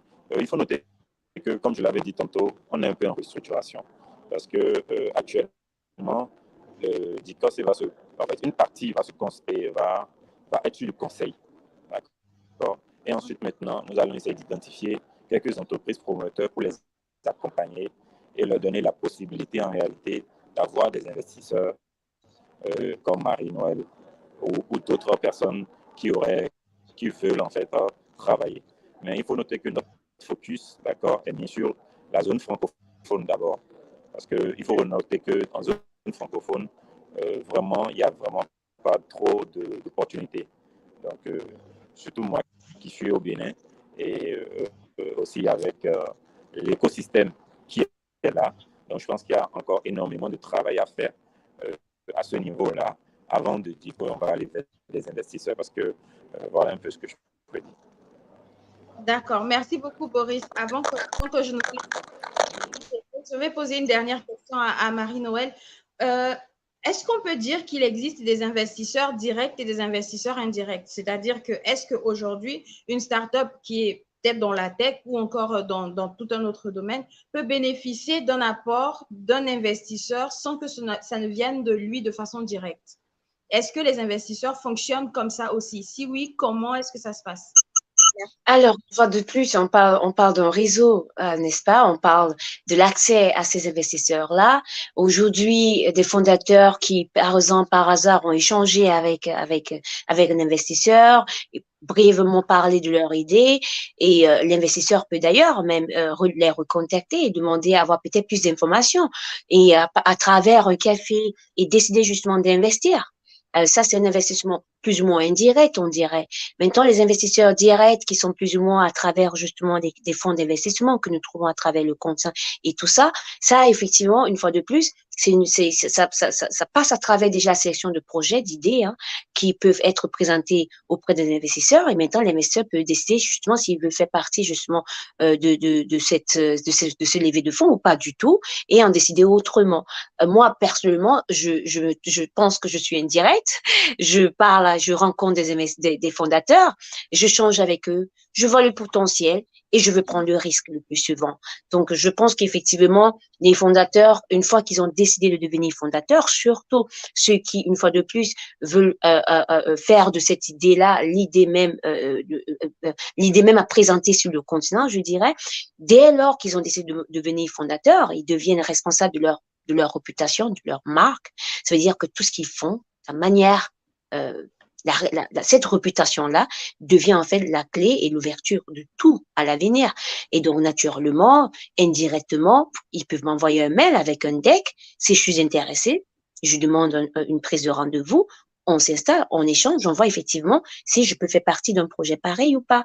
Après, pour des investisseurs directs, il faut passer à travers des cabinets de fonds d'investissement. Merci beaucoup, Marie-Noëlle. C'était un réel plaisir, en tout cas, de vous avoir avec nous.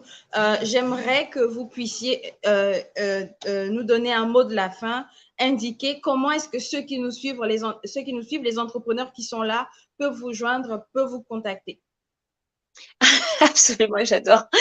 J'adore. Alors, absolument, pour ceux qui nous écoutent, ils peuvent facilement, même sur LinkedIn, hein, ils peuvent m'envoyer un message facile sur LinkedIn en faisant une recherche de mon nom, mais ils peuvent aussi envoyer un mail à Tropics tout simplement pour avoir des données supplémentaires me concernant, en ce qui concerne justement leur demande et ce qu'ils veulent effectivement faire et comment ils veulent le faire. Naturellement, dans l'idéal, je le propose et je le dis d'ailleurs toujours aux fondateurs, l'idéal, c'est déjà d'avoir le tout premier contact, même avant d'envoyer un deck à la limite avec un investisseur. C'est d'abord de créer cette petite relation-là et au-delà maintenant de cette relation, voir justement comment envoyer un deuxième ou un troisième mail avec un deck potentiellement en demandant un feedback, un retour sur l'idée et peut-être à travers cet échange-là, cette première réunion sur Teams, Zoom et autres, va pouvoir justement permettre de développer plus ou moins cet aspect humain et à partir de là, voir comment les choses peuvent se développer vers encore plus ou moins un projet d'investissement ou une introduction quelque part dans le réseau. Donc, je pense que la meilleure façon, c'est soit de contacter Tropics, soit de faire la recherche sur LinkedIn, tout simplement. Et après, pour ceux qui nous écoutent, j'espère vraiment pour des fondateurs, surtout de la zone, une fois de plus francophone et caribéenne, je suis assez aidée, mais je suis assez consciente justement des difficultés de l'écosystème de cette partie-là.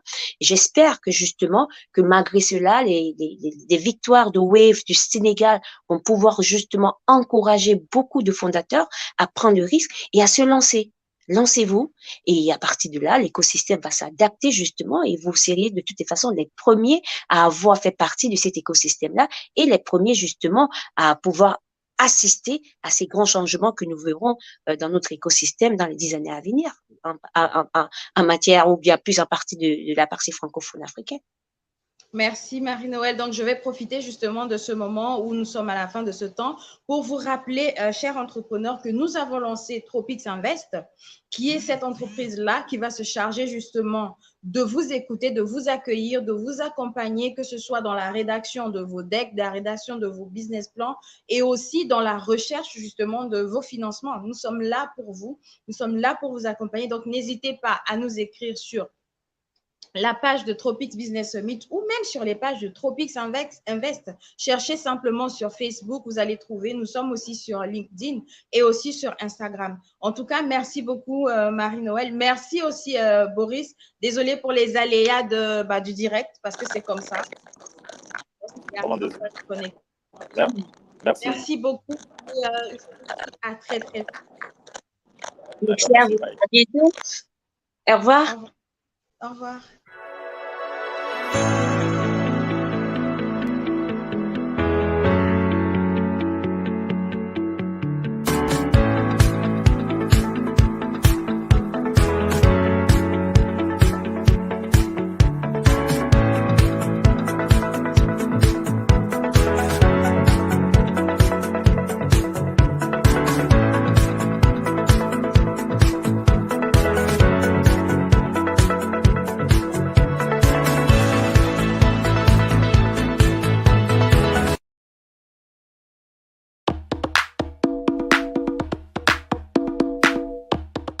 Je m'appelle Fatoumata Bachili, je suis éducatrice, je suis directrice d'une école préscolaire, primaire, il y a aussi la crèche. Le challenge que Groupe Saint-Péra se fixe en fait, c'est de pouvoir réaliser des produits télévisés pour donner aux enfants la possibilité de pouvoir consommer quelque chose de différent en fait. On consomme beaucoup de produits qui nous viennent d'extérieur et là je pense que c'est à nous maintenant de produire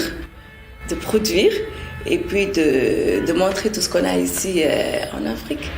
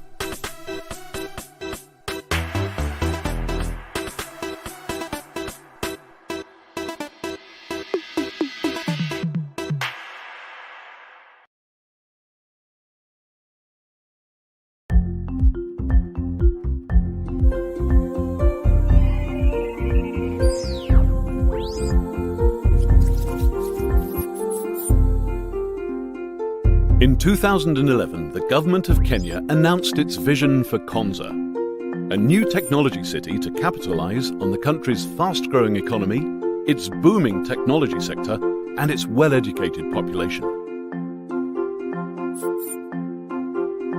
With an emphasis on sustainable living and cutting-edge design, the vision for Konza has already generated considerable interest from investors and multinational companies. Meanwhile, the media has started talking about Africa's Silicon Savannah and how Kenya may one day rival India and China as a high-technology giant.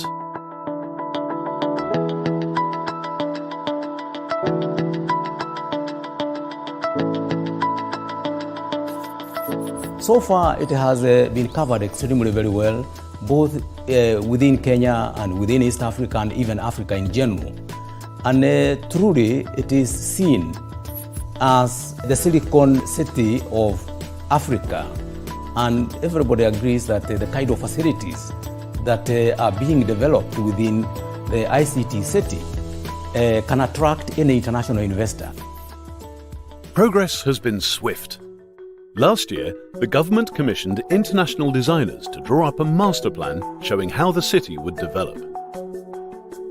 This is now being translated into a local physical development plan for Konza, which will be broken down into smaller action plans so that construction can begin. The government has selected a master delivery partner to work with it on design and development. This is a consortium made up of architects, urban designers and property developers who have worked in major international cities. The goals are ambitious. Kenya is building a city that combines sustainability, architectural excellence and cutting-edge technology from scratch. Konza will be built using a public-private partnership. The government will build the infrastructure necessary to connect the city to Kenya and the rest of the world. So far, a number of international and local companies have expressed interest in investing in Konza, as have many global names in retail, leisure and culture. The Konza complex, taken in its totality, has the entire infrastructure in terms of commercial offices, in terms of science parks, in terms of accommodation for the family, and it has everything that any investor would be looking for. Konza will be designed from the ground up and designed to be a great place to live, a great place to work, and a great place to do business. Kenya as a country is ready and open for business. It's expected to become home to some of Africa's most desirable real estate. The vision of a Silicon Savannah is fast becoming a reality, and now is the time to get involved.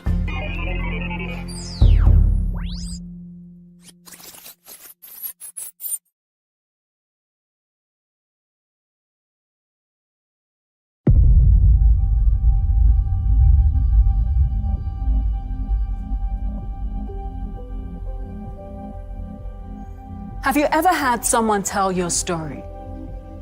Take your voice and replace your face until no one else can see or hear you.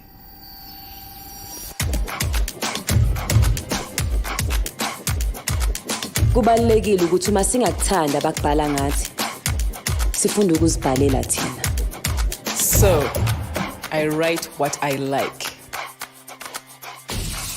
Kemuluko, okwalang kaditao. Muvimi never vimwe. I am all those things and so much more. Imi ni olupileshe. Msanii mwenye maono. The dancer. Onothando. The magician. The hero and the villain. Wakati uliopita, wa sasa na ujao. The creator of worlds. I am all the magic. And the black skies. Now we be the 1,000 stars where they film.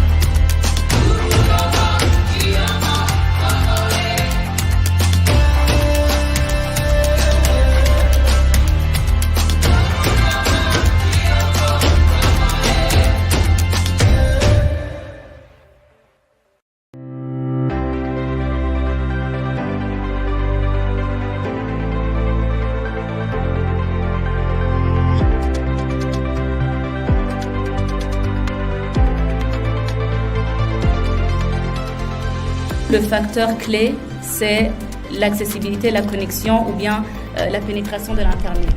La pénétration de l'Internet, elle est due également à l'accès aux terminaux.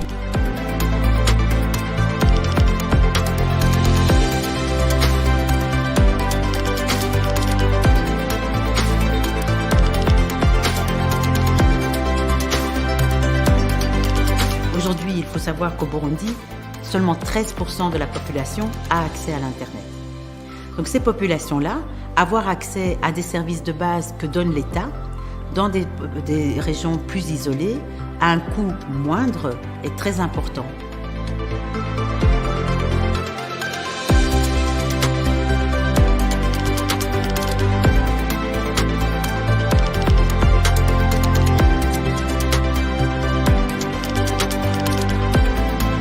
Nous sommes dans la réforme du système et nous voulons utiliser cette opportunité pour voir comment renforcer ses capacités.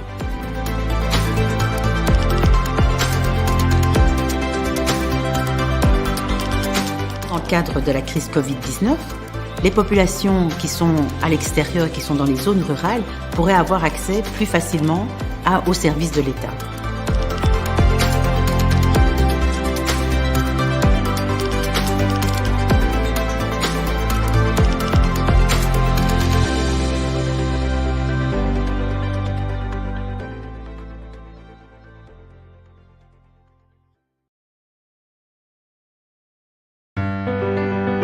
Je me nomme Maman Africa. Je suis routière. J'ai parcouru beaucoup de pays. Le Bénin, le Togo, Niger, Burkina, Côte d'Ivoire, la Guinée, tout ça là j'ai parcouru. En tout cas, routière, comme ça, je suis sûre.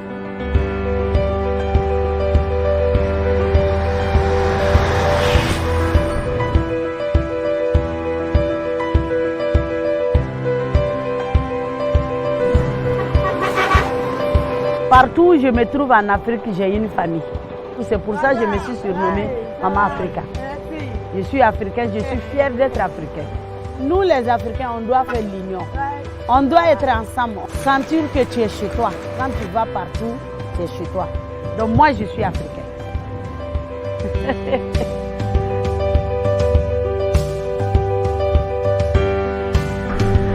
Nous sommes en Afrique, pas de frontières.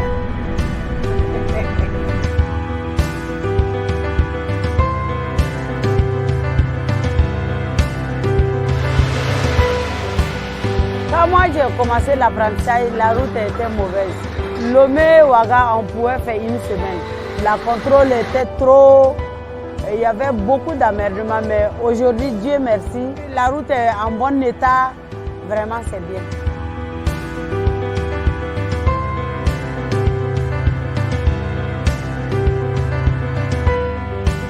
C'est le mois qui a demandé que les camions pèsent.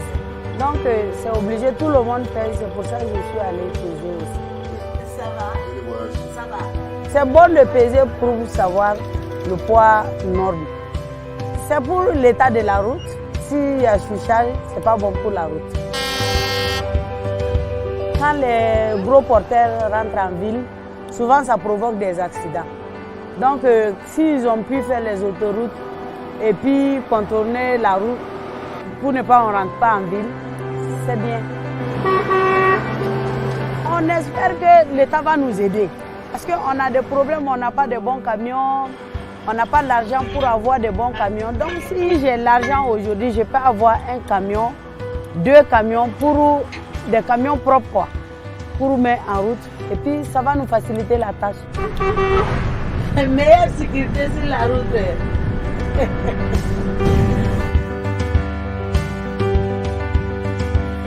Pour que les femmes soient à l'aise dans ce travail, il faut des douches, des WC, pour faire les toilettes intimes, se laver, aller aux besoins.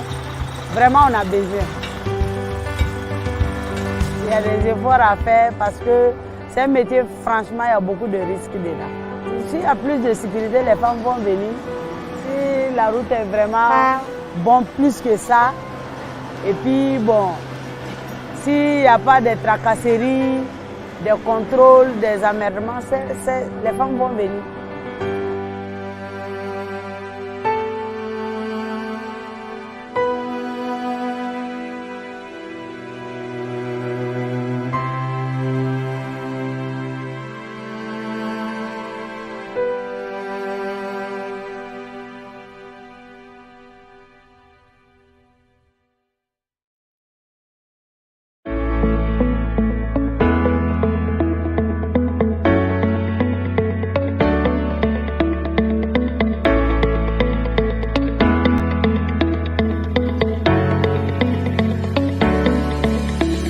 Hi everyone, my name is Francisco Carvalho. I am the mayor of Praia, capital city of the Cabo Verde Islands. The Tropic Business Summit is a unique opportunity for Cabo Verde, especially for Praia as the capital city to showcase its potential, interest and openness to investment opportunities in different areas. As public entity committed to create growth and sustainable development, we are focused on facilitating and promoting the best investment opportunities for our partners in the city of Praia.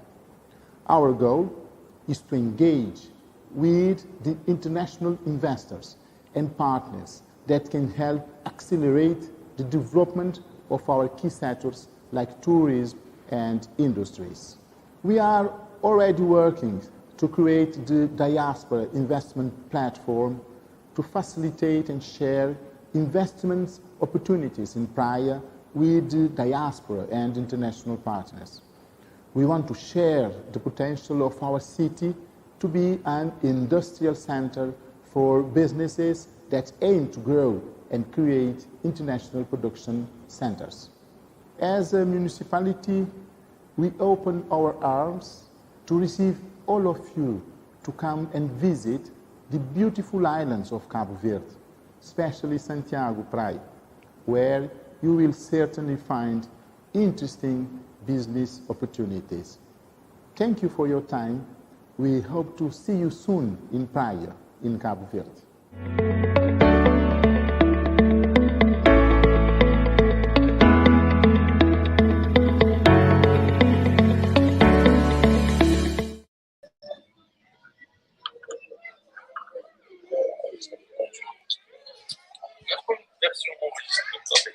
Yes.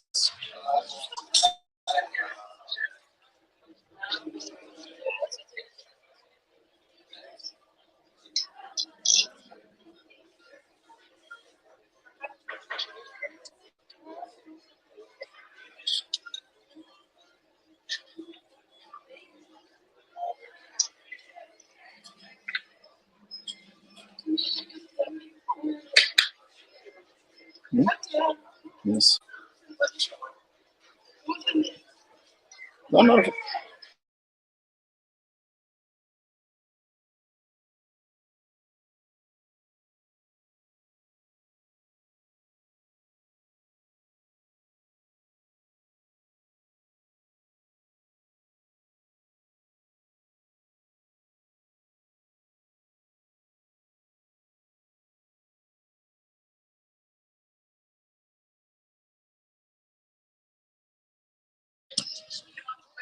So hello everybody. First of all, I will present myself. I am Dr. Rashid Amril. I am the president founder of RC, which is the African Research Center for Innovation and Development. So I'm very delighted to be here today and to participate in this second day at the summit, which is one of the very interesting summits all over the world, and especially in Africa, in order to promote innovation, to promote technology, to promote, all the connectivity between entrepreneurs. Thank you. Thank you, Dr. Umi. Can you hear me? Yeah, yes, I know. Yes, I can. Thank you. Nice to meet you. I'm good.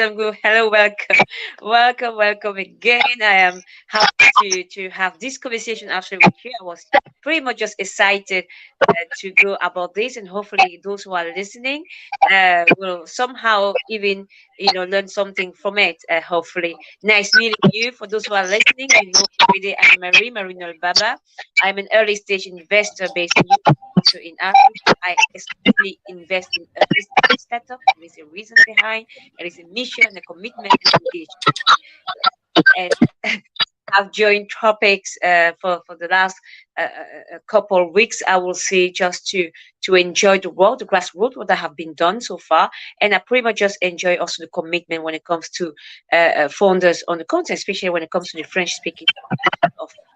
So I am excited to guide this conversation and see how we can highlight a few solutions, right? As we are talking about, about the African startup scene, why the digital innovation is going to be key, but also at the same time how to build the ecosystem as we move on. So, Dr. Rashid, you were introducing yourself. Do you want to add anything before I start firing you with questions?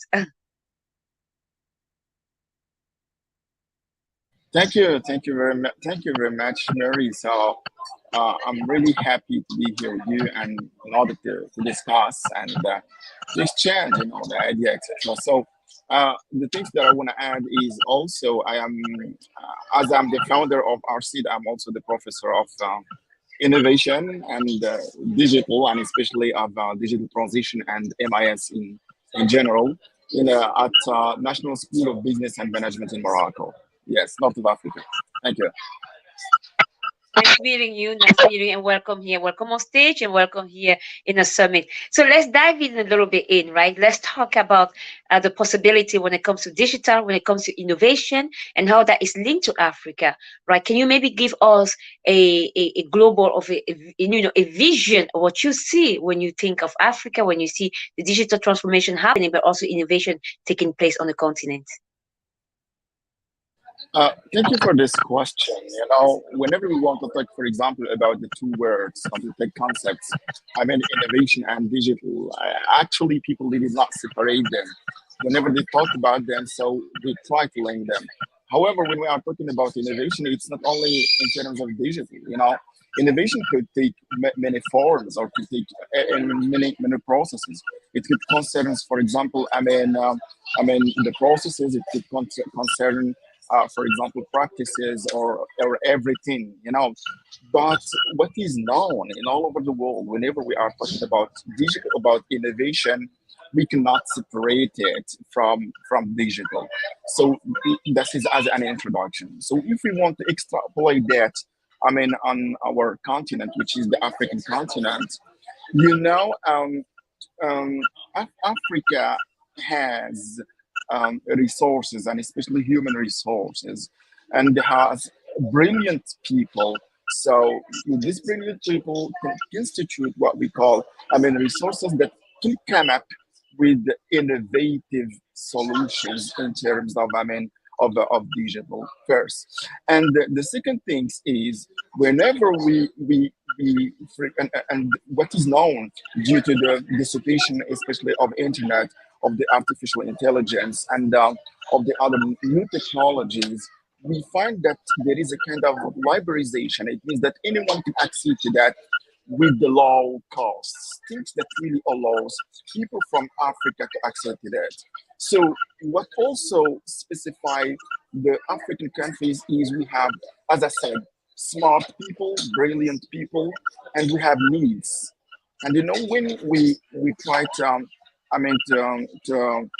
to come up with the needs and the smart people, believe me, that always they come with innovations and with the liberalization of the internet, and anyone can access it. So it gives another possibility to come up with the new, or with the innovative digital solutions.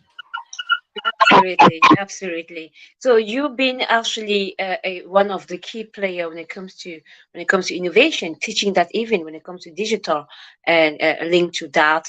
I'm curious to know your opinion when it comes to how can you advise, or how can how can people best invest in innovation? Let's start from there first. This is an interesting question. This is an interesting question. Actually, the investment in innovation, if we go to the past, it is all just focused or limited only on the big companies with a huge incomes. So why? Because they invested a lot of money, especially for research and development, and you need for this department of research and development to hire smart people and brilliant people, and then you can just enable them to come up with the new innovations. However, today is not the case. Smart people, you can never have all the smart people in all over the world. It's impossible. First, you see, so what do you need? you need first, as an investor, to be open on the innovations, to be receptive, to be someone who breaks the walls and open all the doors to all the propositions. So, and you don't have to say no.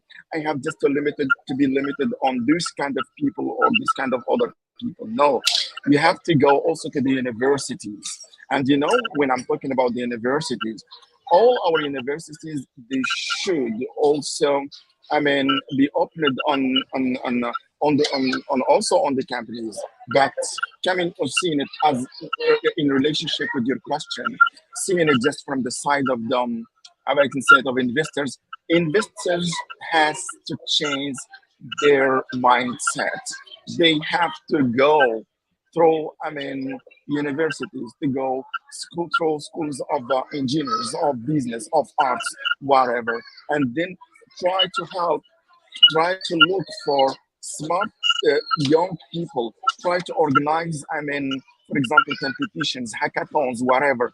And from this kind of activities, they can come up with really interesting, innovations that could be very useful for the companies and all the investors, and also for the continent. Absolutely, absolutely. I know that on fire, I am asking questions, but we are loving pretty much the information that you're giving because it's important, it is key. As we are doing so, we have seen across the continent, especially when it comes to English part of the continent, we've seen, for example, in industry like the fintech industry in Nigeria, of in any country, of even in Tunisia, for example, adapt the startup bill just to harmonize the ecosystem, make sure that they can highlight the big lines and what would be important as moving into the space. But we have seen also traditional banks and system being adapted to the fintech industry, digitalization of that, I would say. And we have seen government, taking out on challenging the status quo and challenging the existing system, and and even forcing changes in terms of forging changes in terms of digital transformation and digital innovation. So I'm curious to know, because we have seen this happening on the English part of the continent, how soon do you think that we will be able to witness, momentum like this also to at the French speaking part of the continent, but also the Luxembourg part of that? What are your thoughts about that? Yeah, you're right. You're right. The English part is always advanced on the French part. As me, as I'm from Morocco, and in Morocco we are the French part, like Tunisians, etc. Just last week, I will tell you something very recent. Last week, I received in my university, as I'm a deputy director of the business school. I received one of the Bank of Africa, and coming, they are looking for, they want to organize like a hackathons. And they are telling me they want to come up with solutions not only limited to the banks, but solutions or ideas or innovations for the territorial, areas, which is, for example, I'm in a south of Morocco. So in this south of Morocco, they are looking for innovations coming up from the students. So how they do it? In the beginning, they are in the fourth edition. The first edition, they were just limited on digital solution for banking. And the fourth edition, and they were just alone.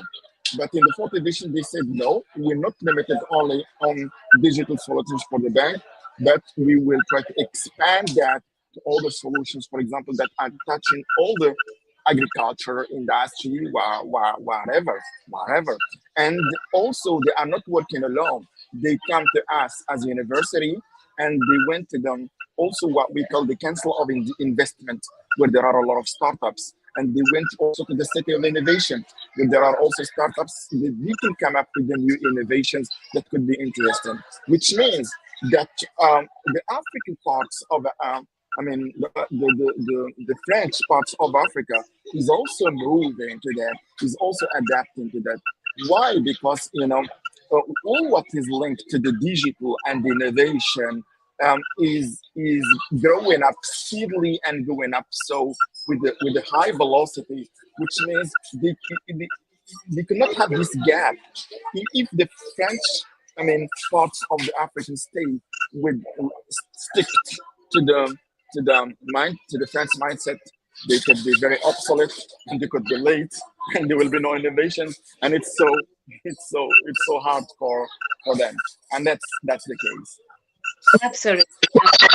And I think that also even with the launch of the PAPS payment that will launch beginning of this year, right, to integrate and harmonize anything that is payment related from different regions, I'm hoping that that is also going to challenge and even forge more changes as we move into the space. I'm so happy that you brought out the ecosystem, because that's the second part where we all want to know how to build one, right? Especially when it comes to the French-speaking part of the country, even the Lusophone part of the country.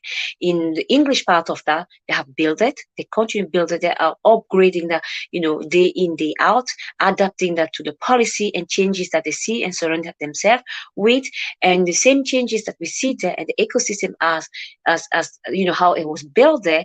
We hoped to also see something similar to that when it comes to the French of Lusophone speaking part of that. Now, when it comes to the ecosystem, usually I love to highlight what I'm talking about in terms of key players, right? So when I talk about the ecosystem, I love to talk about the following key players: the small medium enterprise, right? The founders, right? The talent, right? The university, right? The investors, right? The diaspora, right?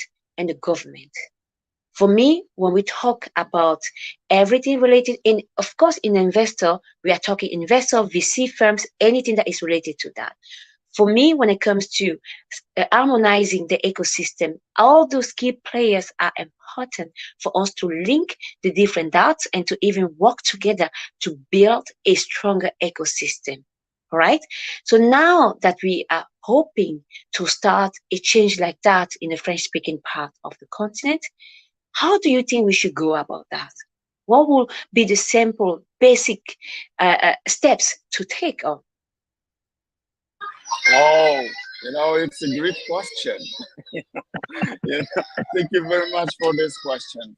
I would like to tell you one thing. Yes, we started in this part of the world of the Africa, which is the French part, to talk about innovation, digital transition, etc. And we have just started to talk about ecosystems. And you know what is the problem?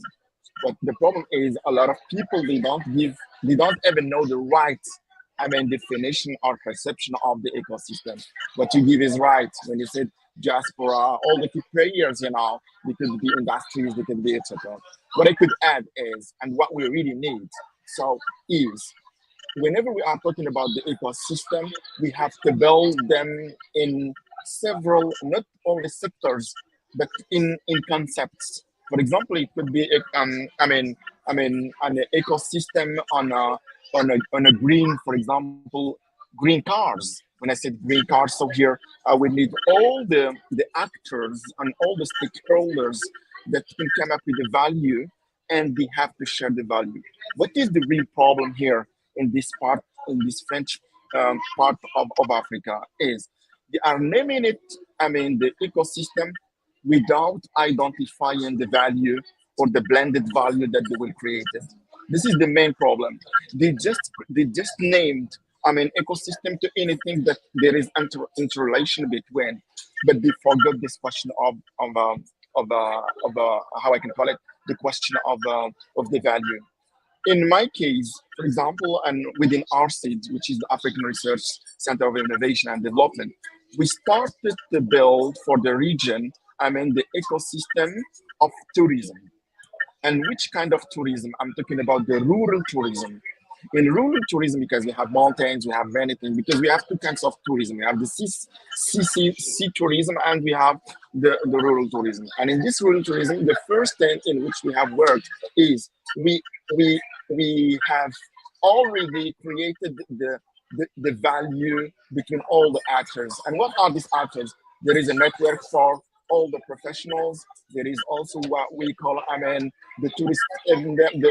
There are also some, for example, companies for, I don't know, for example, agencies. There are a lot of actors. So each actor, I went to him and I will tell him, okay, I explained to him the value that we want to create around that.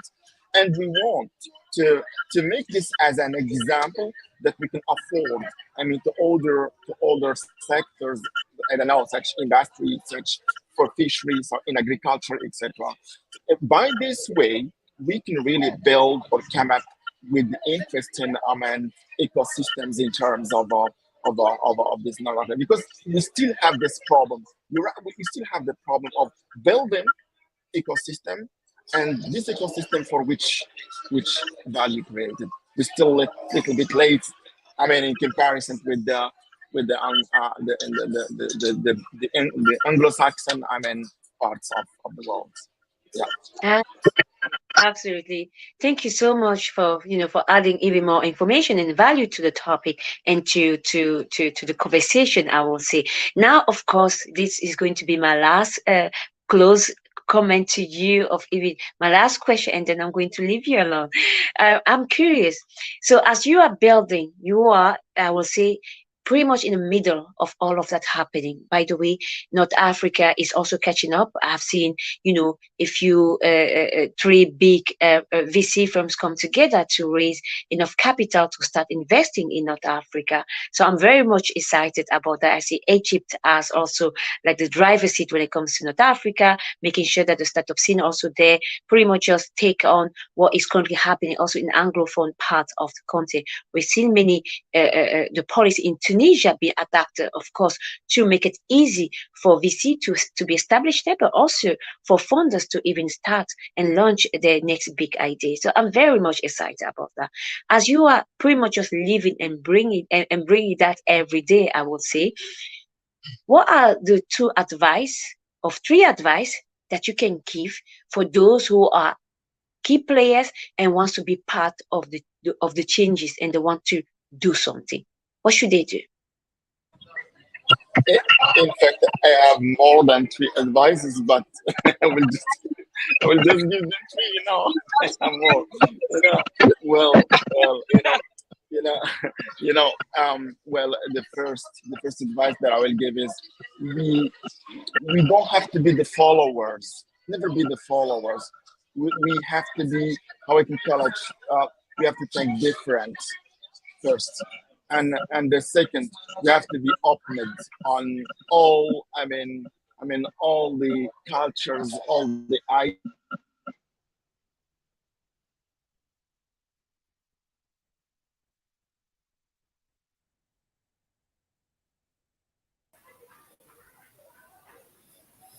Hello Marie-Noël, I think l'image de Rachid est figée, problème de connexion.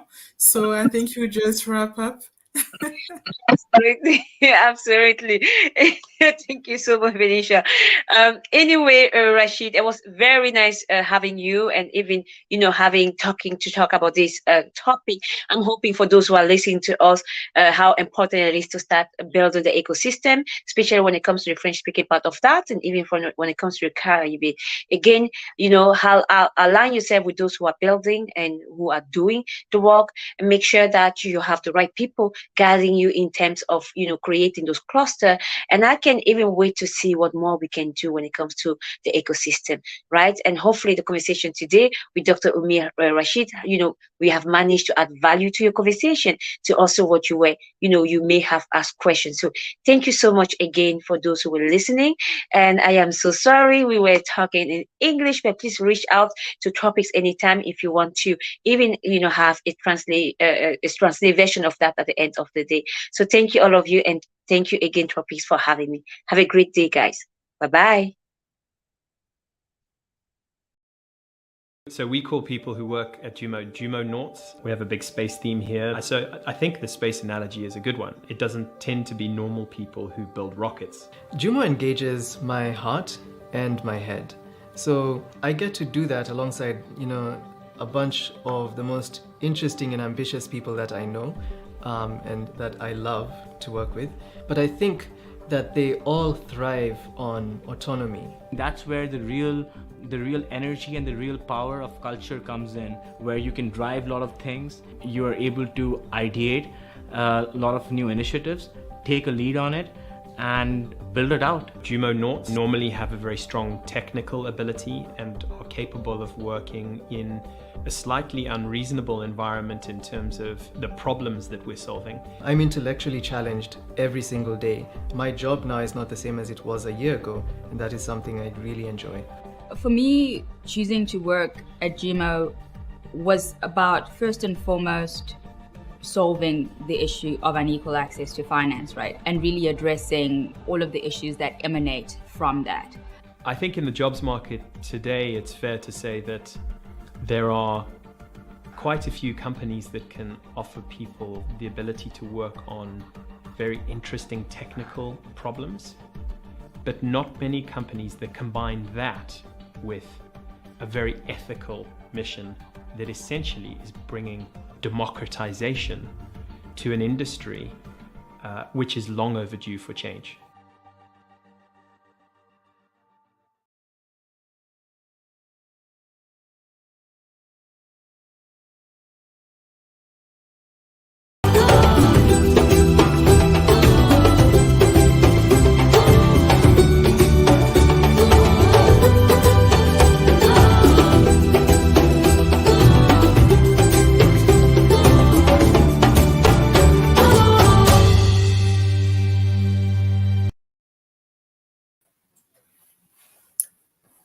Good day, my name is Chili Palmers, and let's first begin like that. On behalf of everyone, I would like to thank Venicia Guino, the founder of Tropics Business Summit, to be part of it. She's not only a visionary, but a doer. She has implemented what other many only dream about.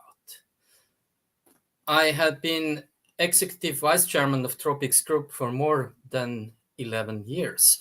And I have been able to actively support the chairwoman, Venicia, all these years.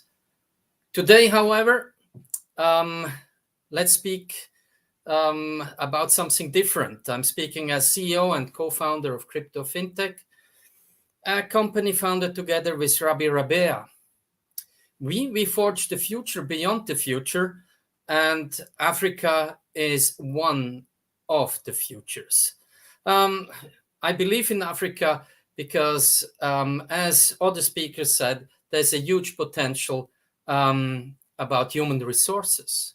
There are many young people, and they are hungry to go ahead and to advance in life.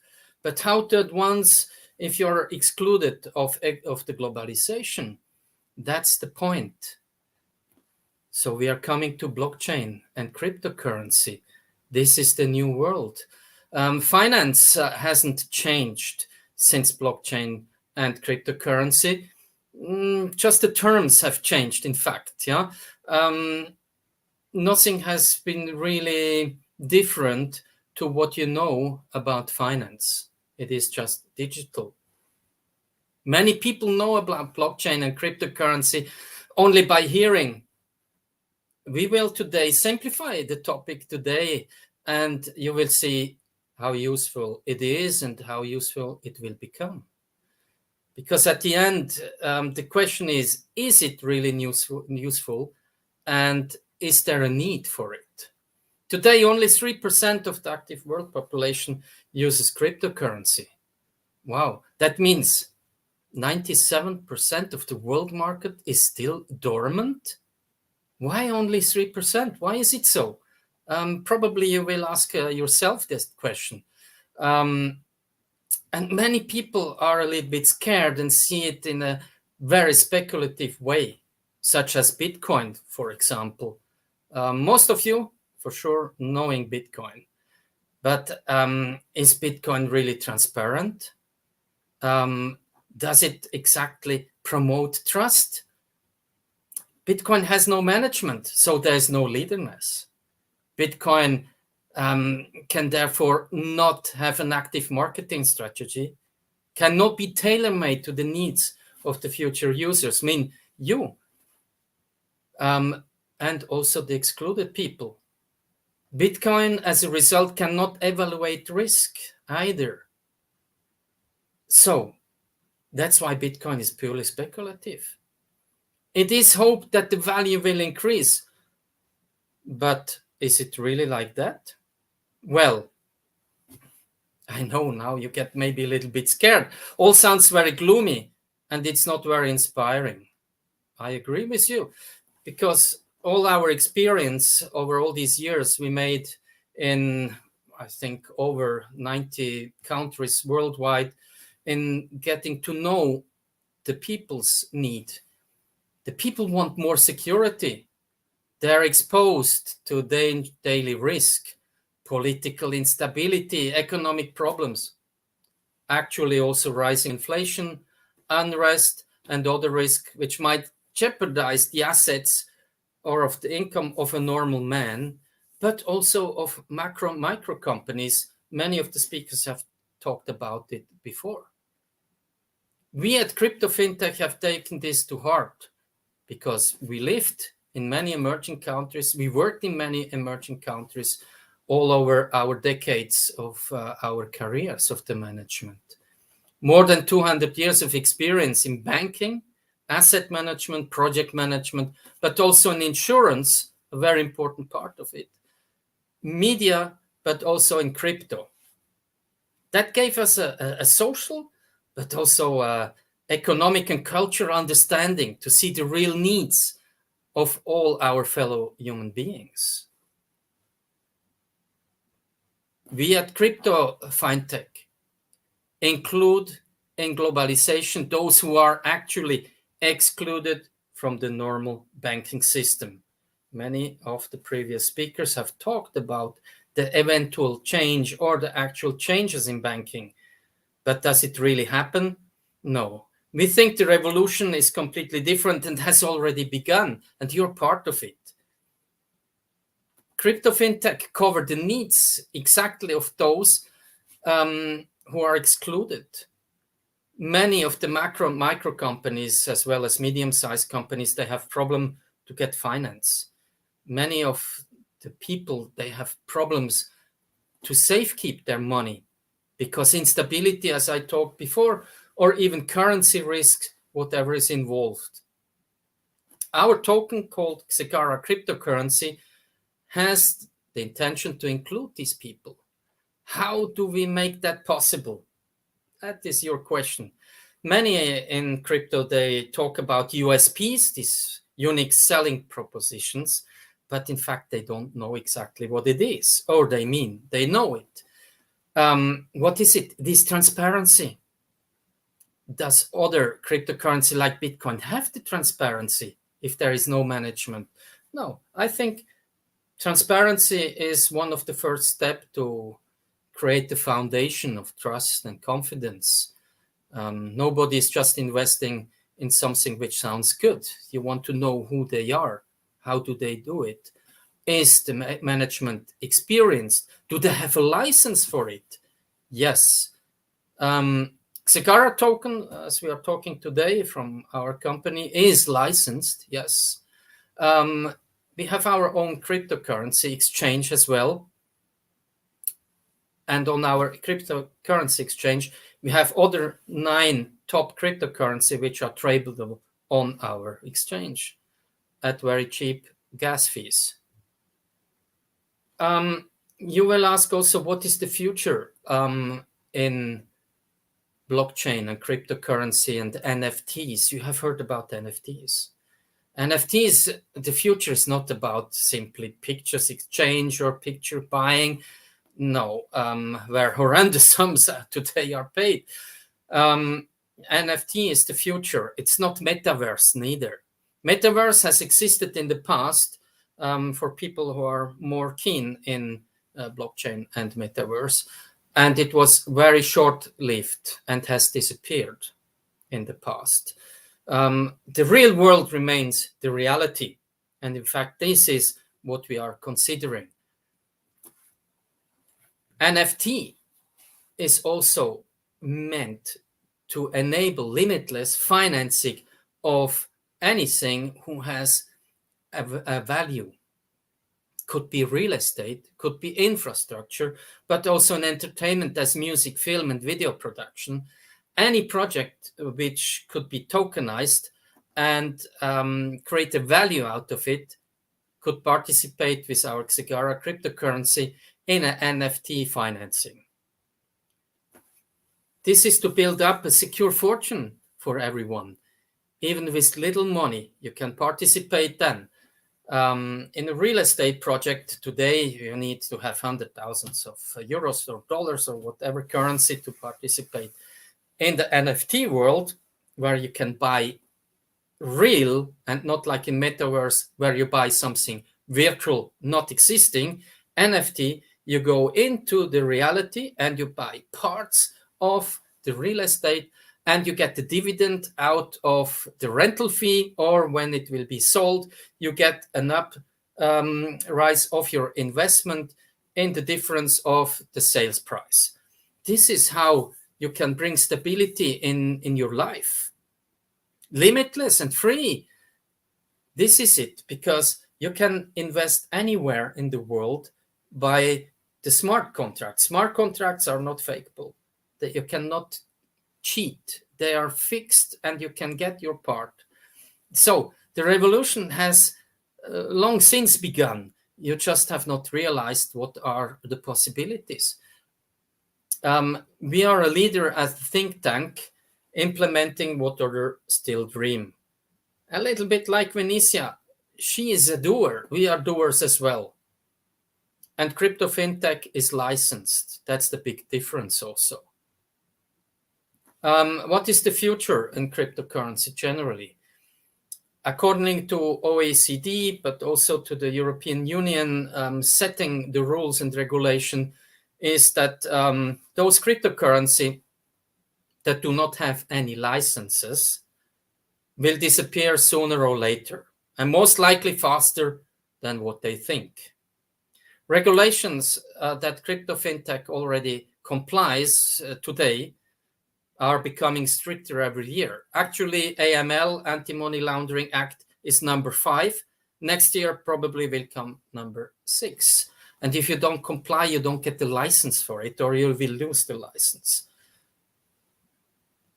Those who cannot fulfill, they will disappear.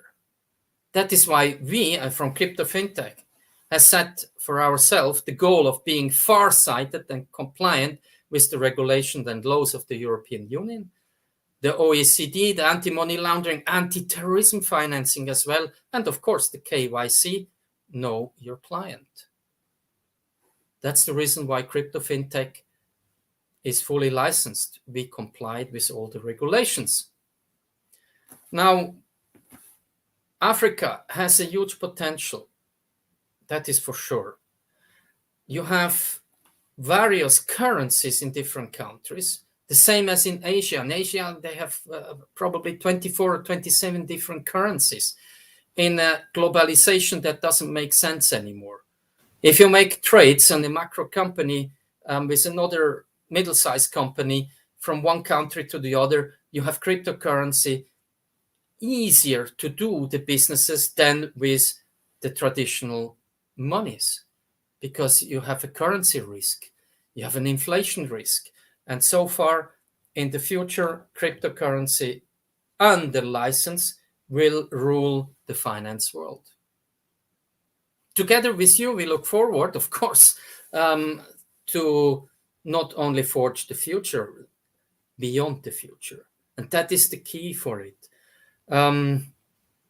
Previously, it has been said that banks are more likely now also interested to enter into it. Doesn't make really sense for banks, neither for governments to have their own cryptocurrency, because again, it would just satisfy one country and not globally. So the solution is only global solution. What Crypto FinTech has analyzed, is there a need? Yes, there is a need. Could we satisfy the need? Yes, we can satisfy the need. And is there a management which is capable? Yes. That's the reason why we got the license. Now, of course, we can have some questions which we got. The emerging countries are the most important countries, and how to change the game in Africa. Some countries that have a population in between 18 to 25, which is about 60% of the population. So this is the future of human resource, but also about economy. So to change the game in Africa is being part of it. It's very simple. There's no miracle about it. If you're part of it, you can get into it as investor, as user also, but you can also create your pension. Many countries all over the world, they don't have any pension, or they don't have a compensation for the government if you lose your job. So how to survive if your money is nothing worth anymore because of these different risks you have, inflation, political risk, economical risk? It is for sure licensed cryptocurrency, but also only those who have really the capacity to satisfy these markets and to have the knowledge of it. That means you need a network like Crypto FinTech has worldwide, in Latin America, in Central America, in Asia, in Africa, and in Europe, of course. You will say, he forgot Australia. Yes, I forgot Australia. It is, compared to the rest of the world, a little bit a smaller economic, let's say, interested. So the big markets for sure are Africa, because you have the human resources, means macro and micro companies which could enter into finance or getting financed worldwide, borderless.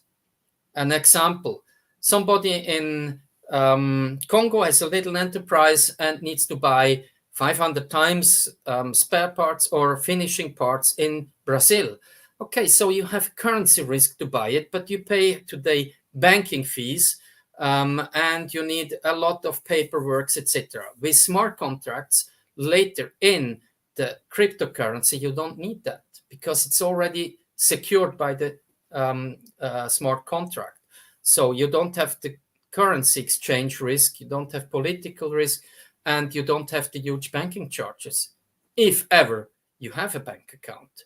As I repeated previously, 93% of the world population is unbanked, underbanked, 76% even don't have a real bank account. So to get into the currency, you will ask, okay, how do they come into the currency of crypto? Yes, they can. Today already you can buy cryptocurrency in agencies, in cash, or with credit cards.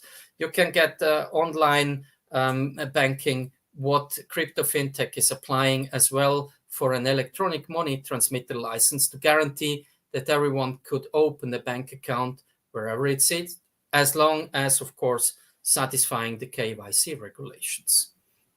Now, this is a little bit in English to explain you the first inside view about cryptocurrency. And of course, I would like also to switch into French for our French listener to get a little bit an insight, if that is allowed to do so. And Vinicia said, yes, we can. Bonjour à tout le monde. Bon, on parle en français actuellement. Et je commence pareil avec le français comme avec l'anglais. Avant, au nom de tous, je tiens à remercier Vinicia Guine, la fondatrice de Tropics Business Summit. Comme tout le monde le sait entre-temps, elle n'est pas seulement une visionnaire, mais une exécutante. Elle met en œuvre ce que beaucoup ne font que rêver. Je suis vice-président exécutif du groupe Tropics depuis plus que 11 ans. Et je peux soutenir activement la présidente Vinicia pendant toutes ces années et je suis honoré d'être part de ceci. Aujourd'hui, cependant, je parle en tant que PDG et cofondateur de Crypto FinTech que je fondais avec Rabi Ravea, une entreprise qui forge l'avenir au-delà de l'avenir. Beaucoup de gens ne connaissent le blockchain et la crypto-monnaie qu'on entend dire. Aujourd'hui, nous allons simplifier le sujet aujourd'hui et vous verrez à quel point il est utile. Aujourd'hui, seulement 3% de la population mondiale active utilise la crypto-monnaie. Cela signifie que 97% du marché mondial est encore en sommeil profond. Pourquoi seulement 3%? La plupart des gens voient à quel point les crypto-monnaies sont très spéculatives, ainsi comme Bitcoin, que j'ai expliqué avant en anglais aussi. Bitcoin n'a pas de transparence, cela ne favorise pas exactement la confiance. Confiance, c'est transparence. Bitcoin n'a pas de gestion, n'a pas de management, il est donc sans leader. Alors, comment on peut avoir une stratégie marketing sans management? C'est impossible. Alors, Bitcoin, en conséquence, c'est seulement un valeur purement spéculative. Et tout le monde espère que la valeur va augmenter, mais on ne couvre pas un besoin et on n'a pas exposé, et on est exposé, évidemment, aux spéculateurs. Aujourd'hui, les gens, qu'est-ce qu'ils veulent? Ils veulent plus de sécurité, ils sont exposés à des dangers quotidiens.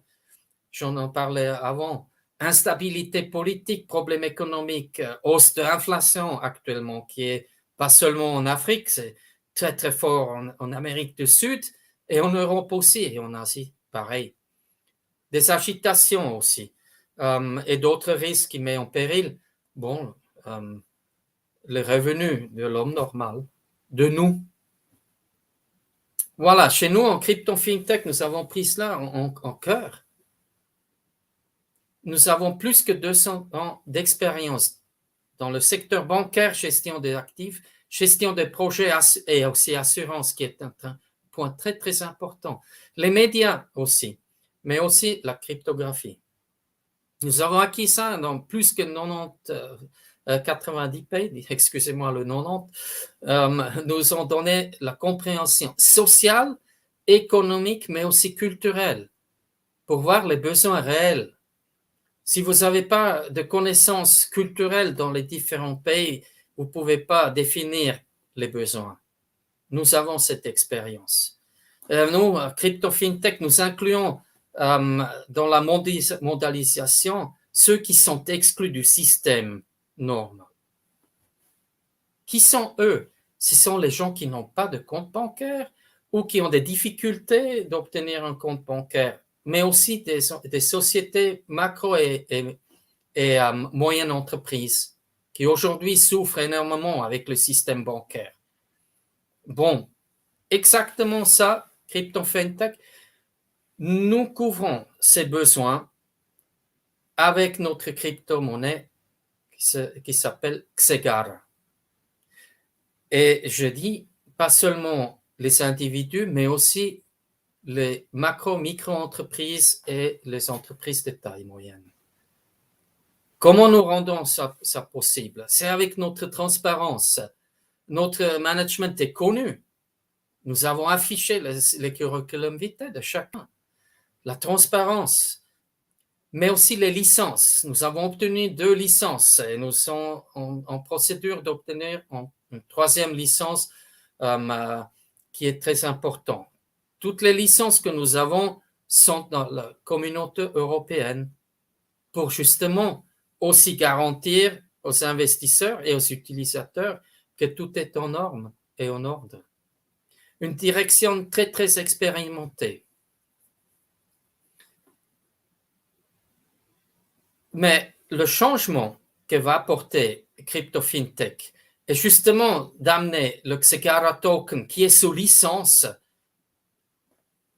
avec son propre bourse. Nous avons notre propre bourse avec 9 autres crypto-monnaies du premier plan qui sont aussi sous licence et ceci avec des frais moins chers.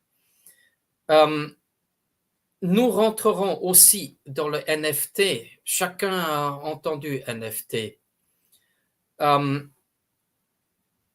C'est pas uniquement un échange d'images pour lesquelles nous sommes. Il y a des gens qui payent des sommes horribles. C'est pas justifié. Non, NFT, c'est beaucoup plus. C'est même plus que Metaverse. Metaverse, ça existe avant, dans le passé, et un temps très très court de durée et a disparu. Et ça va disparaître de nouveau. Le monde réel reste la réalité. Et bon, comme on arrive crypto-fintech en Afrique et quel pays nous visons, il y avait des questions. C'est une crypto-monnaie mondiale dont l'Afrique est certainement un des continents, pas comme le président aux États-Unis disent, le pays Afrique. Non, c'est ridicule. Non, c'est justement la diversité en Afrique appelle à une solution d'une token.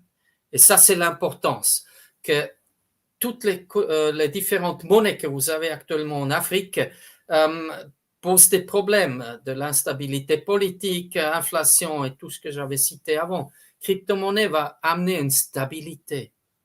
Et c'est ça que les gens cherchent. Et par le NFT de crypto token, etc., un financement aussi illimité va se créer entre les différents pays, pas seulement en Afrique, mais au monde entier, pour financer de l'immobilier, de l'infrastructure aussi, mais aussi dans le secteur divertissement, tel que la musique ou film et les vidéos. D'autres projets qui ont une valeur réelle peut être une valeur physique, mais aussi une valeur non physique qui peut être déterminée. Alors, tout ça va être amené en Afrique par les différents réseaux, évidemment par Tropics Business Summit aussi, par les différents pré-summits qui existent, mais aussi en octobre dans le Grand Business Summit au Cap Verde. Et ceci va aider, pas seulement l'Afrique, de devenir une place importante pour la crypto-monnaie, mais en général aussi avec NFT. Nous sommes un leader en tant que groupe de réflexion. Nous mettons en œuvre de ce que les autres rêvent, finalement. Et l'avantage chez nous est que nous avons des licences pour ça. Comment voit l'Union européenne et le OECD les crypto-monnaies dans le futur qui n'ont pas de licence? Ils vont disparaître tôt ou tard, probablement plus vite qu'ils pensent. Les réglementations auxquelles nous sommes soumis en tant que crypto-fintech, nous sommes conformés au-delà et nous avons une compliance qui est très stricte.